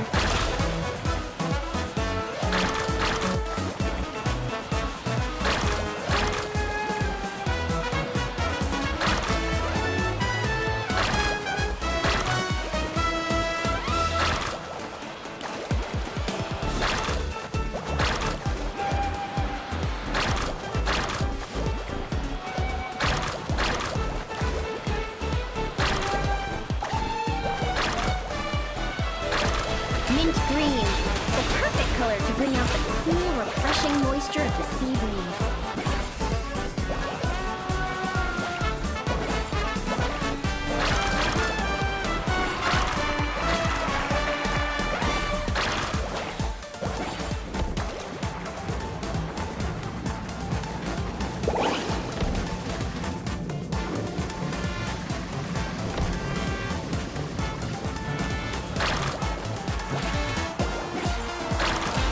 Time to cover it in the lucky color I picked. Gotta spread the luck around.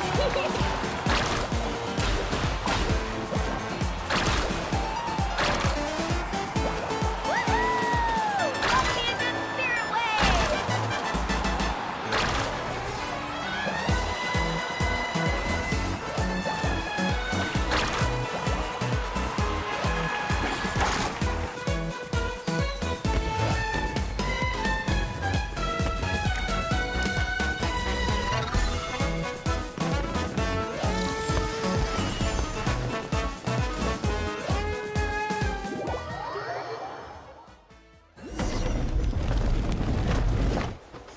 Great job, Mualani! Whew. That was awesome! How was I, guys? Not bad, huh? It looks incredible! A truly heroic effort, honestly. Paimon told me all about you while you were out there. Everything you managed to accomplish is so amazing. Seriously, I feel all fired up just thinking about it. Oh, thanks! pumped right now. I feel like I could throw a hot spring party right here. Oh, look! The staff from Wavy Bay are here too. After all that hard work, they must be looking forward to finally letting their hair down. I think they've got other ideas, actually. Huh? What do you mean? Mualani, could I get your autograph? Me too, please.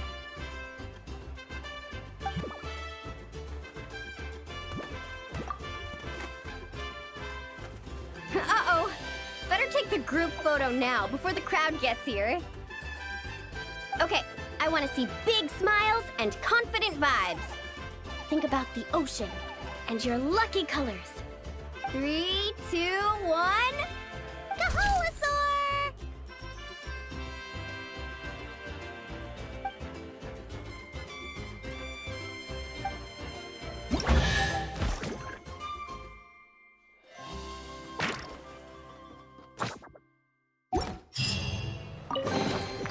Is this an answer from this world?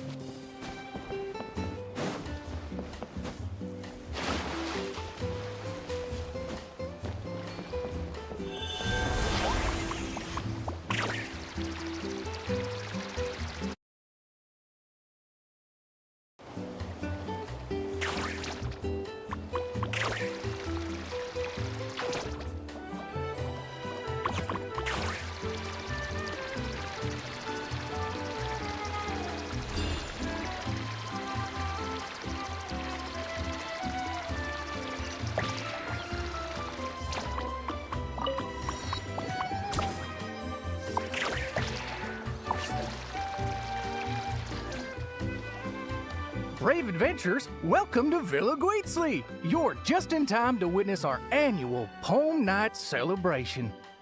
Ooh, Paimon likes the sound of that. This place has a great vibe already.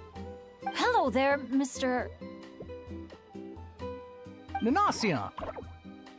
Excuse me, Mr. Nanasion. Could you point us in the direction of the town? Is there anything we should bring? Just from hearing your question, I can tell I'm speaking to an experienced adventurer.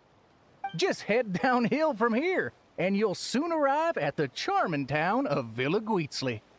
As for things to take, you'll need a bold spirit, a heart eager to help others, and a dash of courage to face any challenges that may lie ahead. Ah, I see you brought a little companion along with you. Would you mind keeping him in your bag for now? Just in case something unexpected happens.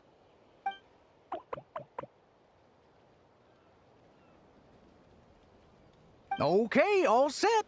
Brave challengers, your adventure is about to begin. I wish you all an exciting and unforgettable night ahead.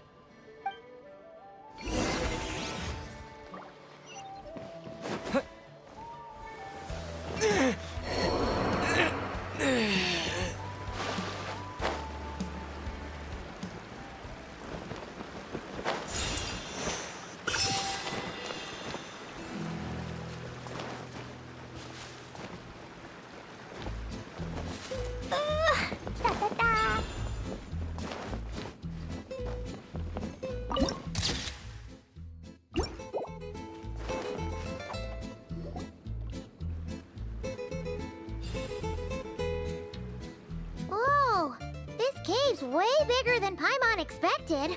Looks like a lot of work was put into this town. Hey, is that a bounty board?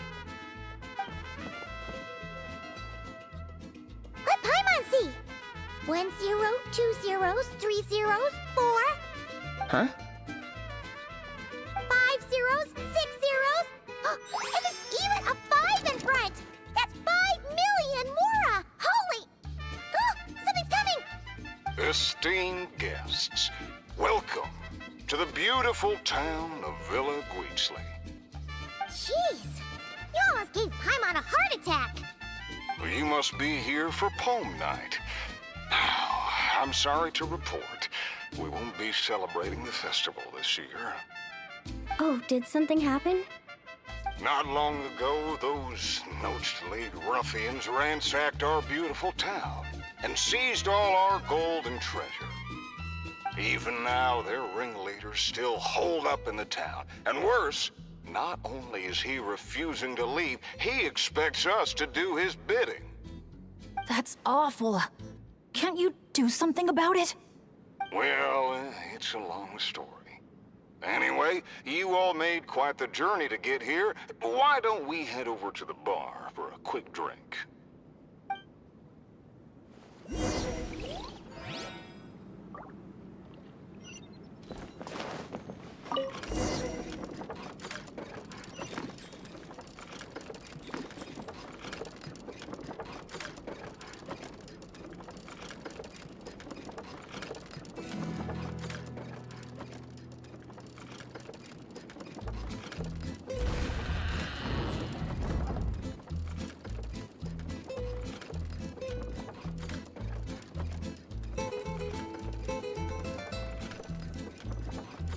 Sheriff, you're back at last!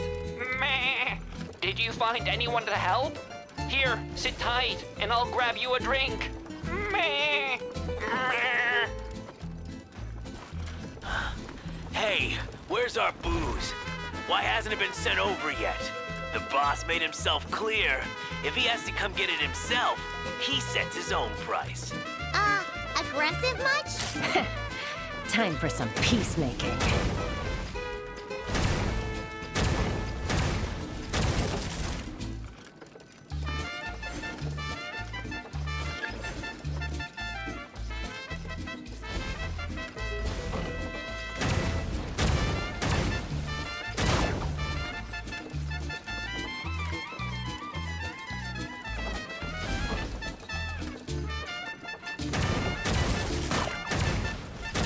There's more upstairs.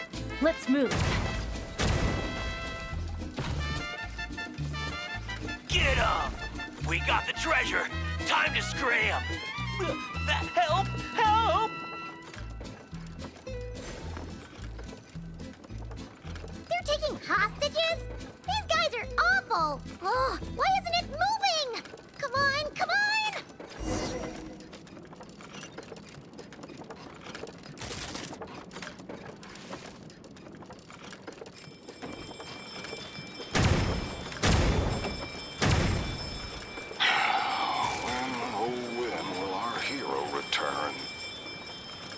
Who is this hero you just mentioned, Sheriff?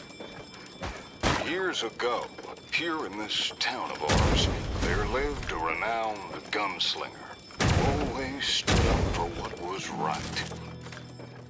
Famed for his unmatched courage and unparalleled sense of justice, he came to our aid countless times.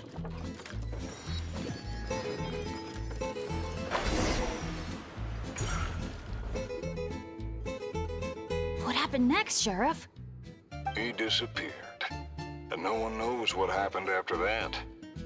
Some say he took a new name, others claim he and his companions embarked on a one-way journey to a land as hot as the blazing sun.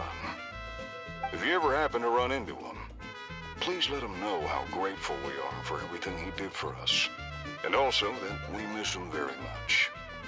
If we see him, we'll make sure to pass the message along.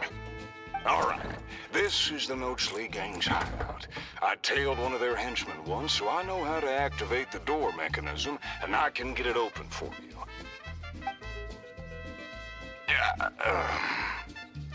But this place is under heavy watch.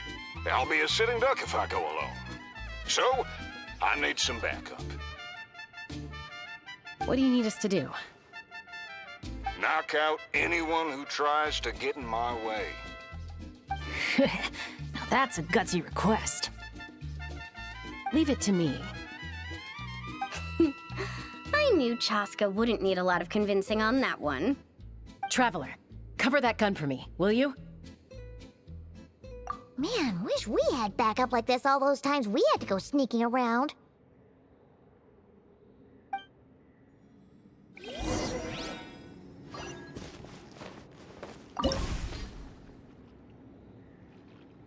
Hold your fire. The sheriff's still sneaking in. When our moment comes, I'll let you know. We'll strike together. I'll hit the left, you hit the right. Wait for my signal. Get ready. Fire in the hole! Nice shot.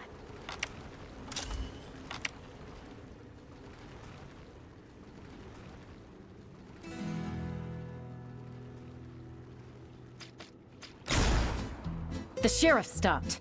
Must be enemies up ahead. Shoot that bottle over there. We need to draw them out of their hiding places. Got him. Same old, same old.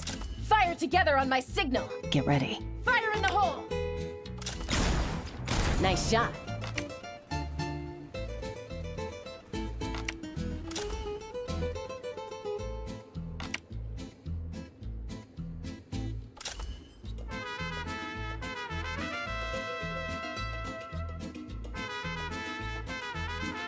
Looks like the sheriff triggered the alarm. A whole bunch of goons showed up. Right on time, if you ask me. Traveler, let's see who can take down the most.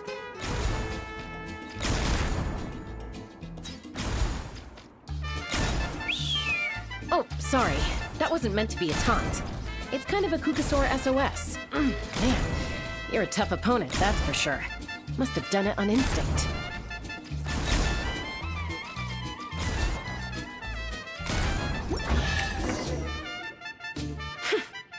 Wow, you won, Traveler.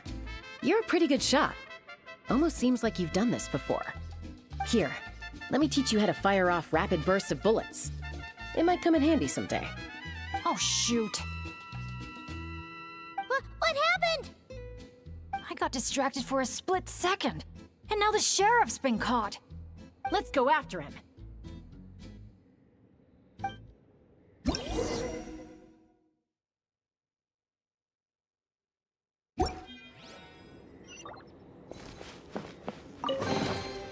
Yay, shiny!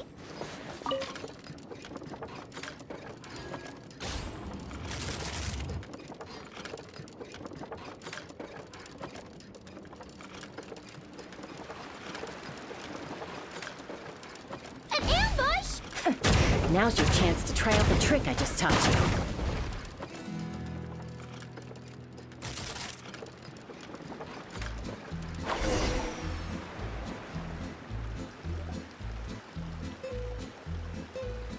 Aha! The meddling outsiders have arrived, I see. Careful, boss! They got a gun! A little firepower's got you spooked?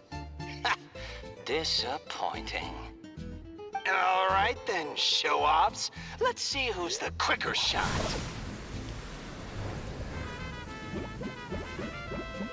There's a ton of smoke over there. What happened? Got away. Whoa. No one outruns Chaska's gun. Truth is, the leader never planned to fight us. All that talk was just a distraction. A way to create an opening. He was planning to make a run for it all along. Huh. Acting all tough and then running away like that? What a joke. Uh-oh. The exit's blocked. Looks like another trap. What should we do? Is there some kind of mechanism we can use? Look! There's a bunch of cages down in the canyon. Let's go save those captives first.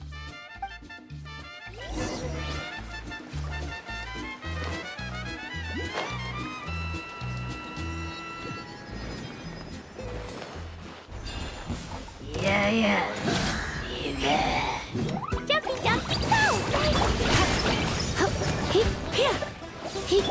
Dodge this! Blazing delay! La la la! La la la! You're in. Freeze! This moment will be frozen. Come a little closer.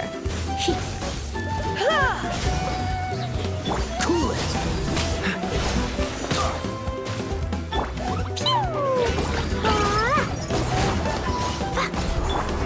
You're in for a little shock. Surrender and leave. Woo! Yeah. Boing, boing. Freeze! Quite the find.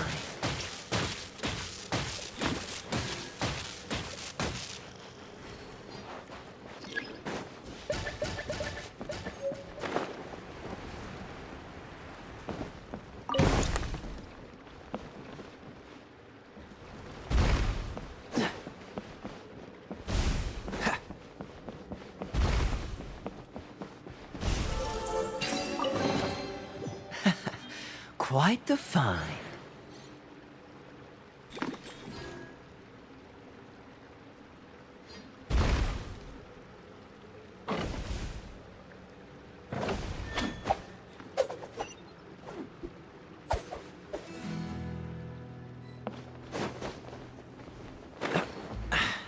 Catch the wind.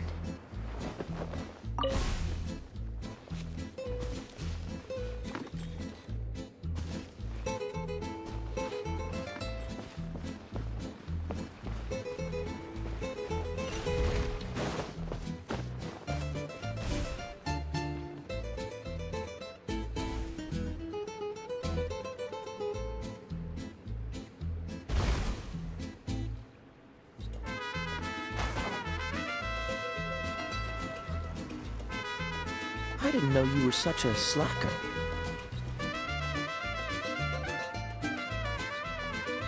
Oh, what a bunch of rotten scoundrels! If you're gonna talk the talk, at least have the courage to back it up. Let's check out that cave that got blown open. Maybe we'll find a clue to help us escape.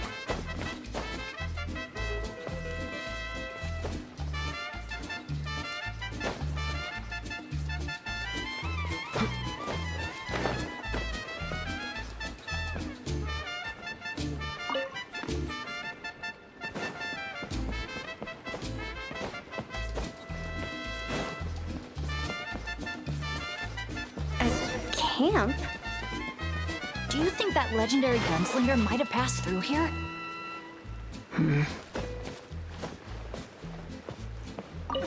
Watch out!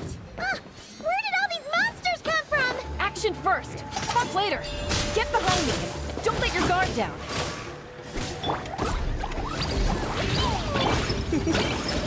Cool it!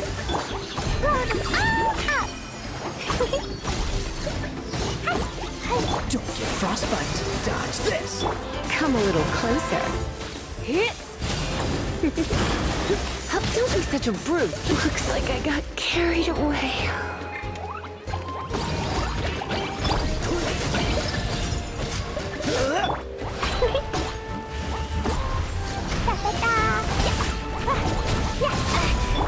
Freeze.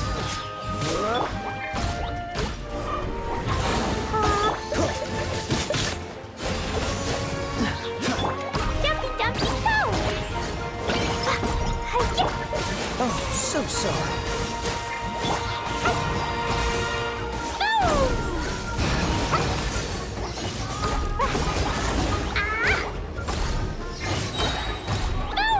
Dodge this.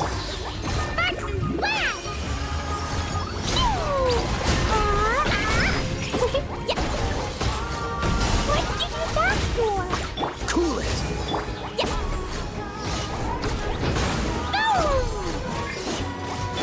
Freeze. La la la.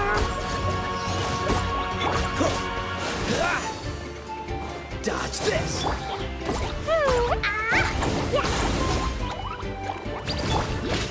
Cool it.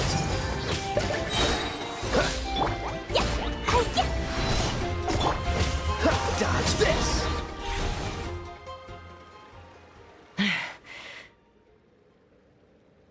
All right, we've dealt with those monsters, and the abyssal energy seems to be gone too. Is everyone okay? I got a scrape on my arm, but it's nothing. Doesn't even hurt. Oh, sure. Sorry for making you worry. Glad to hear it. Don't you think something weird's going on? I mean, those hilly troll rogues could be actors in costume, but there shouldn't be any actual abyssal monsters here, right? Yeah, there's no way that's meant to be part of the experience. Plus, the way we came in is blocked now. Everything was fine until the monsters showed up. Oh no. My bad luck must be back. And I'm dragging everyone down with me. Hey, don't think like that. Abyssal monsters can appear for many reasons. Being attracted by someone or something is certainly one possibility. Now isn't the time to blame ourselves. We should focus on identifying any hidden... I still don't know what might have happened outside the cave. You're right. Okay, I'll take the lead and scout ahead. Sorry. I'm gonna have to call dibs on that one. We should do this the Natlan way. As the most mobile member of the team, leave the scouting to me.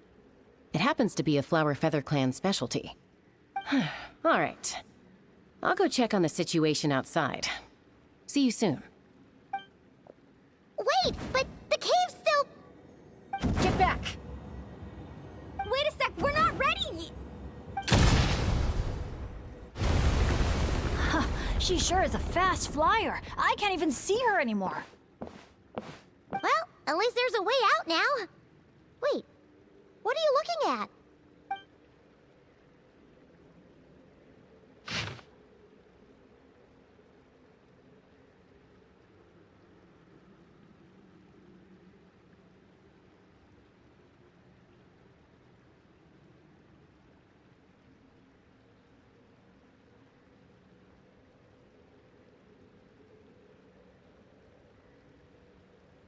The Tech Pottles Flint Blades Adventure Team, Anja, Makani.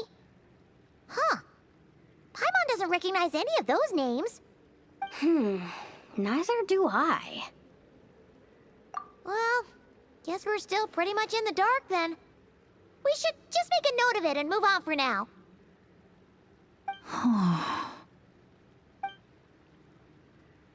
Everything okay, Bennett? Yeah, I'm fine. You guys think it's probably better not to move anything around in the amusement area, right? Yeah, better not. All right then, let's go.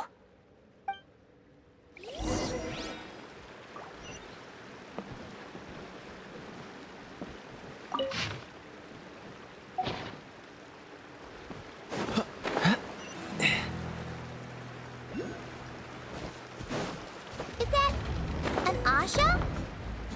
Wait, are Asha even allowed in Villa Gleetsley?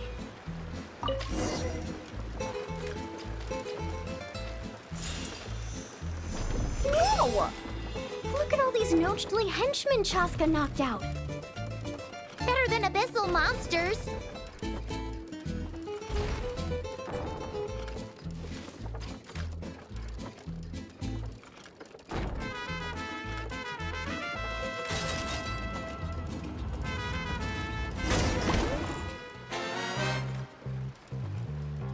Oh, you still dare to chase after us, even after witnessing the good sheriff's downfall?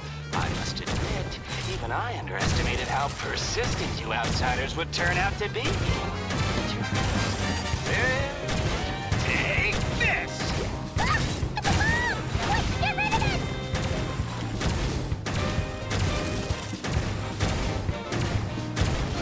Get to work, boys!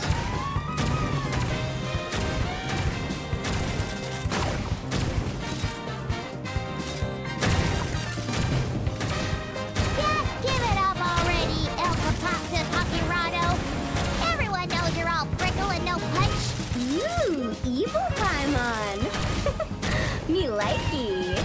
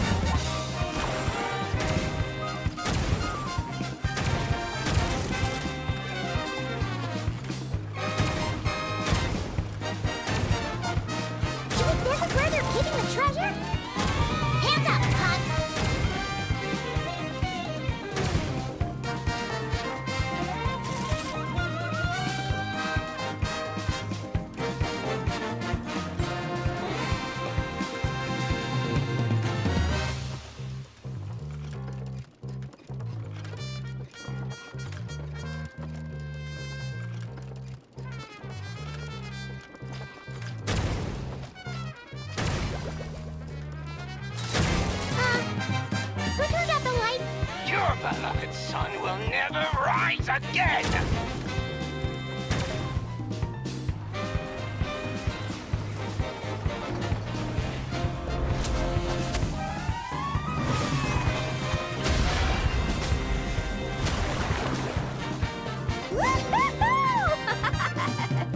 That was so much fun.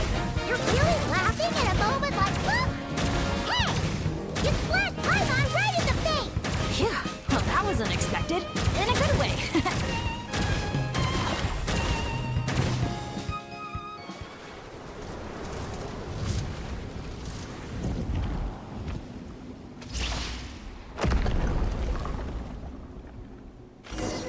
Elkapoctus Hakirado's making a run for the cliffs! We can't let him get away!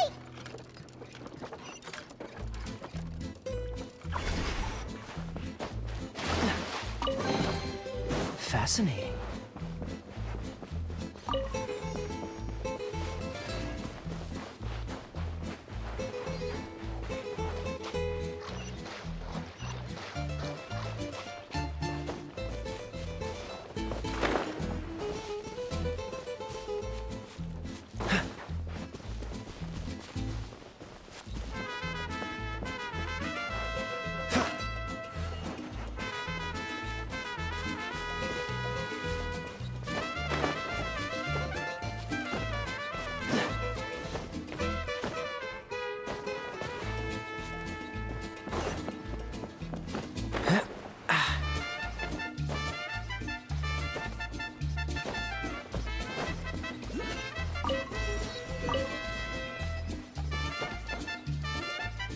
Let him go.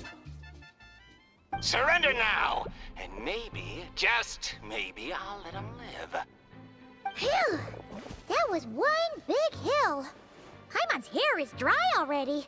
Wait, that's Shaska! And Elkapoctus Hakirado! And Paimon forgot the rest. Shush! I'll say it one last time. If you want him to live, drop your weapons and surrender. You shoot or try any other funny business, and I'll throw him right off this cliff. Please, I'm begging you, don't do this. That's weird. What's Chaska waiting for?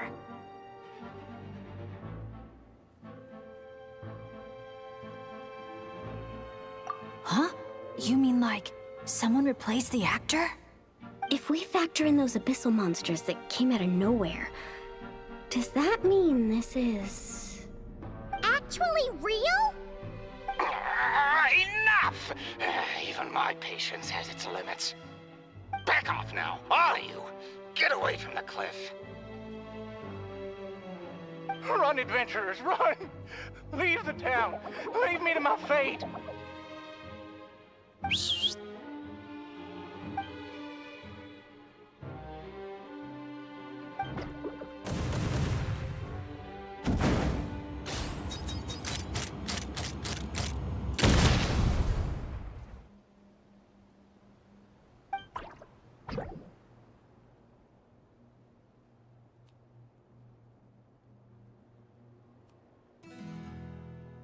Thank you, brave adventurers.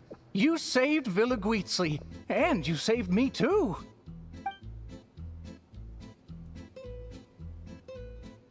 Hey, look over there!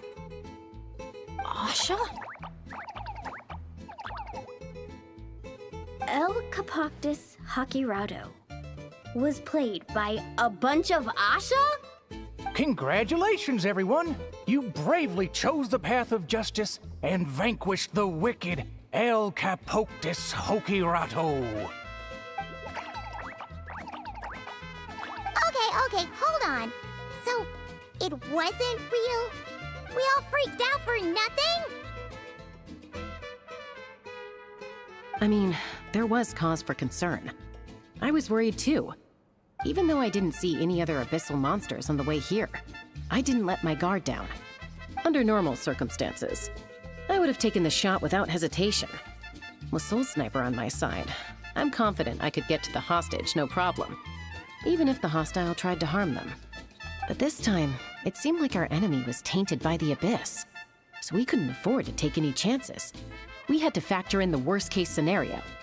So the only option was for the Traveler and I to strike at the same time, ensuring we took down the villain and rescued the hostage in one fell swoop. Wow! Good thing you two got a chance to work on your teamwork against those lackeys earlier. In hindsight, it's clear the only place where things went wrong was that cave. So, since we cleared out those monsters already, we're in the clear? We should be. Sorry, I don't follow. By cave? You're not referring to somewhere inside one of our amusement facilities, are you? Yeah, we came across an adventurer camp inside the cave. You know, near the spot where the sheriff snuffs it. Oh, sorry. That came out a little harsh. But there's no cave or camp anywhere near there. You sure it wasn't your eyes playing tricks on you? No, definitely not. First, we were ambushed by monsters. Then, we even read through the adventurer's notes. There's no way it was just an illusion. Oh, we even have evidence. The scratch on my arm is still there. Guess there was a silver lining to getting hurt after all. Huh? But that can't be. Villa Guitzli's meant to be a fully immersive experience. There's no way we'd leave in design flaws that didn't fit the theme. That's actually a good point. So, is something else going on here then? Paimon's getting a bad feeling all of a sudden.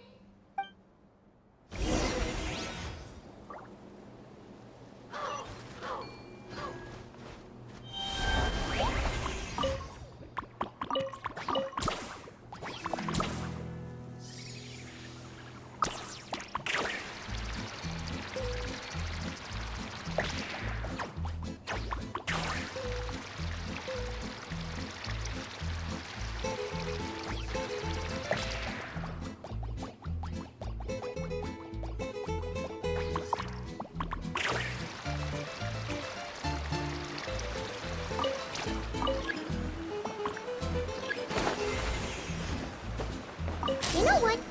At the end of the day, we still did a good thing. We kept the town safe. So, if any more monsters show up, we'll just clear them out, like we always do.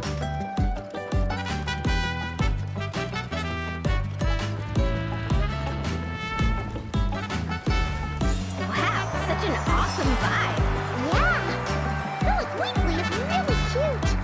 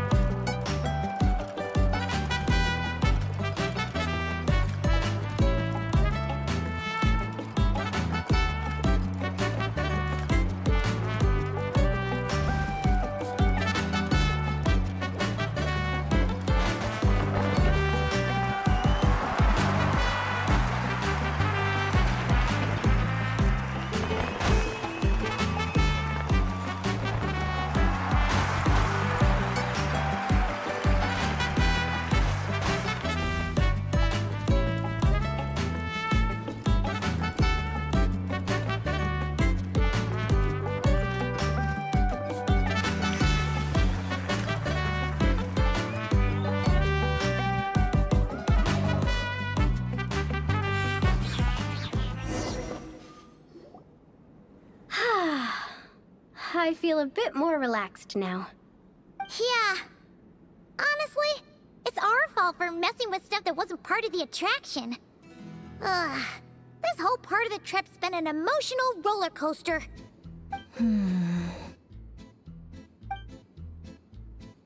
Wait, are you two still thinking about it?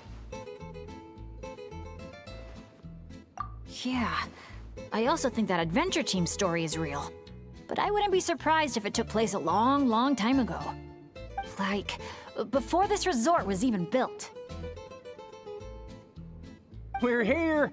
You must have been waiting for us to take a group photo, right? Wait! That reminds Paimon.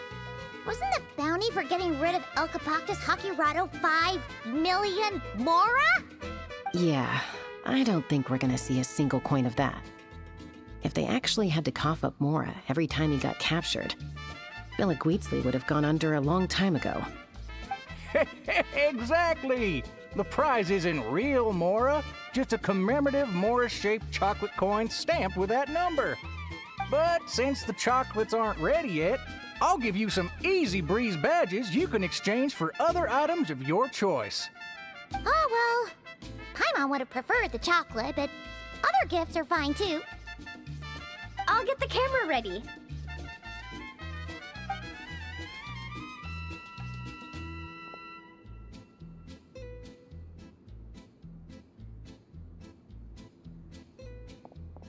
Three, 2, 1. Cactus!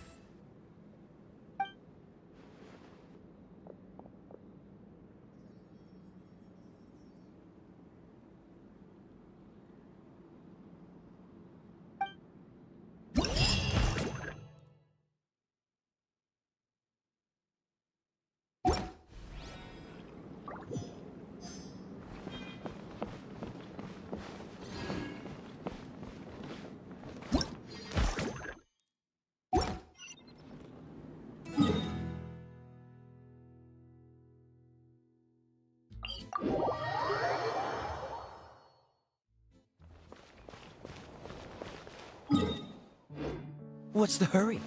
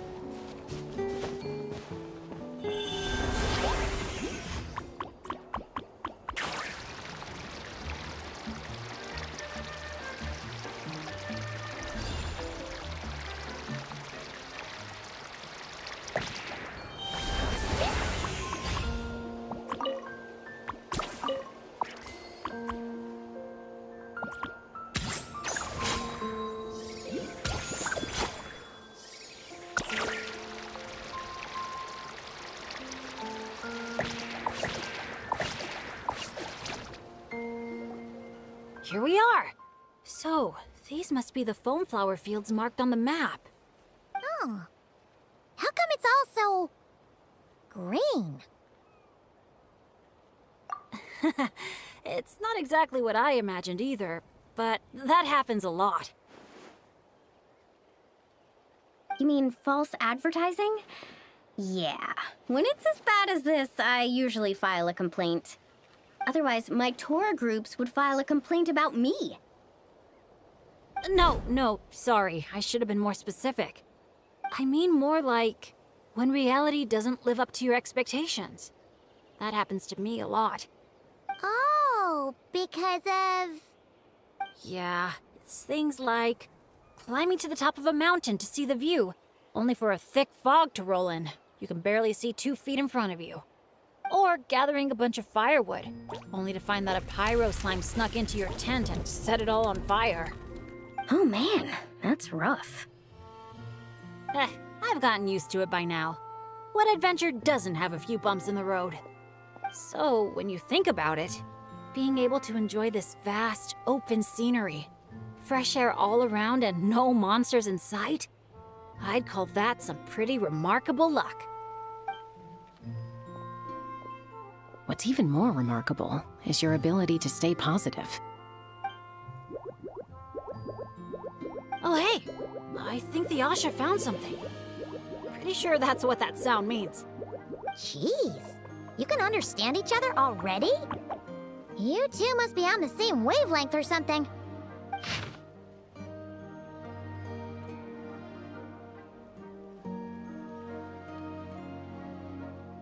Wow! The archiest of arch enemies!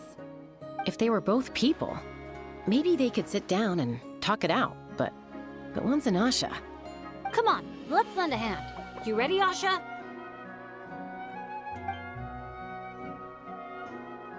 Whoa, wait a second. How did we skip straight to action mode? Paimon doesn't even know what the game plan is. If you think about what the Asha love doing most, it must be dyeing things different colors, right? Yeah, and? And they're simple, pure-hearted beings. So I doubt that Asha is here to cause trouble on purpose. The little guy probably just can't stand how dull and uninspiring all this plain grass looks. Yeah, and it's not like he could communicate any of that. Right! So if we help dye the meadow in a range of vibrant colors, you know, turn it into an actual flower field. We can make that Asha happy and help out the staff member at the same time. Took the words right out of my mouth. Huh. A little conflict mediation. I like the way you think.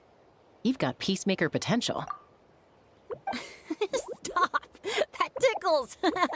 Oh, are we going somewhere? Is it far? I should let my friends know first. Wait, where are you? Hey, interpreter, did you catch any of that? Maybe something needs to be moved, or there's someone else nearby who needs our help even more. Okay, those two things sound completely unrelated. What are you even basing that off of? Well, the longer I watch Asha, the more their body language reminds me of Saurians. Huh. You better not be lying to me. No, I'm serious. In Saurian body language, the same movement can often mean unrelated things. When my Saurian mom raised her wings, it either meant, come home early for dinner, or, you're in big trouble, kid. Wait, then how did you tell the difference? When I was little, I couldn't. Let me tell you. I walked straight into a lot of punishments. Wow, super sturdy and fast too! So this is a Natlanese hot air balloon? It's awesome! Up here, everyone! Look! We're back!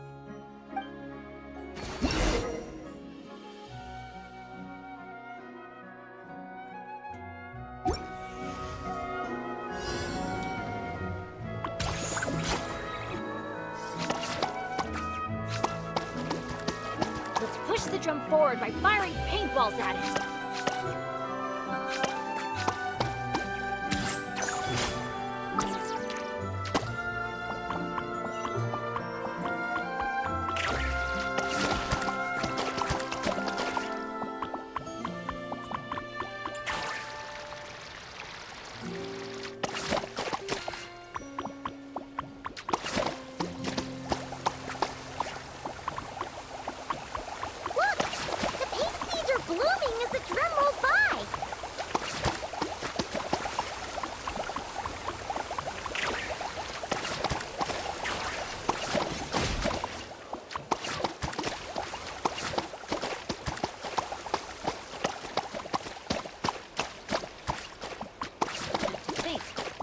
Didn't even get hit by a single flying rock. Today must be another lucky day, huh? That is just like the Asha. Optimistic, hands-on, and always looking out for others. Oh, Paimon understands their connection now. It must be because good people are drawn to one another. Looks like we're almost done. One final push.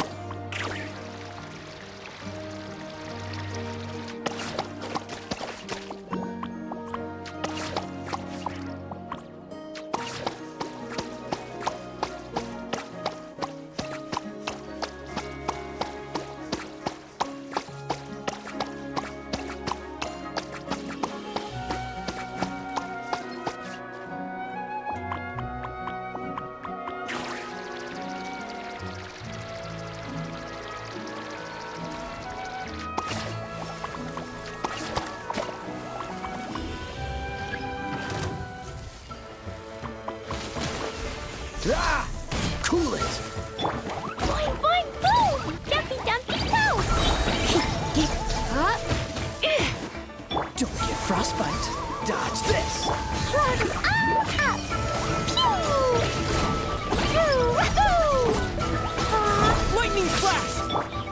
You're in for a little shock.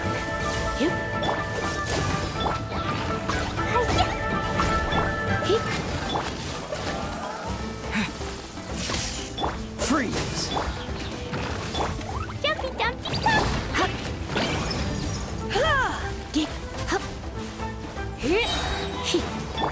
Dodge this!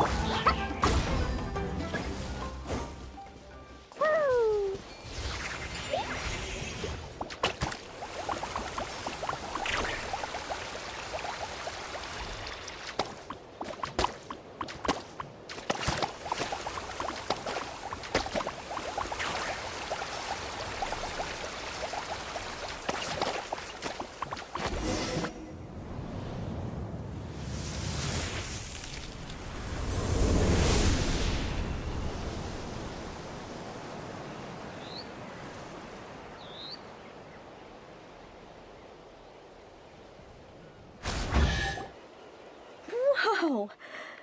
It looks incredible!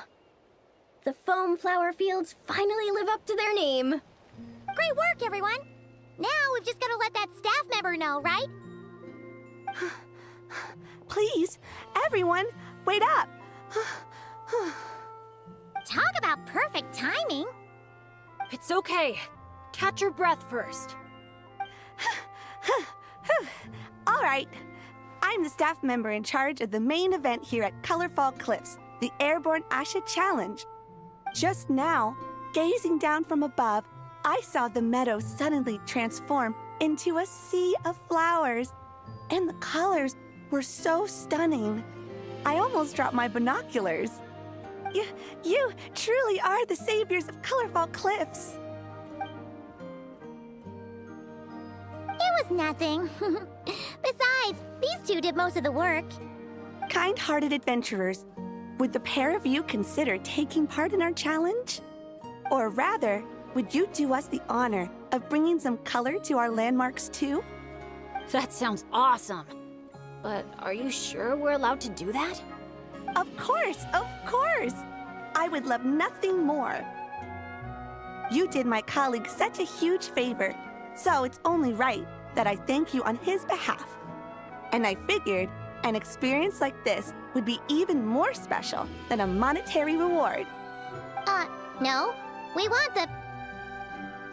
What she means is, we'd be delighted to help you out.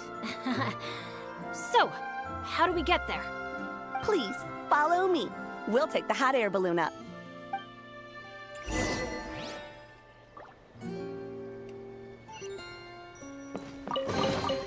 Yay, shiny!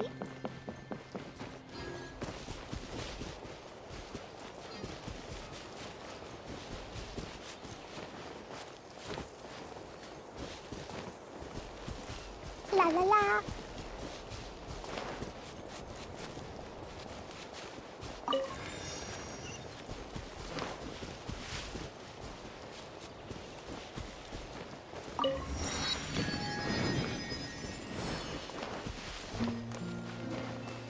Woo!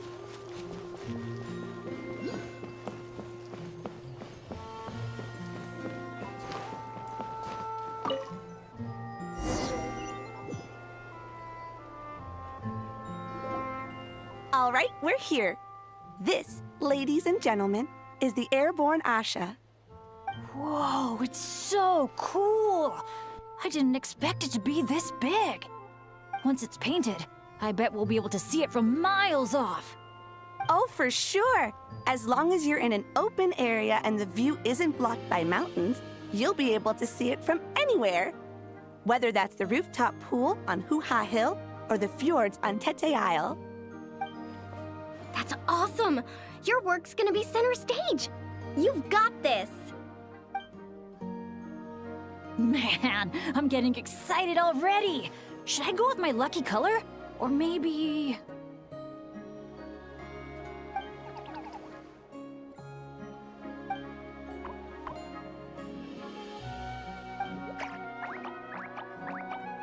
Wow!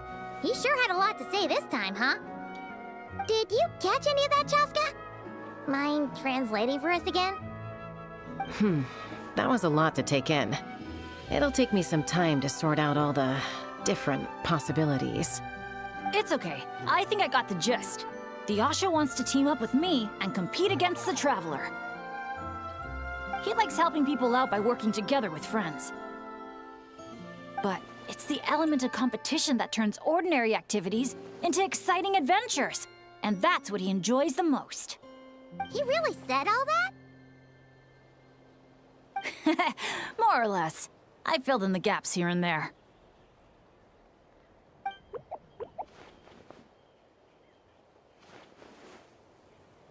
From his reaction, it looks like you got it spot on. The bond between you guys really is growing stronger. All right, Asha. I like that idea, but we should make sure the Traveler thinks it sounds fun too, right? It's always important to check in with your friends and respect their opinions.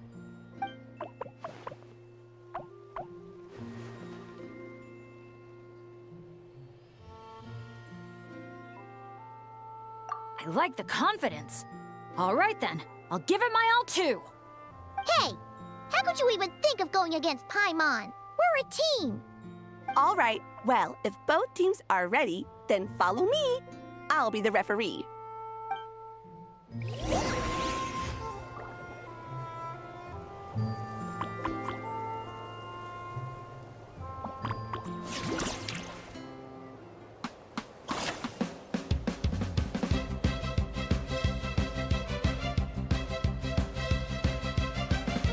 Orange it is then, the color of flame.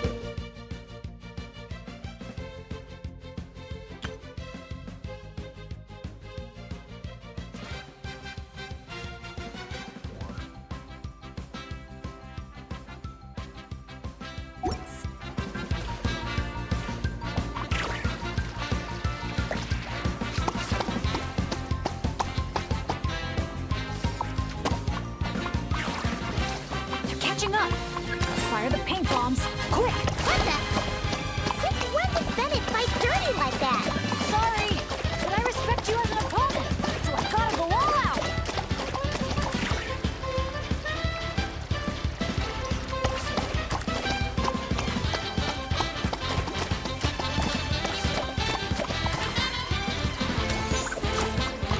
You got this, Traveler! Go, Bennett, go! No matter how high you jump, they're not gonna see you. Yeah, but I can still send them encouragement and good vibes. Come on, Traveler! You got this!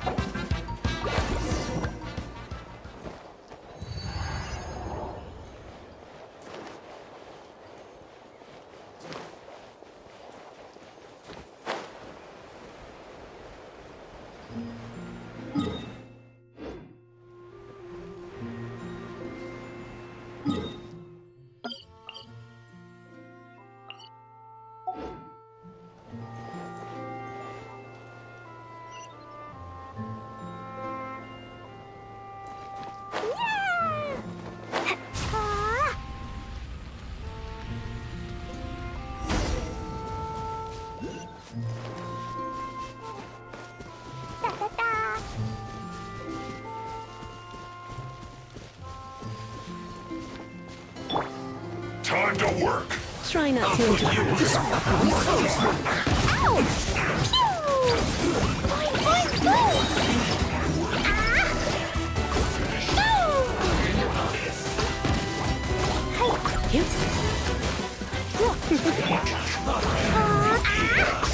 was well done.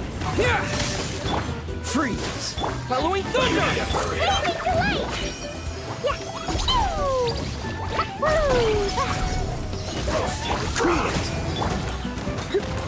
You're in. Lightning flash! You need to hurry up. Oh, so sorry. Freeze! This was well done.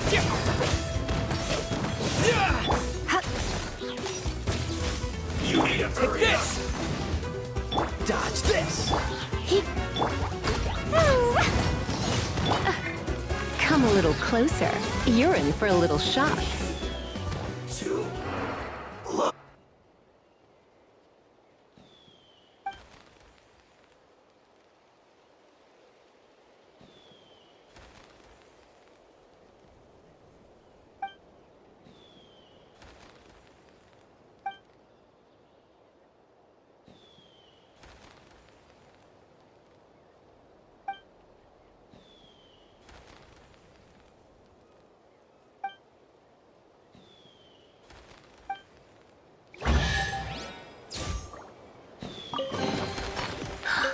Oh my.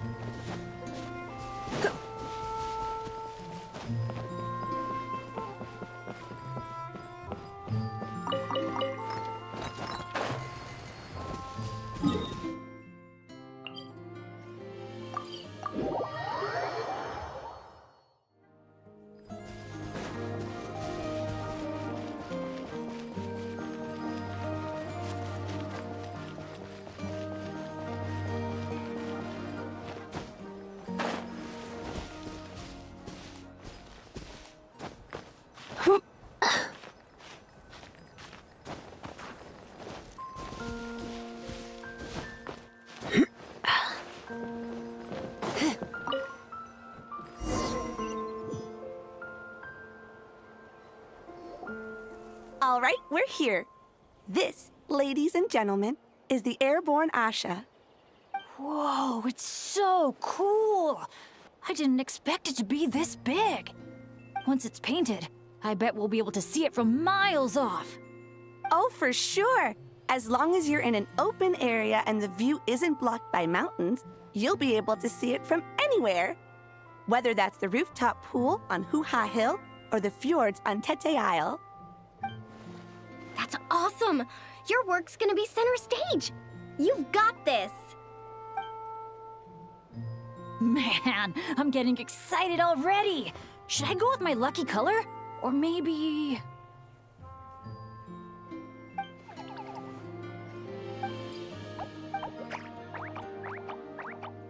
Wow! Did you catch any of that, Chaska? It's okay. I think I got the gist. He likes helping people, but it's the... He really said all that? From his All right, Asha. It's always important to...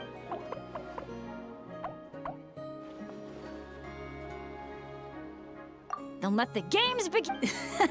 Sorry. All right, well, if both teams are ready...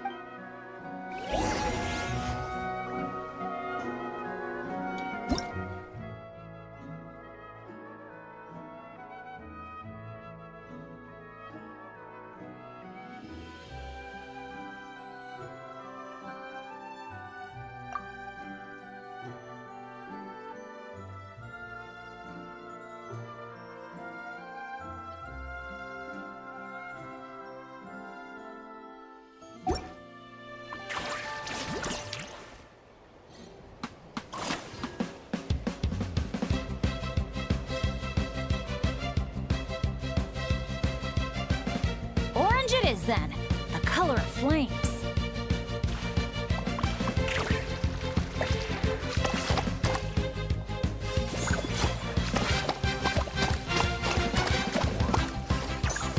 They're catching up. Gotta fire the paint bombs. Quick! What the? Since when did Bennett fight dirty like that? Sorry, but I respect you as an opponent, so I gotta go all out.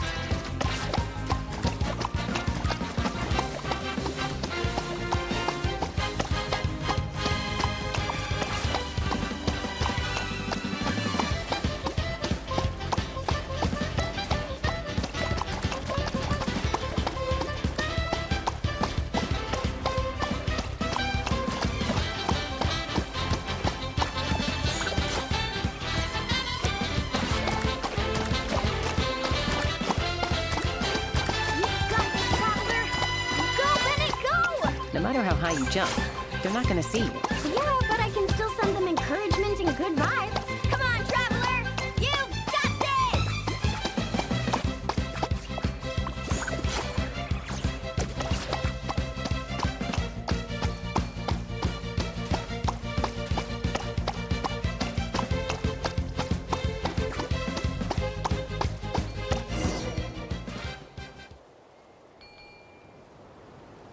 All right, with that, the Traveler takes the first round. Both competitors, please head to the top of the airborne Asha for the final showdown.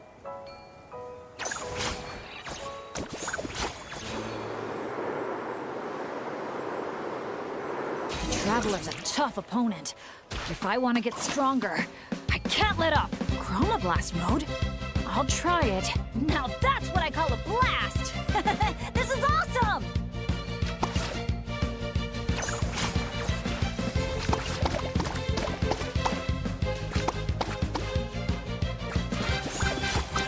That doesn't sound good. Better strike back with some color of our own.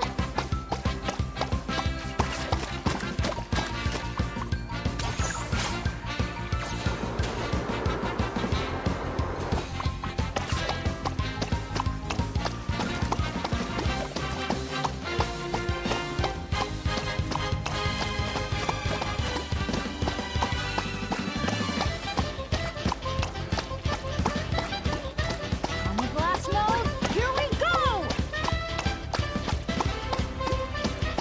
Huh? The visor's covered in paint? I can't see a thing now!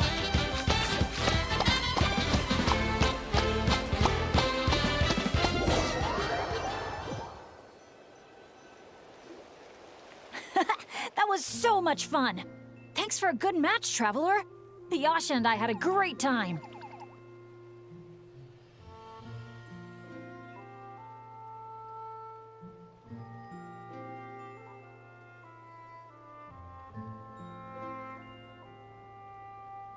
Nice work up there, guys!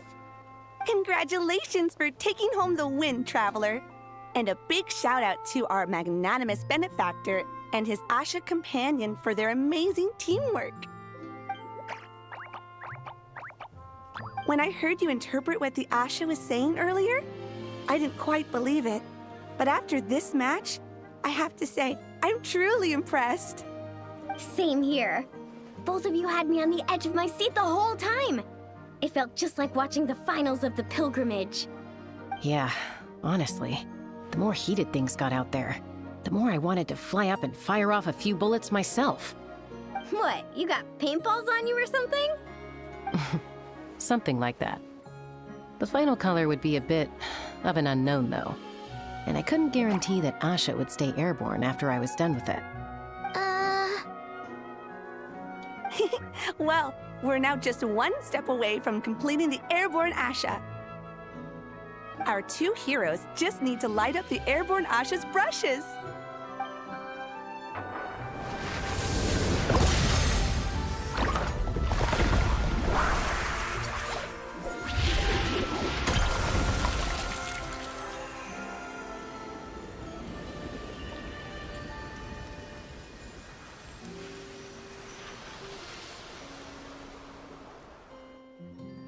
Looks amazing, right?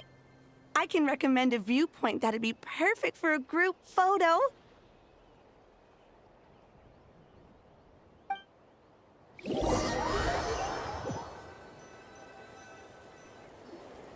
All right, the airborne Asha's looking great, and everyone's in the frame. Chaska, move a little closer to the middle. A job well done! Everyone ready? Hey, you need to get in the picture too. Yep, just 1 sec, and we're good. Okay, all set. 3, 2, 1... Asha!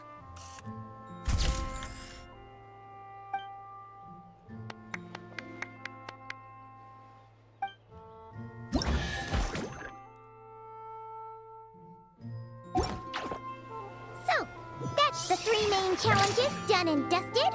That just leaves Tete Isle, right? Let's head back and get some rest. With any luck, it'll be open to visitors by tomorrow morning.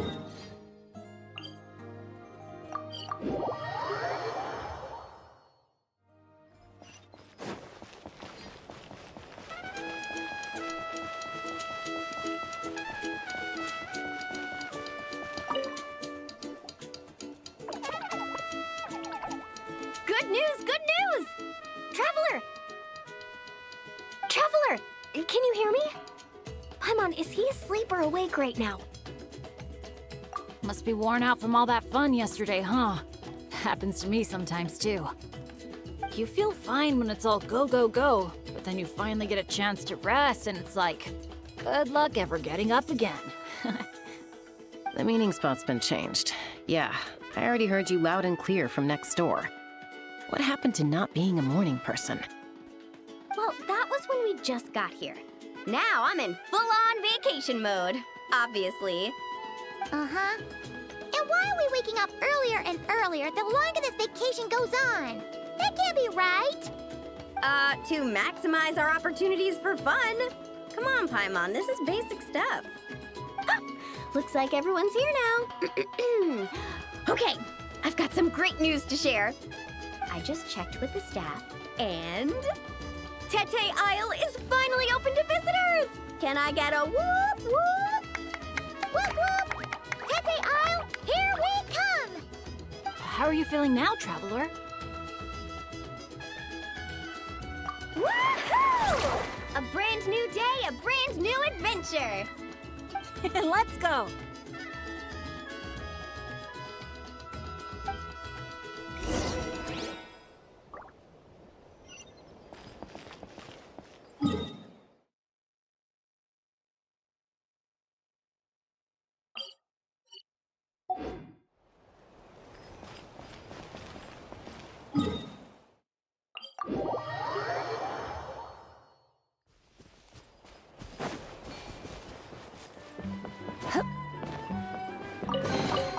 What do you think, cutie?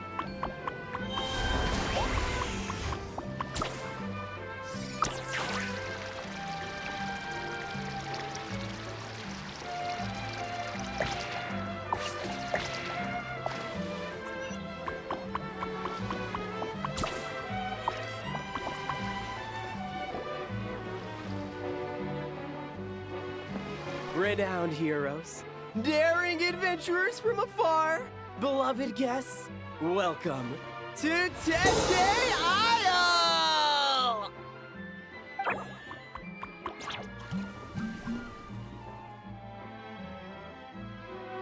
Whoa! Bottle popping right off the bat? Huh. They're sure going all in on the atmosphere building. You got that right. Tete Isle's all about high-energy party vibes. From our honey-sweet Aphemide to our exhilarating shows, there's something for all the senses. That's what the brochure says. And we're sure this place is rated E for everyone? Don't worry about it. I'm sure there are still plenty of things for little Paimon to enjoy. And if not, I'll personally fund something like that for our next visit. How about Mualani's Wibbly Wobbly Wonderland, complete with animal slides, musical rocking chairs, and all. So, a kids' play area? Come on, Traveler, this way! The dance-off stage is calling your name!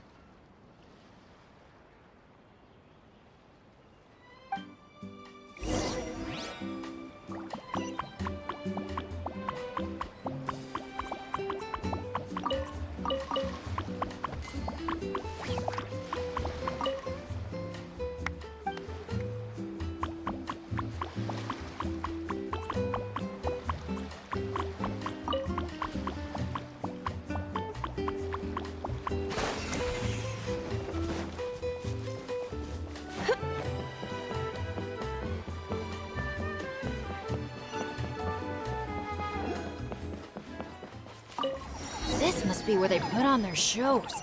It's huge. The resort's grand opening ceremony will be held right here. We do not want to miss that.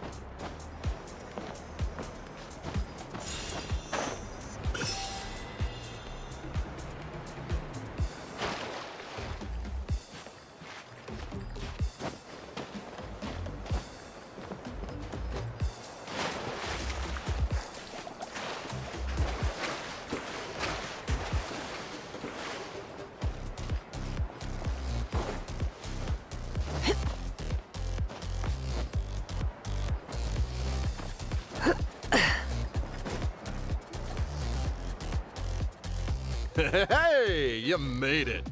Welcome. This is... Oh, leave this bit to me.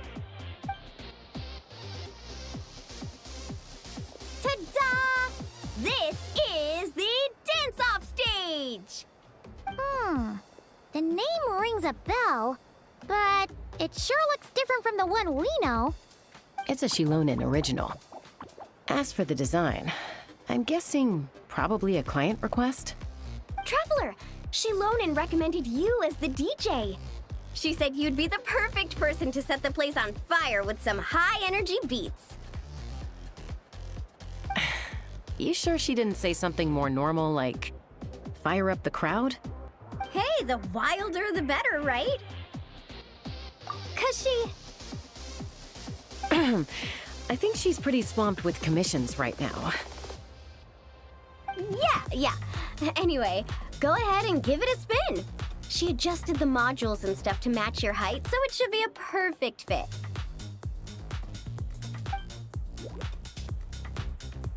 Hey guys, the Yasha just noticed that the area around the stage hasn't been painted or decorated yet. Should we add some color first? Ooh, that sounds like a great idea.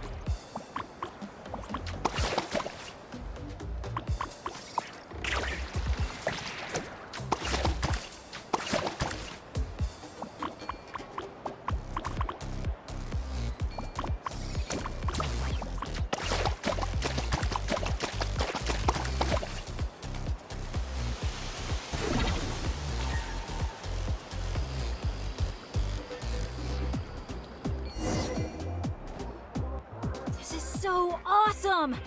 The stage itself even looks like it's dancing. Paimon can already imagine how amazing the show's gonna be. Hey, DJ, how about a quick spin? Call it a warm-up. Woohoo! Shake it!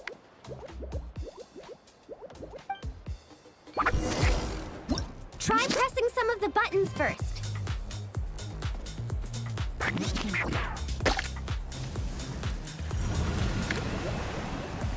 When you're ready, look to the right. Over here. See? Fire off that color cannon.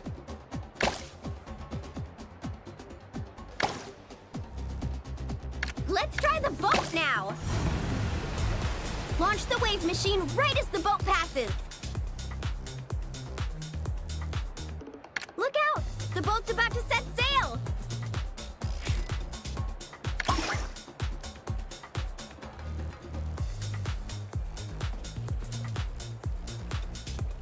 Nice! That's a wrap for the warm-up.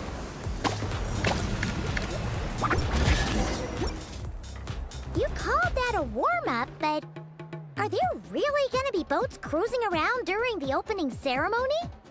Nope. That's when our synergy with the Traveler gets put to the test for real. You really can't keep a secret, can you?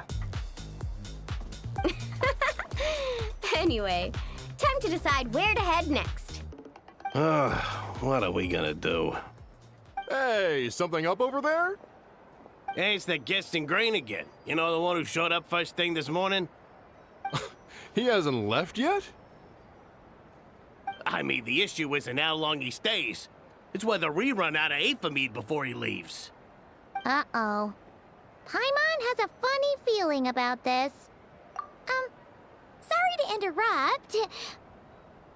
But that guest you mentioned? Yeah, there's a high probability he might actually be a friend of ours. Oh, does a guy with 2 braids and a little white flower tucked under his hat match who you're thinking? Ah, it really is tone-deaf Bard. You mean Bennett's travel buddy? That Bard friend of yours? Yeah. But just to be clear, Professor Venti is super responsible. I swear, if this is the first impression he's given you, there must have been some kind of mix-up. Bennett really hasn't seen the real Venti yet, huh? Huh? Huh. Anyway, your friend at a bar called the Dewdrop if you wanted to meet up with him. Let's go.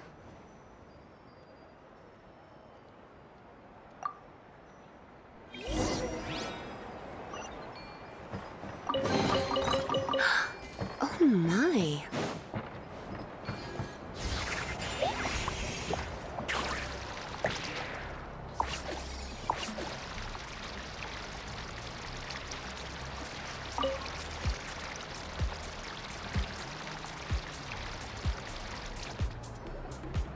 On the breeze drifts a fragrance I've sorely missed.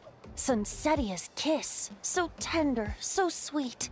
But what's this? A fiery twist!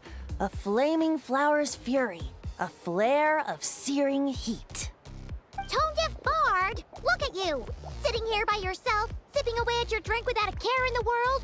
You're running this place dry, you know. You wound me, fair Paimon. To think you take me for such an ill-mannered person. Oh, no you don't. Paimon can see you gearing up to make excuses. Just give me a... Got it! Maybe participation in the brewing process was always meant to be a part of the Tete Isle experience. Why else would their stock of mead be so meager? It must be their intention for visitors to help replenish it. You crafty little... Oh. Fine. That actually does make sense. It's been a while, traveler. These must be some of your new friends. Greetings. Oh, allow me to introduce you. This is Mualani. She's unbeatable out on the water. Practically owns Wavy Bay. And this is Chaska. She's super dependable and so fast that even her bullets can barely keep up with her. And then there's this Asha, my new adventure buddy. We're really close already. Hey there, everyone. You can just call me Venti. I like to keep things casual. Hello. It's so nice to meet you. Bennett's told us all about you. Small world. I've heard quite a bit about you from a friend as well. Oh, who? Kachina? Kanich? Someone who knows how to party hard and drink even harder. Come on, just tell us already. It's a secret, and I expect anyone who's guessed the answer to keep it that way. Man, you're nothing like I thought you'd be. When I heard Bennett call you Professor, in all honesty, I figured you'd be a lot older. Well, when I do turn old and gray, I hope I get the chance to hold another love poem crash course. You and the Mare Javari, so close and yet so far. One at the edge of the world, the other in the center of my heart. Well remembered, traveler. No matter how old I get, I don't think I'll ever forget the poems my students wrote that year. Such a charming little verse. A charming little verse indeed. Oh, now's probably not the time for a trip down memory lane, is it? Right you are. Now's the time to raise a glass in celebration of new friendships. Bartender, a few more glasses of that refreshing Aethamide I was just enjoying, if you'd be so kind. I'm afraid you just polished off the very last glass. Oh, that's an unlucky coincidence. Our exceptionally, well-hydrated guest is certainly right about one thing, however. You're all more than welcome to take part in the Honeydew Craft Brew experience and try brewing some yourselves. Any takers? Sounds great! Where is it taking place? That didn't take too much convincing. Well, since the traveler was kind enough to answer on my behalf, how could I possibly turn down such a warm invitation? It's just over there if you're interested. In that case, why don't we all split up for a bit? We can pick a spot to regroup and meet up there later. Oh, I know a place. A little bar called Me and Dew. It's a great place to relax, and there's more than enough mead to go around. All right, let's meet there later then.